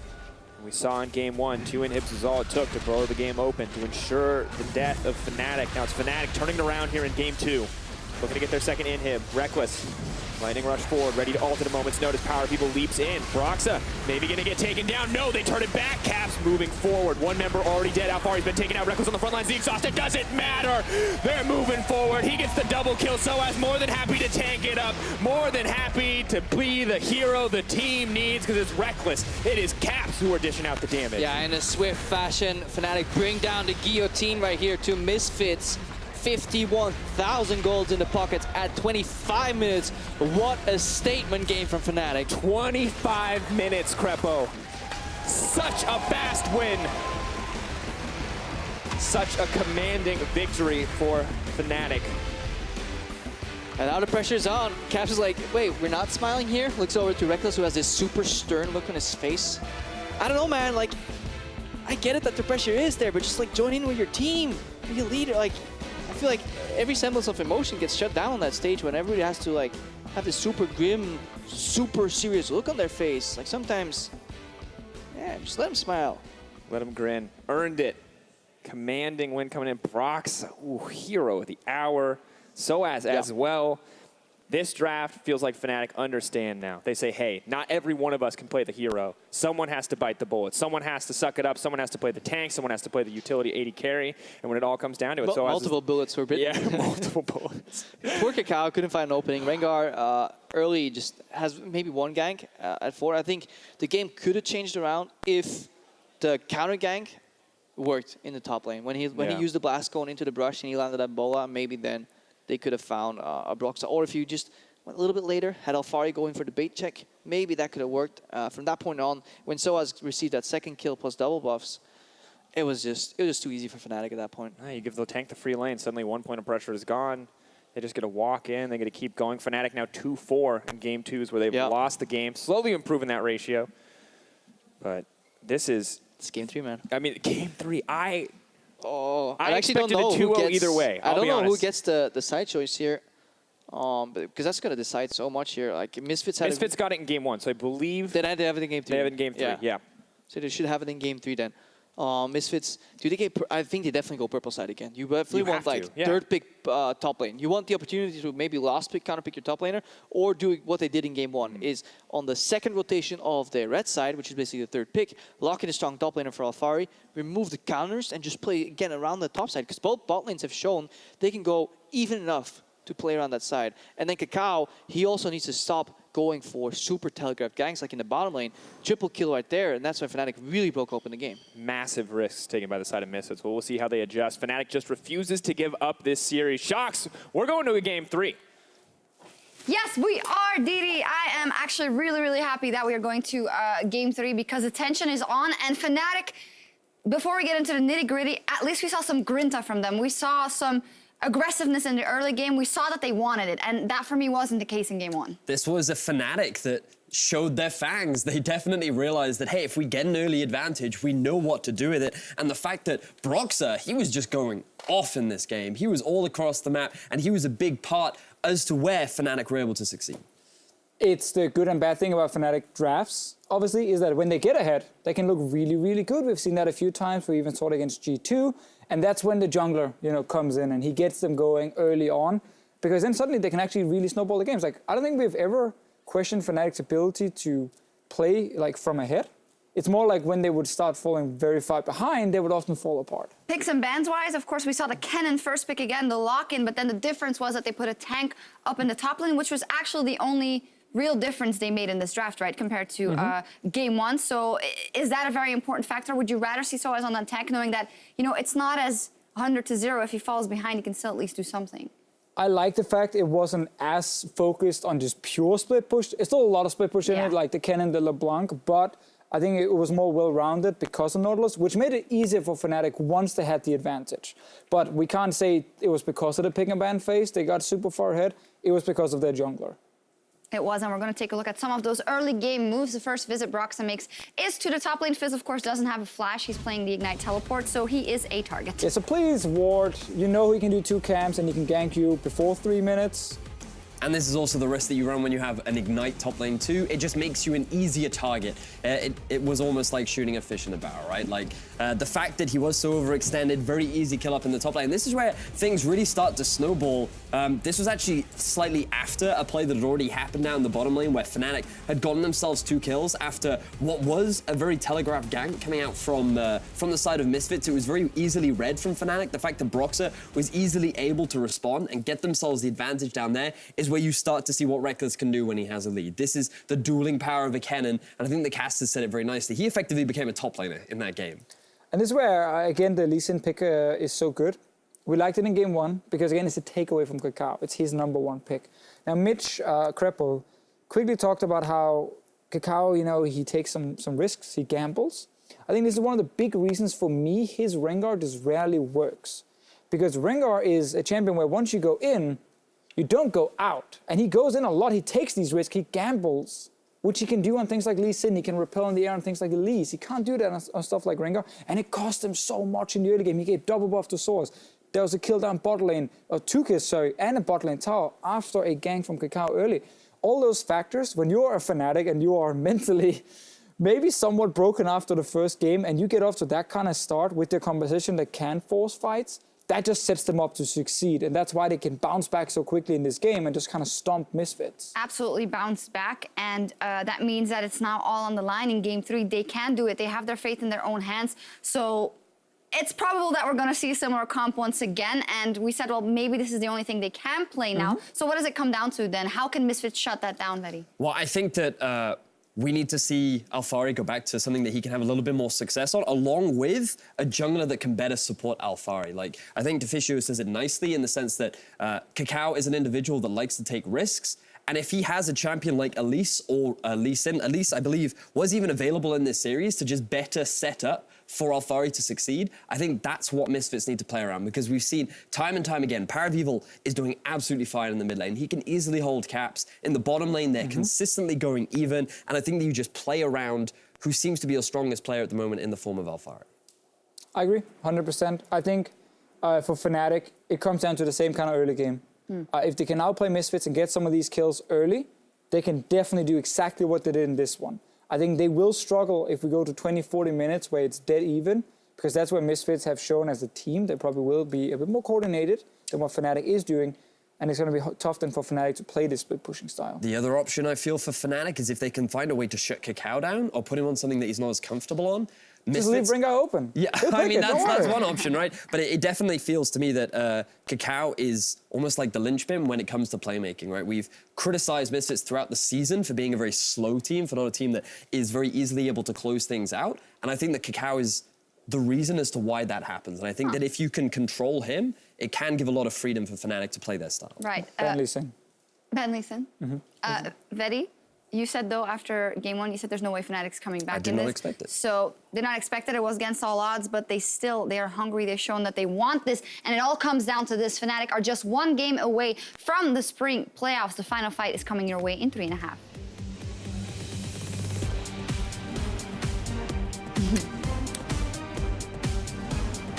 Mari has been locked up. He's trying to dive out. I don't know if he's going to be able to make it. Brock's taking his time on the Sonic Wave. He has to wait for the flash. Gets he finds it. him. First blood. Resonating strike. The auto attack. Man's so safe. Giving him the respect. Hansama leaps out. Kakao has to leap over the wall. Looks like he's going to get taken down. Nice Sonic Wave coming in. Alphari pulling back. The team is simply too far ahead. Power Fuel doesn't have any mana. He's got the blue buff, but it is not enough. Down goes Kakao. Caps on a killing spree. Baron. They're already low. I will kill them if they come. Fnatic bring down the guillotine right here to Misfits. 51,000 gold in the pocket at 25 minutes. What a statement game from Fnatic. 25 minutes, Crepo.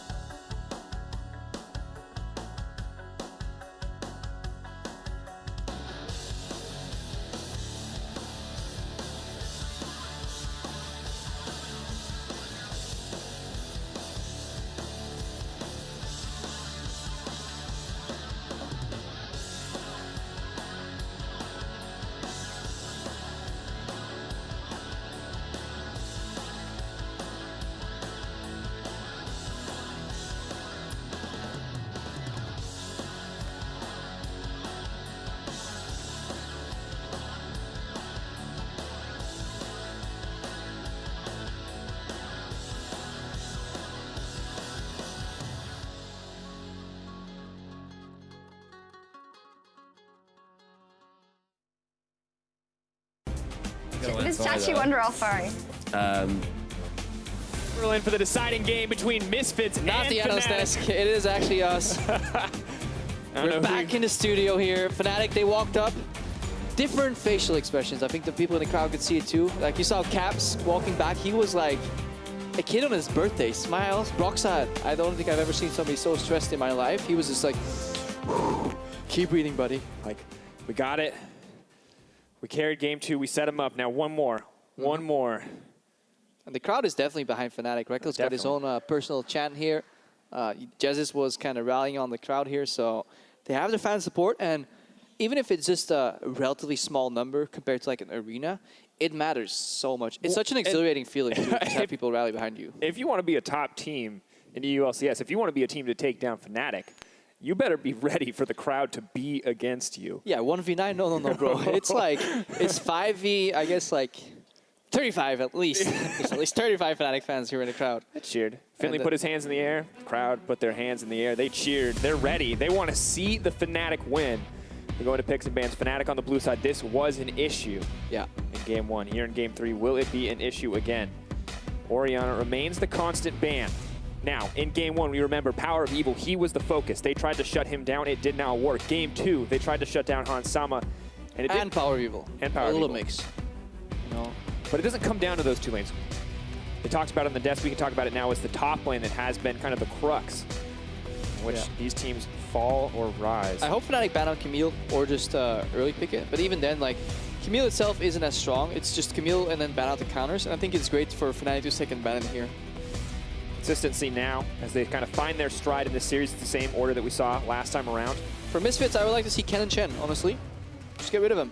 Or LeBlanc, yeah. LeBlanc, Kennen even. I think we just give Soaz Shen maybe and play like a matchup that you can beat it with. Maybe just ban it out. And at this point, lay down the gauntlet, right?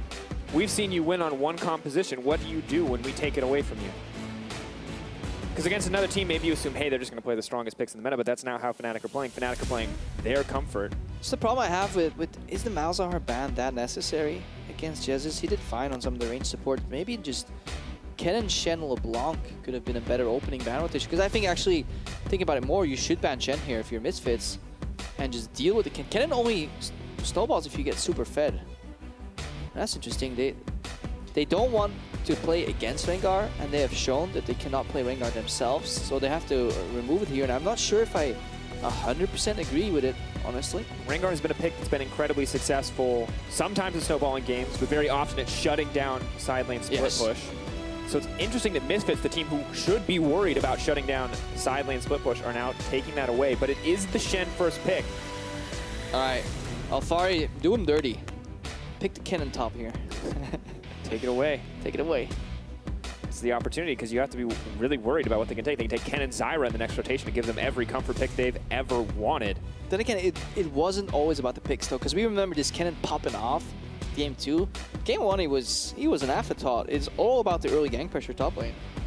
Yes, that's what I want to see. Misfits are well aware. They get the Elise this time. They say we're not messing around. No Rengar, no risky mid-game picks. It's going to be all about early snowball. You could even go as far as going Elise Syndra here. But again, this is also a great pick. This is engaged. This is also a safe laner. Ash is some of the strongest early laning phase in the game, especially when there's a wealth of range support still available. And worst case, you go something like Ashe Tom Kench, and you are still fine in lane.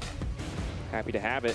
Cover comes out for Broxa. What are they going to round it out with? Yeah, they can't go the Zyra Kennen that you talked about because Broxa has incredibly shallow champion pool, so they need to go Lee Sin instead. And then now Misfits, they can actually pick their range support here and double squeeze Jesus if they want to. Or they can pick something that may let them bully out Soaz. That doesn't make sense to me.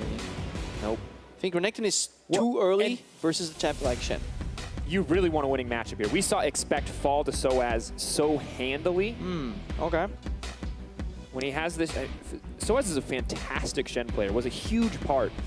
Ooh, the legacy player returning to the Fnatic organization this year. Honestly, a staple. You know, he was there with on many of the highs of the Fnatic organization. He is now put under immense pressure because there is one moment in the game that no top laner wants to play against, and it is the level 3 and 4 dive gank, push dive gank from Renekton Elite. This goes back to different years. It spans seasons. It has always been possible to really make somebody cry under his turret with this combo. Soaz needs to survive it. who better to know the terror too than the legacy player? But the new Shen with the zone. Yep. Spirit's Refuge, just thank you. ridiculous at, of course, mitigating all the damage under tower. Dagger Circle is what I was going to call it. Dagger Circle. But yeah. I really hope it's actually called Spirit's Refuge. I think it is. I think we're good. It's recognizable. I think it is. But that's definitely what you can use. I think it actually can absorb the Renekton W too. So very well timed. Spirit's Refuge can definitely save his Ruthless Predator, by the way, on the Renekton W. Ruthless Predator, by the way. Look, I played with Dracos. A few opportunities to shine.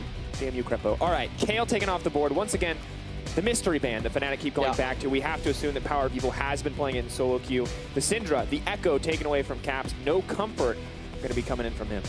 Yeah, mid lane matchup. This is usually where people pick support, especially when Ori Syndra are out, and then counter pick the mid lane. PoE could just go for blind Ahri though, knowing him when he gets hit in his champion pool, or the blind Rise here. There's definitely two options, and then leave Ignar to kind of decide what the composition needs. You know, does it need a Tom Kench? Does it need some more push? How hard is Fnatic going to invest into pushing bot lane, for example? Bot lane, once again, has not been the big focus. But if you want a safe mid lane pick, I would actually like this. I think this makes a lot of sense here for the Misfits. If he can survive, Vladimir is super nasty to play against. This, Fizz is actually an old school counter into mid lane Vladimir, because so annoying to play against, but it's a melee matchup. If you fall behind, it's also useless. Yeah. Pressure. Fnatic taking their time. Never 100% sure when they have what they're going to lock in, where it's going to go. But it looks like they're debating over it. Maybe used to seeing the tank Fizz in the top lane. For now, we're going to see Zyra on the bottom. They're buying time. Oh, we're still picking. I see an Ignite on Caps in the mid lane, and to me, that says that Fizz pick was real. He's thinking about it. Obviously, it is definitely an option. They wouldn't hover it randomly, but they're obviously thinking, what if it goes wrong? Again, you would play with 3 side lane champions. You don't want Fizz, Ken, and Shen, right? Maybe they want just a mage that can stay mid. The Victor, for example. Something safe, wave clear. Survive, you know, buy time. Because you already have your side lanes covered. Now it is going to be the Rise, however. They want yet another threat to push on that side lane. Someone who can look to win out in those 1v1s. But it's a hybrid. You also have mobility here. It adds to the chaotic shock calling. You know, Realm Warp into Stand United is definitely an option. And now, Ignar. Sassy coming out with the Misfortune. This is technically double flex. Ashe support exists. Highly unlikely, however. Look at throwback. This isn't a throwback. This is Worlds. Yeah. Well, Kennen. Yeah. Different worlds, but worlds. Worlds combined. By our worlds combined. We are a new metagame. A little 2015, a little 2016, a little 2014. Renekton, yep. A little 2000 everything with Lee Sin. Champion's been broken throughout the years. Elise, I mean, come on. We got everything here. We got the classics, we got the new flavor. We're looking at it. Misfits have opted for the old school counter pick, have opted for the Misfortune, and the comps it's risky, though. Selected. We got the Lee Sin versus the Elise. Once again, I feel like our attention has to shift there. Who can out-jungle? Who can make the bigger impact? Damn, level 6, this is going to be explosive. If Soaz can stand United into an aggressive engagement in the bottom lane, Zyra Kennen level 6 is double CC, but doing that into like an arrow and bullet time is risky. We could see a lot of explosions around the 8-9 minute mark in the bot lane. Just insane team fight potential from both sides. A lot of engage options. A lot of little bit of the wombo combos going back and forth. Pressure starts to mount for both sides. Misfits have nothing to lose here. This is just, for them, this is playoff practice, right? They could even experiment with the draft and be okay losing a game if it teaches them something for playoffs. We have to remember that. Fnatic, however, everything is on the line here. Yeah, if you believe in them, at LCS Esports, it's your last chance. You know what to vote. Take one last look at the compositions, at the players behind them. Before we get into game 3. The crowd is ready. We're ready. Teams have taken to the Rift. Ladies and gentlemen, this is game 3. This is playoffs. This is do or die on the side of Fnatic. Will they fall just short for the first time in the organization's history of the EULCS playoffs? For now, we'll watch the spider dance, though. Wow, what a great segue. I was like, all right, I don't know how to come down from that. Just let it linger. Just let it go. All right. Silence is the answer. All right, no more, or else still plant duels here. Obviously, Zyra got countered by Misfortune. A lot of people don't know it. It's because you can, if 2 plants are spawned together, the double up will definitely kill them. I think left tap deals extra damage to Zyra. And more importantly, with harassing and making it rain, you can just poke her out all the time. Make it very susceptible. This is a super strong poke lane in Ashe Misfortune, whereas Zyra really needs to connect the root and then get the cannon stun for the all-in. But I feel like the push advantage should definitely be on the side of Misfits. A lot of strong tools to keep the lane pressuring in their favor. You mentioned Ashe, insanely strong early game in this laning phase. A lot of AoE on the volley as well. Not something that Reckless really has the luxury of. Yep. It's going to be pretty rough, man. Of course, as you get later into the game, too, the MF just gets faster and faster. The slow on Make It Rain becomes larger. And also, if you look at Zyra ultimate, it takes like 2 seconds to channel. That's enough for bullet time to kill you at that point. Soul starts here for the jungle. This is an adaptation we've seen. In a world where all these junglers start Raptors, it's really hard for some of them to do that. So we see both the Lee Sin and Lee Sin hidden in the jungle, no leash, which makes it very difficult for these teams to expect where the second gank or the first gank is going to be, rather. But not set up for any early action on the top side right now. No surprise level 2 ganks. Yeah, but you could still see level 4 gank with a dive timing on Alphari top lane. You could also see every single bit of pressure being put in the bot lane, get a turret down, and then start rotating. So many teams, when Shen hits level 6, rotate into the Shen lane to prevent him from using Stand United. And if Misfits keep pushing, that could be a viable rotation that could just snowball the early game for them. Now we take a look at Broxa, just a fantastic player so far in the series. Both junglers having huge impact in each of their respective games, and they're both moving their way to the top side of the map. You see that ward being placed in the jungle, not in the jungle right now by Alphari. He can't afford to go for a deep Gromp ward because he doesn't know where Lee Sin starts. Lee Sin could path around, could be in his jungle, so he's going for a much safer approach here. Might be a little bit scared. Has to be careful. Both junglers work their way to the top side, but it doesn't guarantee top lane gank, top lane pressure. And Ashe, yes, Hawkshot comes out. Not worried about the laning power. Level 2 means he's going to spot out that jungler. When pushed, you can get the ideal Hawkshot that spans every single camp. You see what's down, you see what's up, and more importantly, you can find Broxa. So Broxa has been revealed, and Kakao is power clearing his jungle. He leaves no camp in his wake, and he's going for the fast clear top. Now, Broxa was revealed. Misfits know this, and they know they can expect him to gank the top lane. And it was the unpredictability of Broxa in Game 2 that allowed him to help snowball the team to keep the team moving forward, but this time they have all the information. Oh, bad communication. They saw actually Caps placed his ward. They saw him move into the brush here, so Kakao is now revealed because PoE didn't quite signal the fact that there could have been a ward there. Not what they need. Once again, small advantages in this series have made all of the difference. Junglers spot each other out. Yeah, and that prompts a reaction in the bot lane. When you're Hansama and Ignar and you see Lee Sin after a full clear topside, you know you can push for at least 40 seconds more. And Alphari as well, he gets the cover from Kakao, and this is what he did so well in Game 1. He just hovered around the lanes, not giving Broxa a chance to gank, and using the natural tendencies of these lanes to snowball, and he's going all in the top lane. Broxa has been to base already, and it bought up 2 longswords, whereas Kakao, he wants to make this play happen. Rinse and repeat from Game 1. They found success once before. That's a little early. Wow. We're going to erase those 20 seconds, just continue as normal. That's all. Anyways, let's continue. All right, now he's killing the Krugs. He's killing the Krugs here. Reckless lane gank from Broxa with the 2 longswords. Forward, misses the Q. No, connects it in the end. Does move forward. Ignar gets taken down. It's Broxa again. Yeah, when he pushes in the top lane and bases, you're safe for 40 seconds. If you stay for a full minute, however, you are prone to getting lane gank. What a good read here from Broxa. Skips the Krugs.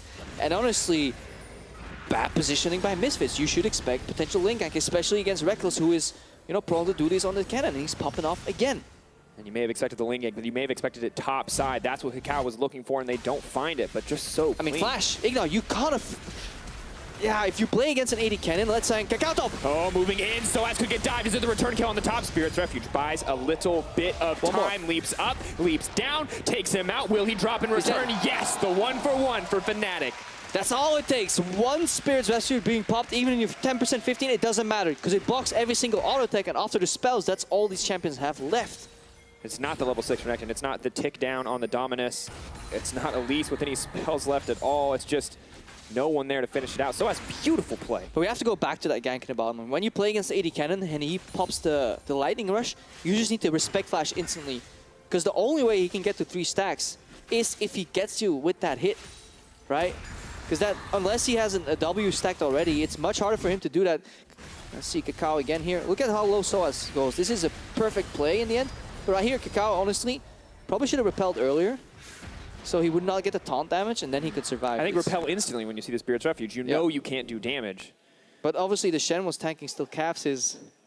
He's feeling it, man. I love this. Everyone else had in their hands. They're worried. They're scared. Caps is like, look, we're going to go out. We're going out in style. I'm going out with a smile on my face. And now, bot lane has no summoners. Reckless and Jezis, they're able to play aggressive, but they have Stand United to back them up. Yeah. They can go for the trades. That last play is so risky because you talked about it. He needs everything to come together to get the stun, right? But he stacks everything. He has potential for 4 He can still marks. get it if he does, obviously, auto into QW. You can stun it, but it's much harder to land the max range Q than it's to just give him a quick tap with Flash E. Well, he prepped it so well because he had both the W proc up, he had the second mark, he misses the Shuriken, but connects with the auto attack, secures the stun. Everything came together. And that's the spacing you need to do if you ever play against AD Cannon. Lower tier players will make it very obvious when they're stacking their W and run around with it. That's when you just back off and you give them the space. And no space for Misfits right now. They went from dominating the bottom side of the map to losing out very hard, and Caps is coming down. Oh, bot lane party. This is why you always leave that lane. Look at Soaz. He left the lane. Kakao needs to stop Stand United somehow, because otherwise it might just be a dive. But Fnatic, Far paying attention. They give it away. Leap forward, flash in, no Spirit's Refuge yet. He's stunned up. Can they get it? They're keeping it going. Kiss him. That's some damage. Misfits. Oh, that was so close. Just in front of the minion. A fraction of a second later, and he doesn't get it right there. Could have just thrown down the Spirit's Refuge, could have just walked away. Life in his hands as his team collapsed on the bottom side, but Misfits. Whew. And now they're racing for the turret. Who's going to get it? It looks like it's Misfits actually winning it. It's super close, by the way, so that one goes down. Together, they do get it. That is huge for the team. Fnatic too slow on the push. Hansama and Ignar successfully escaped the bottom lane play. If that's not communicated, if Power Reveal does not tell them, yo guys, Ryze is going bot lane, they have a Shen, the game ends right here. But instead, Misfits turn it around. They've seen enough of the bot lane parties after Game 2. They're not taking any more risks here. It's the adaptation that Misfits fans wanted to see. Fnatic, they're making all the right moves in this game. They're playing around the map, but they did not expect Kakao and Alphari to execute flawlessly. And Alphari is now the split pusher in the start of the game that's the strongest, but this is kind of a tag team wrestle match. Alphari will start, but then he moves to the side of the ring and he will get the hand clap from Power Reveal. Power Reveal will take over later. He will be the strongest side laner on this Vladimir, obviously with no teleport, but he got launched with 2 assists at least, and he is getting strong into the game now. Happy to have the Tiamat. Can't keep the pressure up. It's going to be hard for Shen to match where Renekton is bringing. Has the targeted CC as well. May just turn his sights to the mid lane. Fnatic also have a really good early spike team fight. You know, Lee Sin kick, Ryze ultimate to surprise somebody, the Kennen Zyra combination. They could fight for a dragon. But then again, they're fighting against a Renekton that could potentially join. Yeah, and you got the Ash, the Misfortune, and base damage is definitely something to consider. And it's gone. Alphari, when you get a Tiamat on Renekton, there's so much like animation canceling you can do. So brutal. There's like this video online that explains it much better than I ever can, but the amount of cancels you can do with like ultimate pop into WQ with weaving in Tiamat in between, you can one-shot people so fast if you know what you're doing. And Alphari definitely does. Proven it once before, so Soaz gonna have to back off because, you know, normally with Princess Predator, you stun them, you kind of stun yourself. When you have Tiamat, you instantly cancel that animation, and you get in 2 more auto attacks on top of it. It's just brutal. Kakao is leaning so much on the top side of the map, though, and he is exposing this dragon for Fnatic. Luckily for Misfits, in this case, it is a Cloud, so they're not losing too much. Could be much worse for them, but with the Ryze constantly looking to roam, will be a small benefit to Fnatic. And Sama is playing at a deficit again, though. Every single time there's such a big top lane focus for Fnatic and Misfits, Hasama loses the top lane, the bot lane duel, especially after that early kill in the bottom lane. Look at him, he's down 20 CS right now on the Ashe, only on Cutlass, and it looks like we're seeing a bit of a roam here. Big confidence coming in for the Fnatic lineup. They're diving! Out Kakao is the there! Realm Orb. Kakao leaps in, misses the Shen, the TP's coming in as well. That's a lot of people about to die, but it's not enough! Soaz getting one, Reckless is on the back line. He is untouched. Kakao, where are you going? That's not your territory anymore, or is it? Alphari looks for the turn. There's nothing the Kennen can do. Soaz looking for a way out. He's not gonna find it. Misfits turn it right back. Power of Evil, hungry for blood, looking for more, but he's gonna have to walk away. Oh.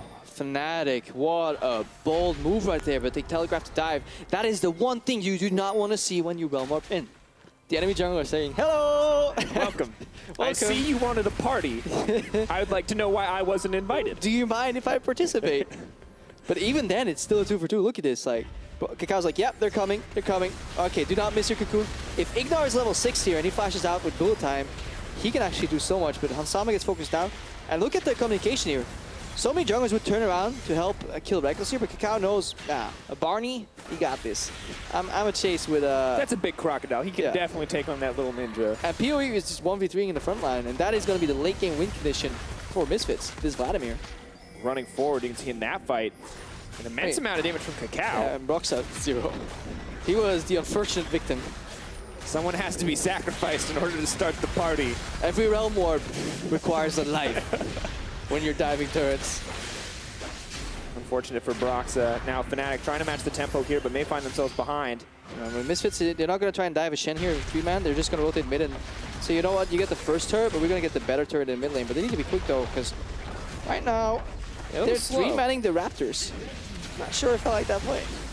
Wave is going to go down. Barekka's going to continue to pressure on top side. Will Fnatic look for a second tier 2? Will they respond? Kakao zoning off. Yeah, they will. They have to. This is such a good play. Fnatic is out-rotating Misfits rather, because they went for Raptors. Misfits is trying to catch up. They need a hawk shot. Yeah. We'll spot out the flank. Neither team going to push for the tier 2, but a lot of CS dying to that tower. Yeah, they can just run down, and they can actually catch Hansama here. Reckless, look at him. He's waiting. Sama's safe. Okay. Blast cones, saving the day. Sometimes, just want to take a trip to the bounce house, Crepo. But again, Fnatic, free turret. Turret for Raptors. Where do we wait? I'm going to weigh in the favor of turret, Crepo. I'm going to go with turret. We passed phase 1 of color casting exam. If that's phase 1, there has to be like a million phases. Or there has to be some exponential growth in difficulty.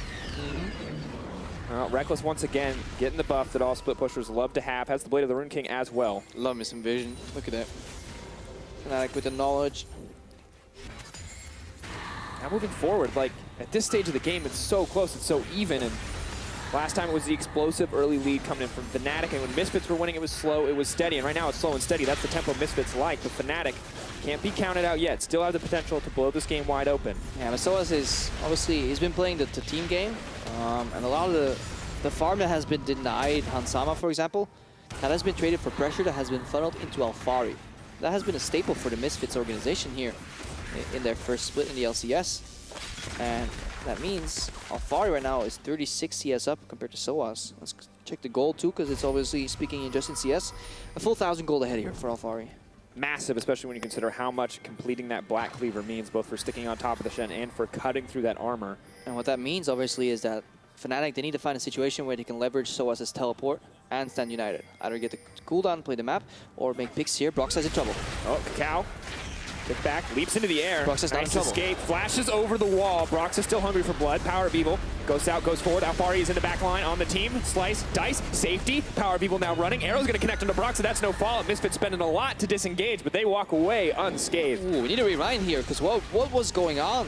Where Misfits end up in a play where enemy have Shen, and your AD carry and support are not close, and you're going blind into the enemy jungle here. I think Misfits luck out a little bit here. They played it super well, but this could have been very grim for them. Absolutely, burning multiple summoner spells just to get to safety. Multiple resources. Power of Evil, though, getting aggressive on the caps. Misfits straying right into the jaws of Fnatic. They see that tasty caps. They want to bite. Yeah, I feel like Misfits are honestly a little bit lost. I feel Fnatic are playing with much more direction and purpose in the last few moments. Plant spots out Kakao and Alphari. Top wave steadily pushing in. Reckless looking to respond. Will we see enough members committed to stop Alphari from getting aggressive? No stand united, and especially it was forced in level 10. It's actually quite huge because obviously every ultimate upgrade, it gets a cooldown reduction. Yeah, for now, 3 minutes. It's a long time. Definitely not where you want to be. TP is up and available, though. Not nearly as useful in a lot of these circumstances, but will ensure that SOAS doesn't have to give anything away quite yet. Yeah, but they need to match. The problem is this Vladimir on the side lane is not playing with teleport, so I can always force fight somewhere. But they have. He is the late game insurance. All the farm, if possible, should be funneled into Power of Evil because he can. Honestly, imagine a team fight where he lands on Reckless, Jezus, and Caps. He can still kill all of them in one go. That is the power of the Vladimir. It's just terrifying.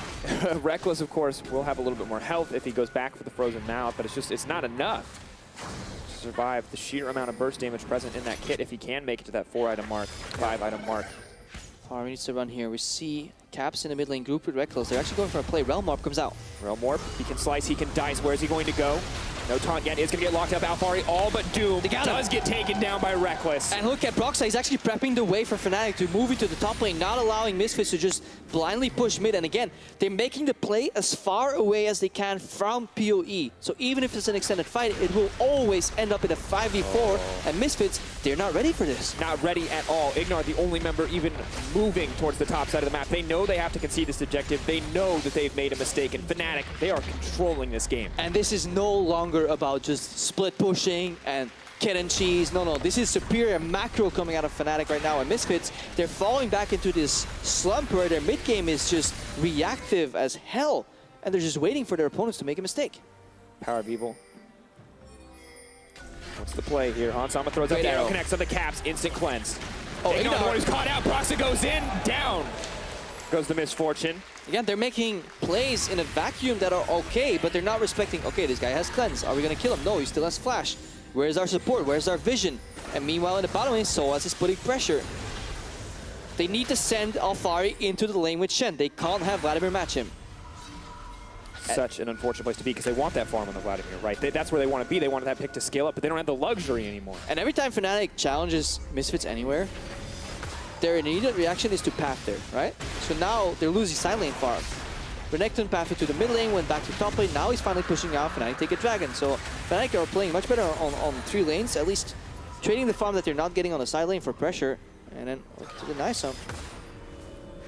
I mean, look at this. Look at the items in the mid lane. It's rough. It's Caps stacking up that tier. Got a lot of extra mana in the inventory. Just an Abyssal Scepter. Just MR present in Power of Evil. And that's not going to save you against Broxah, though. Against Reckless when it comes to these fights. It's just not there yet when it comes to being a threat. Yeah, Ignar places the ward, but he's like, guys, there's support in our jungle. Because they obviously got top pushed in, and that's why you need lane priority. And you need to group up with people when you play. You can't just go for the most obvious pick in the world against the guy with double sums. That is disrespectful. You can't just say, we're going to kill Caps who has cleanse flash in the mid lane.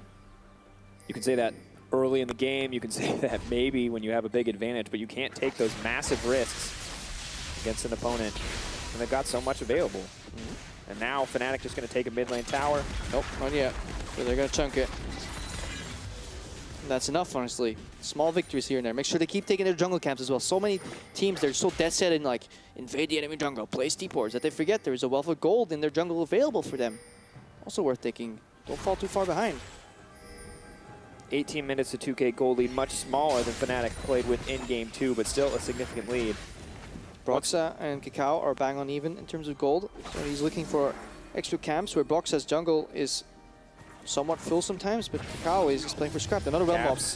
Realm Warp, where's it going to go? Power of Evil, he's been cut out. He's all alone. Pick for Fnatic. Yeah.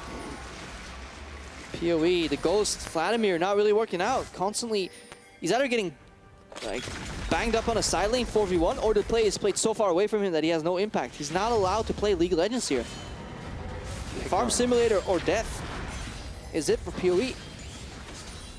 Unfortunately, he's going to play Farm Simulator for many, many minutes to come if he wants to even have a chance at coming back here, because the gold lead continues to grow for Fnatic, and they're looking to keep the gold lead growing to take down this tier 1 tower. Have to be careful though. You can't disrespect the Renekton in the early game. Like this guy, if he pops R, flash, EQ, he can tear anybody apart, especially with Cleanse still on cooldown very briefly for Caps. And no ultimate from Reckless either.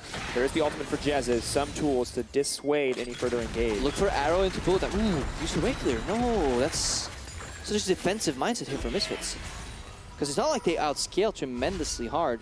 Like Ashe later, yeah, but this Renekton is definitely going to fall off. Even then, Ashe later needs someone to protect her. Stop the Kennen from the chain CC.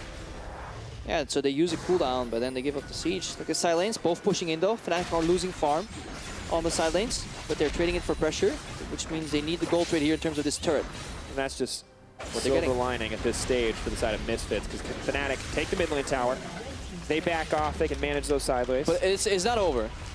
Even though we're looking at like a 3,500 gold lead here at 20 minutes, these long lanes become difficult to play. If Misfits soak up some farm here and Fnatic do not execute their Baron baits very well, it can definitely be a problem. But I'm loving the Realm Warps from Caps here. Smart, proactive. It feels like the second he hit level 11, he's trying to force that anywhere on the map he can. Things look pretty good so far. Misfits, though, I mean, very, very much down and out. Teleport. Cancelled. Okay, let's track that back. Soaz was TPing on the single deport in the enemy jungle right there, but he cancelled it because it was a bit too far off because there's no vision. Misfits have done a great job at denying vision in their own jungle, meaning that Fnatic have to play guessing game, who shows up where, and that actually allows Misfits to play their side lanes much deeper. They also got the Scuttle Crab, which delays Baron Nashor for a while, and Fnatic are playing for scraps. Not a whole lot to go to either team right now, but that's exactly what Misfits wants. Want to buy a little bit more time, want to hope to potentially find a pick here. Yes, because that's what their lineup is built for, essentially, too, when they have the 3 in the mid lane. Ashe, Misfortune, Elise should be able to chain CC a target and DPS it down sufficiently, and that's what we're seeing right now. Grouping up, ignoring Kakao. This has been their strength. This has been a point they could leverage over Fnatic, where Jezis and Broxa were not always on the same page. Jezis, Broxa, very separate parts of the map right now. That could be a flank, though. Ooh. Jezis and Reckless sticking together. Look at Reckless. He's looking for potential ulti if somebody CCs. Misfits crawling together right now, but Soaz on the side lane. This is the pressure on Misfits. Somebody will need to deal with Soaz. Arrow goes out. Off. Arrow does connect onto Reckless. Where is the follow-up? It's nowhere. It's too far. This is Fnatic basically playing the pressure game so well that Misfits are making unforced errors. Caps moving into the mid lane. He's going to look to back right off. Soaz turns his attention to the bottom side of the map. There's no CC to threaten on the Caps there. He has the cleanse as well. He's just positioning for the rotation. He can go bot with Realm Art, but if once he sees he does not need to, he goes back to the mid lane. He can always Realm Up into a fight. Fnatic are actually playing on 2 lanes so well that Misfits, they're lost. Look at what they're accomplishing. Top push and some vision around Nashor, but all the lanes are belonging to Fnatic. This is not a trade you wanted to take. Once again, this is the situation where your opponent is bleeding out. Fnatic are just speeding it up, 1 cut at a time. And it's slow, but tension is definitely rising here. So many fans, whether it's online or in the studio right now, they were cheering for Fnatic to take the series. Then game 1 happened. They're like, whew, it's looking grim, boys. It's over. Hashtag rock win. And then game 2, what a smashing performance. And then this, much different. The difference, too, is that the game 1 we attributed to a single gank, to a smart play coming from Fnatic. But it was still that 1-3-1. It wasn't pure out macro. But at this point, it's been Fnatic completely and utterly outmaneuvering the Misfits. Yeah, definitely punishing this Vladimir pick. It requires time to scale, and you can't afford to die, because champion is so good at being really annoying. Flash, Ghost, Pool, you should not die on a side lane. But now it's actually Misfits with a moment of pressure. Soaz isn't bot lane yet, he is basing now, which means Alphari can actually push the wave in, disappear, run topside, and force a play. I think that is the best call for Misfits to make right now. Look for Arrow. Reckless is in a brush. He's Arrow, there it is. Out comes the Shen ultimate. Exhaust goes down. They're trying to keep this one going. Realm Warp right on top of Hot Summon. There's the taunt. That's a good start to the fight. Kakao is in the middle of no man's land, and Alphari, he wants to move in. He wants to make the hero play. Alphari can still maybe carry this fight, but PoE drops. He's down. It's only Alphari. 1v3, Alphari, you are not enough to stop Fnatic. They're pushing in. They're looking for more. What a fantastically fast reaction from the Fnatic lineup. Reckless was caught. They did not expect him to get caught there on a ward, but holy moly, he turned that one around. He went for the instant QSS into the aggression. They didn't press tab. Nobody in Misfits was ready for the possibility where Fnatic actually turned that play upside down onto them. And in a world where AD carries QSS and flash backwards, Reckless is the man who goes in. Yeah, and look at Ignar. He's playing a mage that has to be long-range ER combo. He got so close to Reckless that he wasn't allowed to participate in the fight. Watch this again. So they find him. This is beautiful. Instant Realm Warp. Jezis to Caps. Reckless buys time. What is Ignar doing? He's too close. He even flashed in to follow up. No. You have to be the re-engage. Broxa is like, guys, I too am part of this team. And then Alphari, yeah. I mean, at this point, it's just over. There's nothing left. Damn, Reckless, man, with the QSS. And this is, yeah. Oh. Okay, they saved it. They bring it in. They bring it in. I got scared for a second. They were about to do the turkey, you know? Yeah. That's your concern right now, Crepo, is the turkey? Fnatic on the precipice of making playoffs. For people that were unaware, obviously that was Rocket's coach grabs. Now Ignar got grabbed. Moving forward, looking for a little bit more. Brox is going to take him down. Misfits, can they turn this one back? Has Soaz gone too deep? Reckless holding back.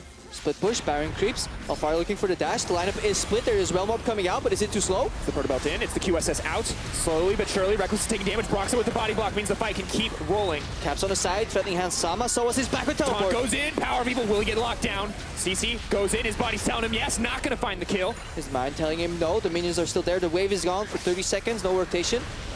But Fnatic, they're fine. Holding on because PoE is really low in base right now. Go speed up that wave. If you walk to the wave, it goes faster. Reckless knows this.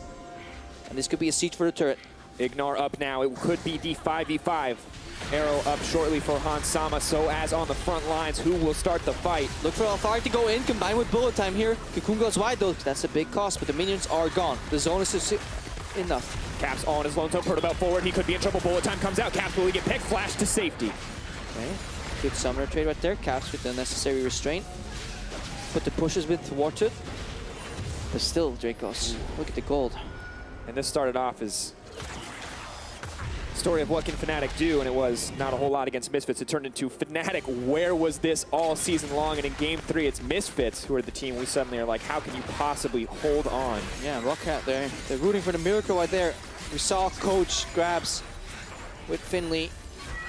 New coach for Fnatic here, Fnatic Kuwait. Reckless just keeps the pressure up though. He's done great work with this Fnatic lineup, definitely trying to claw out of their slump. They took G2 to game 3. Could have definitely won that series. Under pressure, he managed to get everybody on the same page, and we see very different reactions to stress environments in this Fnatic lineup too. You have Caps, who's always smiling, Broxah, who is literally like scared to death if you watch him on stage sometimes. Reckless, kind of reclusive, you know, on his own. To manage all these different personalities and get them amped up on the same page is a very tough task, and that's honestly what has been affecting the Fnatic organization, because in so many interviews they come out and they're, you know what, we have great players, but we do not have a great team. Not on the same page, not always willing to play the game together, not always getting along or functioning well. But today, whatever differences they had, they have put them aside. Or just not that they don't get along necessarily, because that's speculation, but just because they can't find a suitable communication style. It's very hard to get that, you know. Different players react differently to different situations, whether it's losing scrims, the way people react to ganks, anything. Anything can trigger a reaction that is just not beneficial to a team environment. Right now, Fnatic focused, set their sights on playoffs. But this is beneficial to a team environment. Yeah, winning, nothing cures what ails you. Yep. Like winning. Winner, winner, chicken dinner. Fnatic, take another turret down. Look at him, Baron power play, slightly below average, but I think they're okay with this. Pretty happy to have it either way. Tier 2's broken. Fnatic now have a lot more space to play with Ignar. Ignar is 0-5 on his Misfortune support. He has not worked out. He's about to go 0-6. He's dead. Yep. Chalk it up. 0-6, and this is bad news. Reckless just wants to keep the ball rolling though. Stun on PoE before pool. Nope. Comes out forward. Reckless still running forward. Massive heal there. Going in. Arrow goes wide. Heal comes out for the movement speed boost. Defensive ultimate coming in from Reckless. He leaps back to safety. Alfari is all alone. Caps running in on the side, looking for the snare. Caps is dealing so much damage right now, and Soaz is untouched. Alfari takes him down. Soaz looking to get a little bit more. Caps, the one tank in the tower. This could be bad news. They move forward. Caps, stun from Reckless. Yes, the team, they just disappear. Reckless, though, all alone. It does not matter. 4 members cut down on the side of Misfits. Broxah was playing a team player. He prepped that mid lane wave, which means right now, Fnatic have an avenue to potentially end the game. Moving forward, looking for more Fnatic. Misfits, what is left for them to hold on? So us tanking the turrets here. One in hips, poised to fall. I think it's 18 seconds. This could be it. Looking for more. Broxah wants a moment to just win this out. Ignar gets taken down. Kakao is running for his life. Gonna retreat back to the base. Fnatic tower in their sights. Nexus in their sights. Playoffs for the 9th time in a row. Fnatic make their home at the top of the EULCS.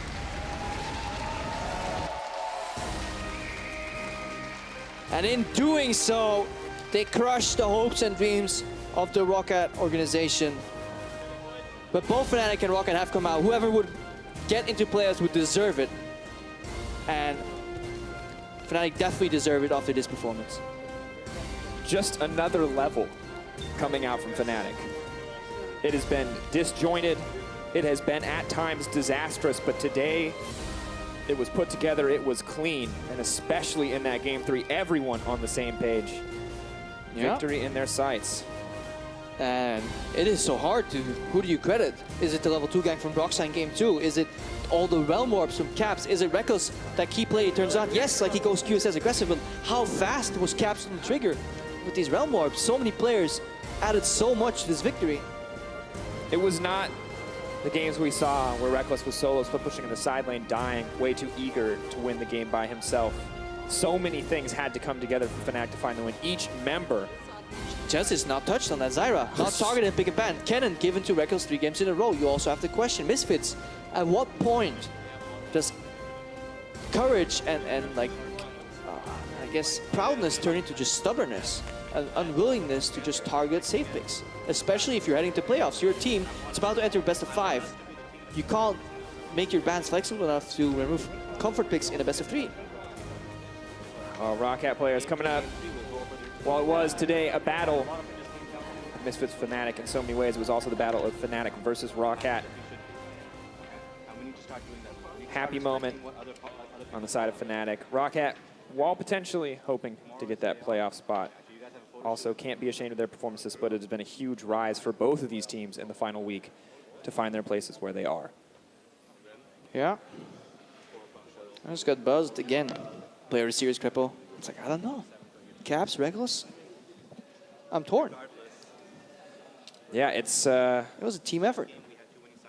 So many clutch moments from so many different players. And I feel like Reckless started so many of those fights, but Broxa also kind of single-handedly won a game with the level 2 gank when we look at how it unfolded. I mean, yes, I think actually, while we tunnel on the level 2 gank, and that was definitely the one to start that, looking back, it also was a counter gank in the bot lane, right? Punishing that Cacao double leap. Which was the aggressive play, which is Broxa being in the right spot, But again, which was Cacao being too tunneled on the top side. And who went in there with the Maelstrom?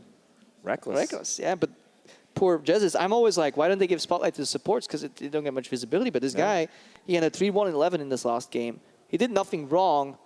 That's always the struggle with like MVPs votes. Is like, especially when I look at like Sven, I always have to ask myself, what could he have done better this game to deserve it? I was like, I don't know, played pretty perfect, but it's not flashy, right? Yeah, it's. Let's give the MVP to Daylor. He's been gone for a while. He needs one. He needs something. Get something. People were so triggered about. No. Yeah, it's tough to say. I think Reckless played well, though, on the Kennen. I think he's definitely in the running there. Conveniently, it looks like the votes are in, and our player of the series is, in fact, Reckless, and I would say well-earned. Yeah, definitely so. Key moment, every key moment in the series. You know, whether it was that counter gank in the bot lane, he was involved to turn around QSS to go aggressive. He's not afraid to just fight. Because so many people are like, oh boy, I've been on a ward. Because you don't randomly get an arrow in a brush, right? Yeah. That means the opposing team knew you were there for quite a while, and you could QSS flash E out, and the play resets, and you're going for the next one. Now this guy just and that's what we would have seen from Misfits, right? We would have seen them back off and say, hey, we don't like this play. This is not on our terms. And Fnatic say, let's go for it. And then you want to try to fight on your terms. Well, we got a Rise and 3 more members of our team ready to go in here. So looked good for the team overall. But Fnatic take the series to secure their playoff spot. For more, Pyra is ready with their coach and mid laner. Thank you very much, gentlemen. Great cast on the day, but Fnatic managing to secure another playoff spot, and it was looking grim for a while, but you guys did it. Caps is the new mid laner coming in on this legacy team. What does it mean to you to secure that playoff spot? So I think we took for granted, maybe you can say, or we at least didn't think that much about securing playoffs. We were more like, I mean, Giants and Rocket looked like the bottom team, and we didn't expect them to improve like they did, or like at least Rocket. So it was more the last couple of weeks where we realized, okay, Rocket are actually really good. And then yesterday I was like really hoping for G2 to take the game, so we could just have like a more relaxed day today. But they ended up taking down G2. And we still had to prepare for Misfits. Yeah, you guys had to take down one more final boss to make your way into playoffs, but you will be there. And Finley, it feels like your transitioning to coach has been a big part of that. Now you've been in for about 3 series. You're adjusting. How does it feel to be as a coach of this org after only so many weeks in making playoffs for them? Well, I think a lot of the credit needs to really go to the players because, you know, I'm not really a coach. I try my hardest to get them prepared and to get them ready, and I give them suggestions, and I work a lot on draft phase and preparing champions for the whole week. But really, a lot of the performance just comes from the guys. You know, when Nico left, they realized that they really have to step up as players, and we just found our style, and we've just been going with it, and it's been working well. found something that's worked for you, and it seemed like you mentioned in your feature a couple weeks ago that the team had really solid players but weren't like always meshing together. It seems like when it counts, y'all came together. And Caps, did you feel that in that final series? Yeah, I definitely feel like that we stopped trying maybe to play the perfect game, but we tried to just capitalize on our opponent's mistakes, because in EU right now, maybe the whole world haven't played against the 4 teams, but at least in EU, every team makes so many mistakes, even the top teams, which means that if we just capitalize on their mistakes instead of trying to play the game perfect, we will have a lot better results. Well, it seems a very realistic expectation, and now with the next couple of weeks ahead of you guys, do you feel the expectation from the fans, from the org, from everybody to just go as far as you can in playoffs? How does it feel to still kind of have that on your back? I feel a lot more comfortable right now than I did a few weeks ago, just because this style fits us a lot more, where it's like more messy, I can say, more like there's more skirmishing, etc. Compared to where we were before, where we tried to just play very slow and very thoughtful, but now we just like, let's fight. Caps' mouse was also, I think, a bit dodgy for the whole split until these last 2 games, where he got a new one and then he carried alone. So we got a new Caps coming into quarterfinals, I think. Oh, wow. Okay, so make sure your peripherals are nice and set. I know what that's all about. Okay, speaking of playoffs, you're going to have H2K up next. How are you feeling about taking that team on? It's going to be fun to play against FNC again. But yeah, I think H2K are definitely a really strong team. But I think our early game is better than theirs. And I think if we can basically fix our like mid to late game shot calling, which I think today we did really well, especially in this 3rd game, was really clean. So I mean, if we can play like that, then anything can happen against H2K, and that's what esports is, right? Like Rocket came, they won 6 games in a row. Today we beat Misfits, we nearly beat G2, so I think anything can happen. Absolutely. At the end of the split, I mean, it's like you said last week, Caps, best story could be Rocket wins, then we have to win out. You guys manage it, and it's very impressive. Now, I know it's been very important for you guys to have a lot of the fan support. You've been very outspoken about it, especially for an organization that is expected to succeed. Do you want to say anything to those fans? I want to say thanks, especially after the, I'm not sure what it was called, but after the interview with Finlay. A lot of fans have been talking about this topic, and they have been very supportive. And instead of like saying, we are not the top team right now, they're more talking about like, we still believe in you to become the best top team. And I think that has at least for me, it means a lot, because it's not like I'm expected to perform, but instead I have the support to perform. Yeah, I want to say huge thanks to the fans, because ever since that interview, the fans' support has been crazy huge. And I think it's really actually lifted the players and made a big difference. But I also want to say big shout out to Rocket as well, because they've been playing insanely well the last few weeks, and they deserve a spot in playoffs just as much as us. So unfortunately, we can't both be there. So big shout out to Rocket. They did great. But unfortunately, I mean, fortunately for us, it's going to be us going to playoffs. And if I can just add on that, I will say that for playoffs, we have, I can promise right now that we're going to continue Rocket's winning streak, and Rocket didn't die for this. Okay, wow, big words, good feels all around. Thank you so much, gentlemen. Congratulations on your playoff berth, and I can't wait to see how it all goes. For now, though, we got to send it off to Shocks and Crew for the post-game lobby.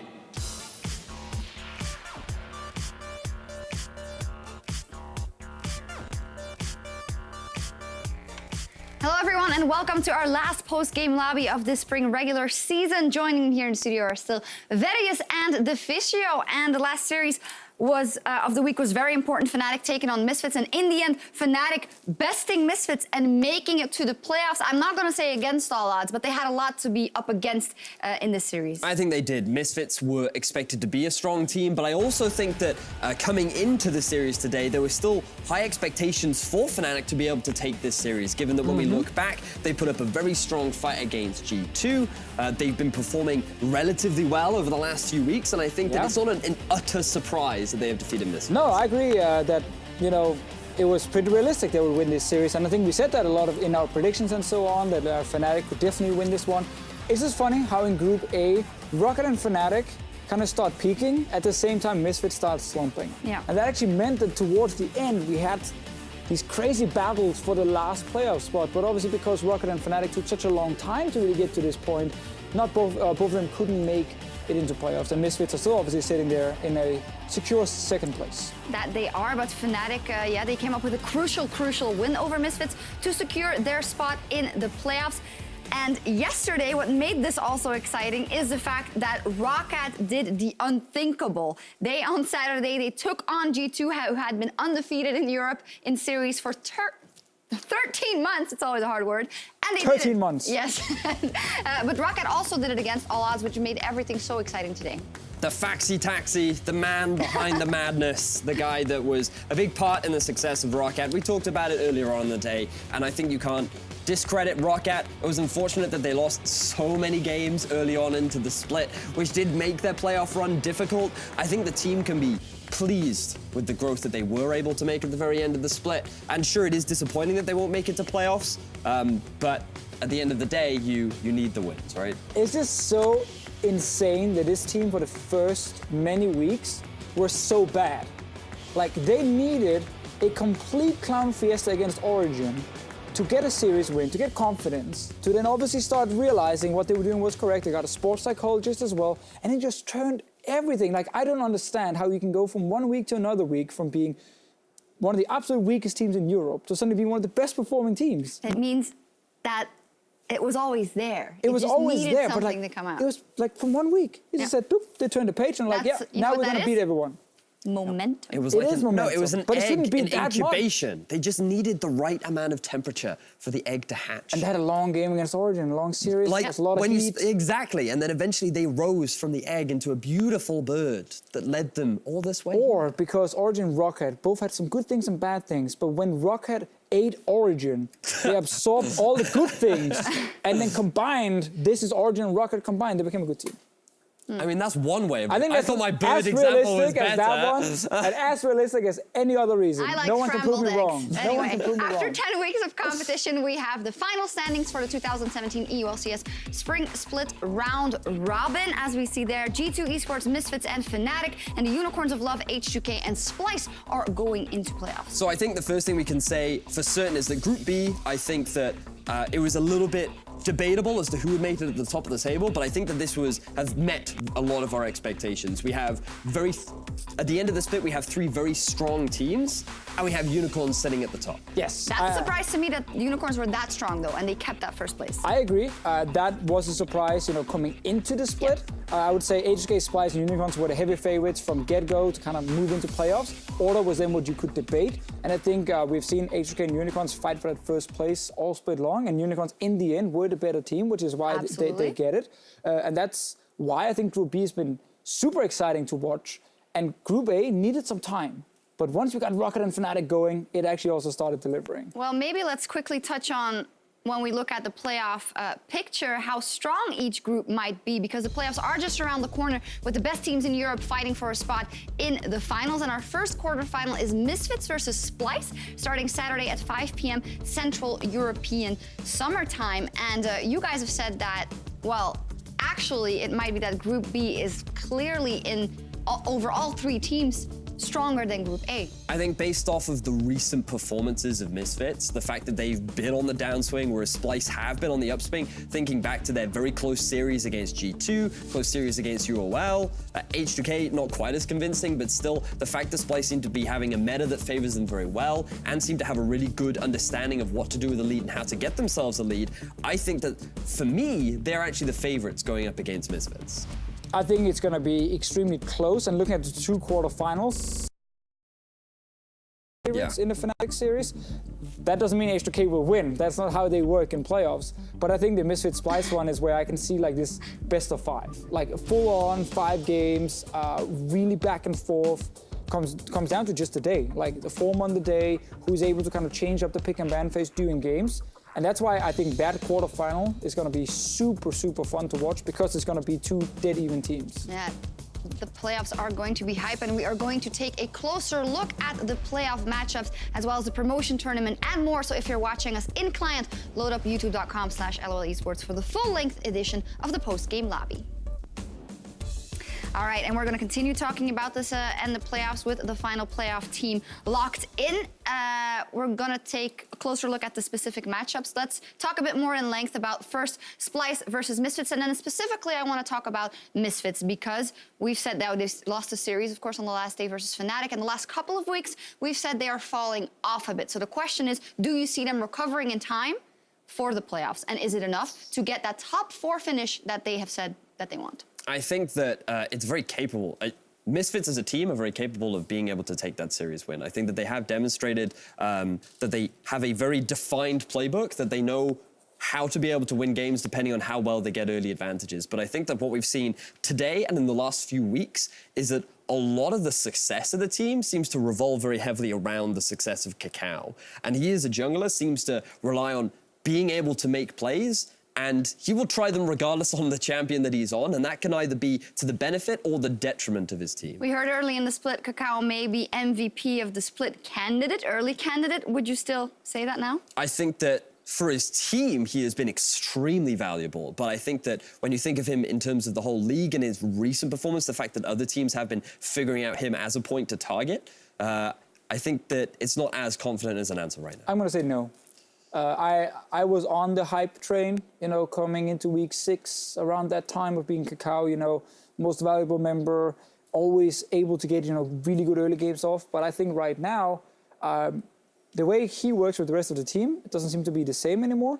And I think something that has been talked about from the Misfits coaching staff, where figuring out the new jungle paths, you know, kind of building on top of what you had from the start of the split, is where Kakao maybe has slowed down a little bit. The teams who went to IEM benefited so much from especially the jungle, and Misfits didn't have that luxury. They are now picking it up, and I think another week is going to help them a lot. But I think people have maybe noticed a few trends in also champion picks where they could target Kakao. We saw him value the Elise early. We see some early success on it, that's fine, but other picks you didn't see the same, and that is an issue. But Misfits just, it's strange, because I think just the mid game, especially when they're behind, like you have the stat, I know, because we talked about it before. They have now lost, or won 2 and lost 10 games where they've been behind at 20 minutes. Right, so when they fall behind, so often you watch the game and you're just like, well, where's the opening? You know, where are they going to do anything? It's like, actually, they can't really do anything here. They're not setting up to do anything here. Oh, now this guy got caught, he's dead. Oh, now they lost the tower again. Now the enemy team's setting up Baron, and they become so passive. And I hear from so many players saying, well, they didn't do anything. We just kind of took the entire map and then that was it. When they get early leads against Misfits, and that's a huge issue. Yeah, that's definitely something that they're going to have to work on together with their coach Hussein as well. But in the context of this matchup versus Splyce, you talked a lot about Kakao. So where do you see big discrepancies in the singular matchups? And does it matter, or is the fact that they are that passive in the mid game something where Splyce could take big advantages of? I actually think when I think of Splyce, I'm largely thinking of the bottom lane, especially in the recent weeks. I know we had a bit of a fun game earlier in the day, but it's also a highlight of the synergy that you have between Kobbe and Mickey. They've been playing together for a while now, and when you give a playmaking champion to an individual like Mickey, he is really good during the laning phase in particular. Like, sure, he might make a few questionable decisions come the mid and late game, but during the early laning phase, that bottom lane is extremely powerful for Splyce, and I think that that is actually a big window that they can look to take advantage of. Yeah, I think the lanes are really even, like across the entire board here. I think Alpha and Wonder also up in the top lane, like are 2 of the big superstars you can look at on these two teams. Mid lane though, talk to me about Power Vivo versus Senkox. Well, that's the thing. It's so rare that either of these 2 mid laners are the ones getting that one early kill and then takes it and use it to get 5, 6 other kills. I think they've, especially Power Vivo has been insanely consistent. Where I think Senkox maybe has gambled a little bit more on some of the plays he's making, where there is definitely openings for Power Vivo. But I don't think in the laning phase it's going to matter. I think that's going to be really even. And that's the thing. I actually think across the entire thing, the most exposed one is the jungle matchup, where Trashy will try and match the early game of Kakao, and if he succeeds, he might be more impactful. That sounds like a super close matchup. So if we talk now about the other one, the other quarterfinal, H2K going up against Fnatic, you're more inclined to say, well, H2K should have an easier time versus Fnatic, obviously. But what trends that we've seen the last couple of weeks are we taking into account here? Because if we say Fnatic has a resurgence, we also have to be fair and say that H2K has not shown us top-tier League of Legends for the entirety of the last 3 weeks. Is that fair? I think that's a fair statement to make. I think that H2K, especially in, like, I think back to their series versus Origin, where they received some criticism towards when you're going against a team like that, you expect to have much cleaner play. Very similar to how they played against Splyce today, and obviously Splyce made it a little bit easier for them. But the premise is there, right? You expect clean control during the early game. Jankos is a jungler that's renowned for building up leads during the early game, and then given that H2K is such a methodical team, the logic is that they'll just use that lead to be able to just swiftly take tower after tower, objective after objective, and just close out the game. And recently, come the mid game, they tend to take some of these questionable fights. Like there was a big criticism around IEM, and when you look at their recent performances, some of these issues are still sticking around. I think what Caps talked about punishing mistakes more. Maybe Fevin. Maybe Fevin, let's call him that now. But no, about like how Fnatic have changed the style. It's more about not forcing so much on their own, but more punishing what the other team is doing. And then like fight. I think that style makes sense, but I don't see H2K make that many mistakes before we get late on in the game. And that's where I can be a little bit concerned if I'm Fnatic. Because if you start falling behind in these games here, which we know a jungler like Jankos can do, and the lanes are very strong on the side of H2K, you might not get that many openings. And I also think having a full week to VOD review and prepare pick and ban phase against this Fnatic lineup, who's now shown this very specific style they're using, would benefit H2K more than it would benefit Fnatic. Oh, and let's not forget that Finlay said it himself in the post-game interview. Yeah, I am the coach, but obviously I don't have the wealth of experience that our coaches do, and he's going up against the most experienced coach in the EULCS. Yeah, the most experienced, who's now had an assistant coach in Stardust with him all split long. They have Chris there, the manager, for the entire split as well. Like, it is not often H2K have had the same staff for the entire split they have now, so they should benefit more from an extra week. I think Fnatic, if they could play the game right now, they would take it and just say, yeah, you know what, no prep time, let's just play. And then I think Fnatic would have a better chance. Yeah, we'll see. The final thing I do want to say about that, just for Fnatic, we also saw it in a post-game interview, obviously the fans rallied then behind them, and the fans have had to endure a bit. This split, and I just want to see the hunger. If Fnatic shows up, and even if it is with the same strategy, they absolutely have to play to win, and I think they have to. We always say, oh, it's built on the pillars of Reckless and Soaz and the old schoolers, but I feel that the energy of a Broxa and a Caps is what has made me enticed by Fnatic today, and the fact that they seem so happy and hungry that they have made it, and that's kind of the positive energy that you want to see translate onto the Rift. Well, naturally, I think that one of the things that me as a viewer has always wanted to see from Fnatic is them having fun and enjoying playing as a team and together, and that's something that we've been seeing more from teams like Vitality now that they have nothing to lose, and I feel like today we saw a glimmer of it towards the end of the series once they know that they've been able to lock in playoffs, and coming into the quarterfinals, I think that it is a really big thing for Fnatic to change that mindset of just being like, look, we've made it to the playoffs on our first split. Yes, we've had a really rough time, but H2K is an opponent that we can challenge, and all we need to do is come together as a team and figure out how to beat them. We've also seen Broxa have like really good early games, especially on Lee Sin, mainly on Lee Sin. If he's able to do that again in a playoff series, then that's a big thing for them. Sadly for him, when that champion gets removed, we have seen a much different performance. And in a best of 5, it's hard to kind of stick to 1 or 2 picks only. So that might again be a little bit of an issue. But I think actually, yeah, people like him, people like Caps, they can come in the first series and do extremely well. That is huge for Fnatic. And I think the same for Misfits. Like you talk about the positivity. I think what we liked so much about Misfits was how these guys came together with Kakao, even Ignor and so on. Like these guys were kind of giving some energy to the rest of the team.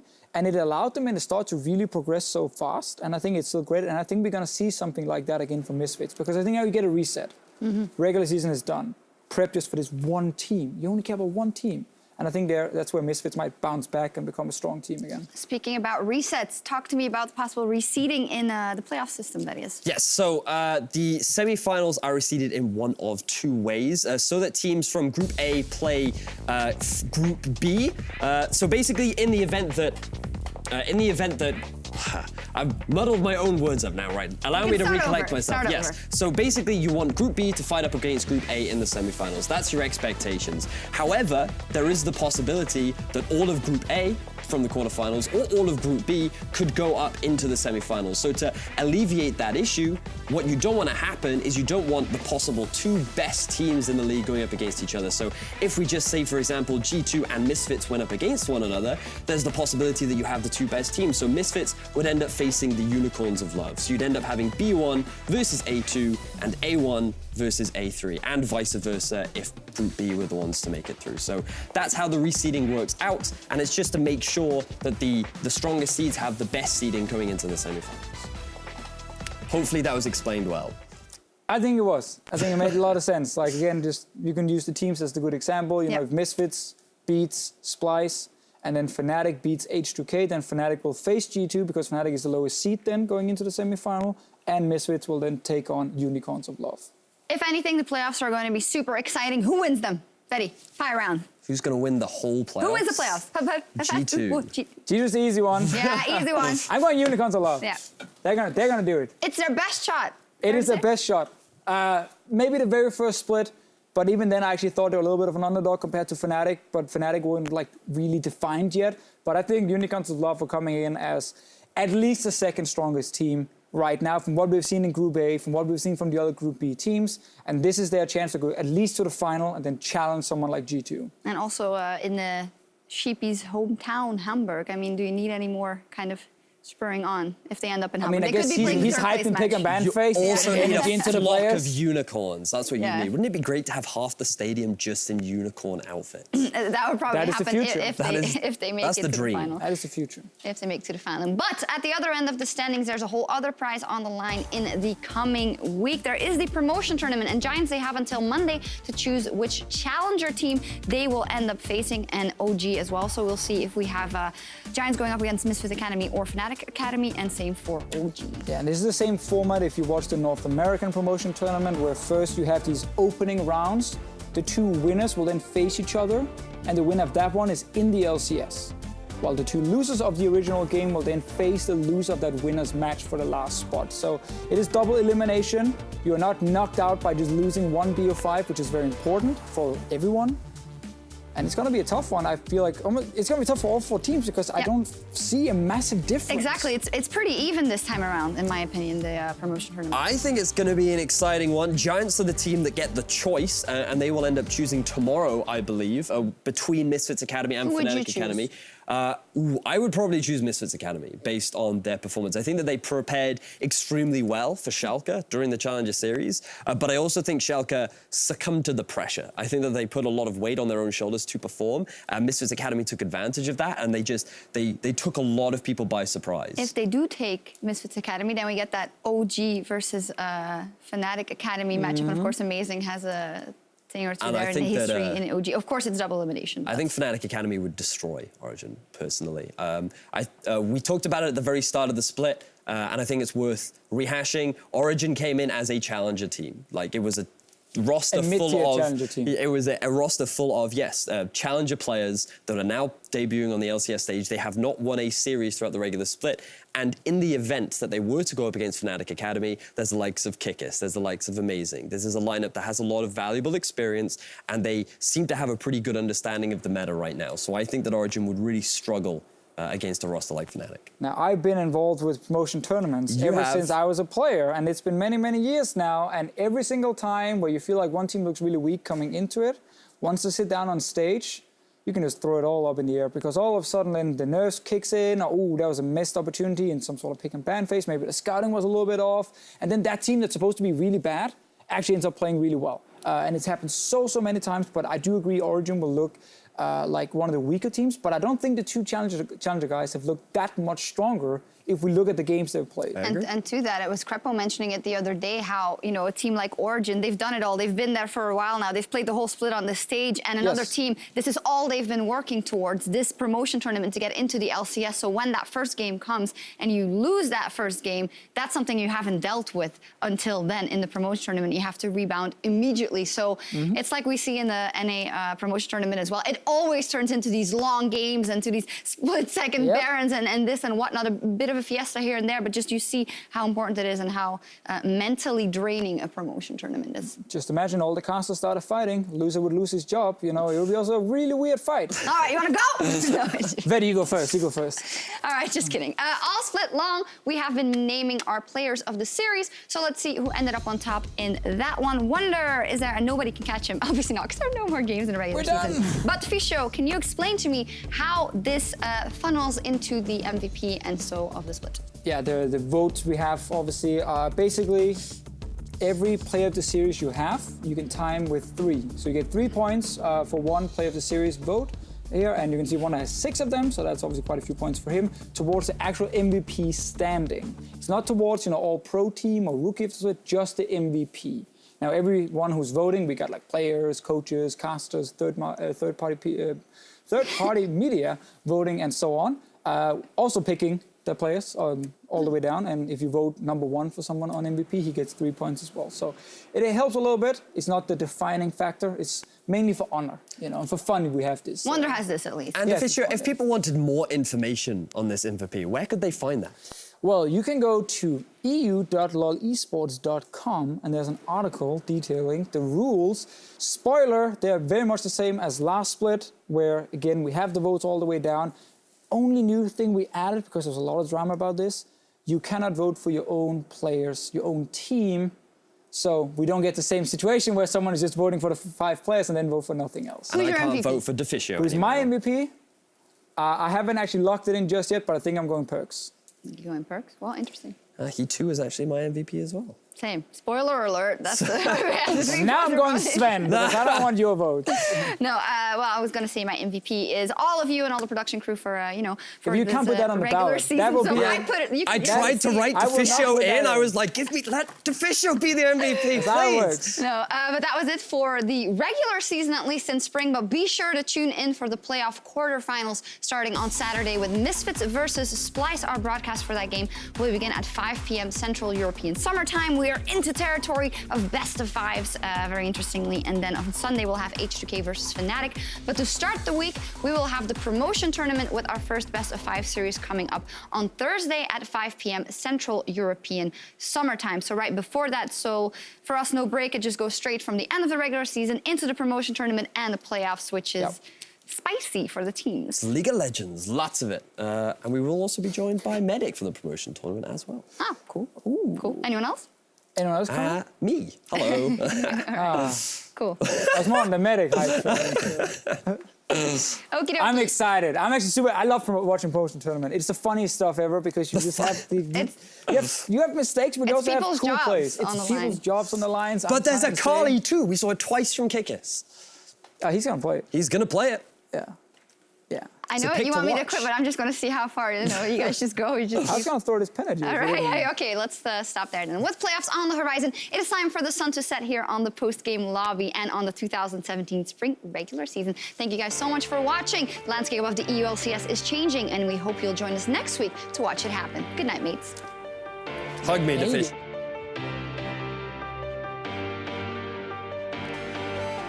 Jankos turns it back around. Oh, it looks so good, though. Wait, the laser! Oh, that one hurt.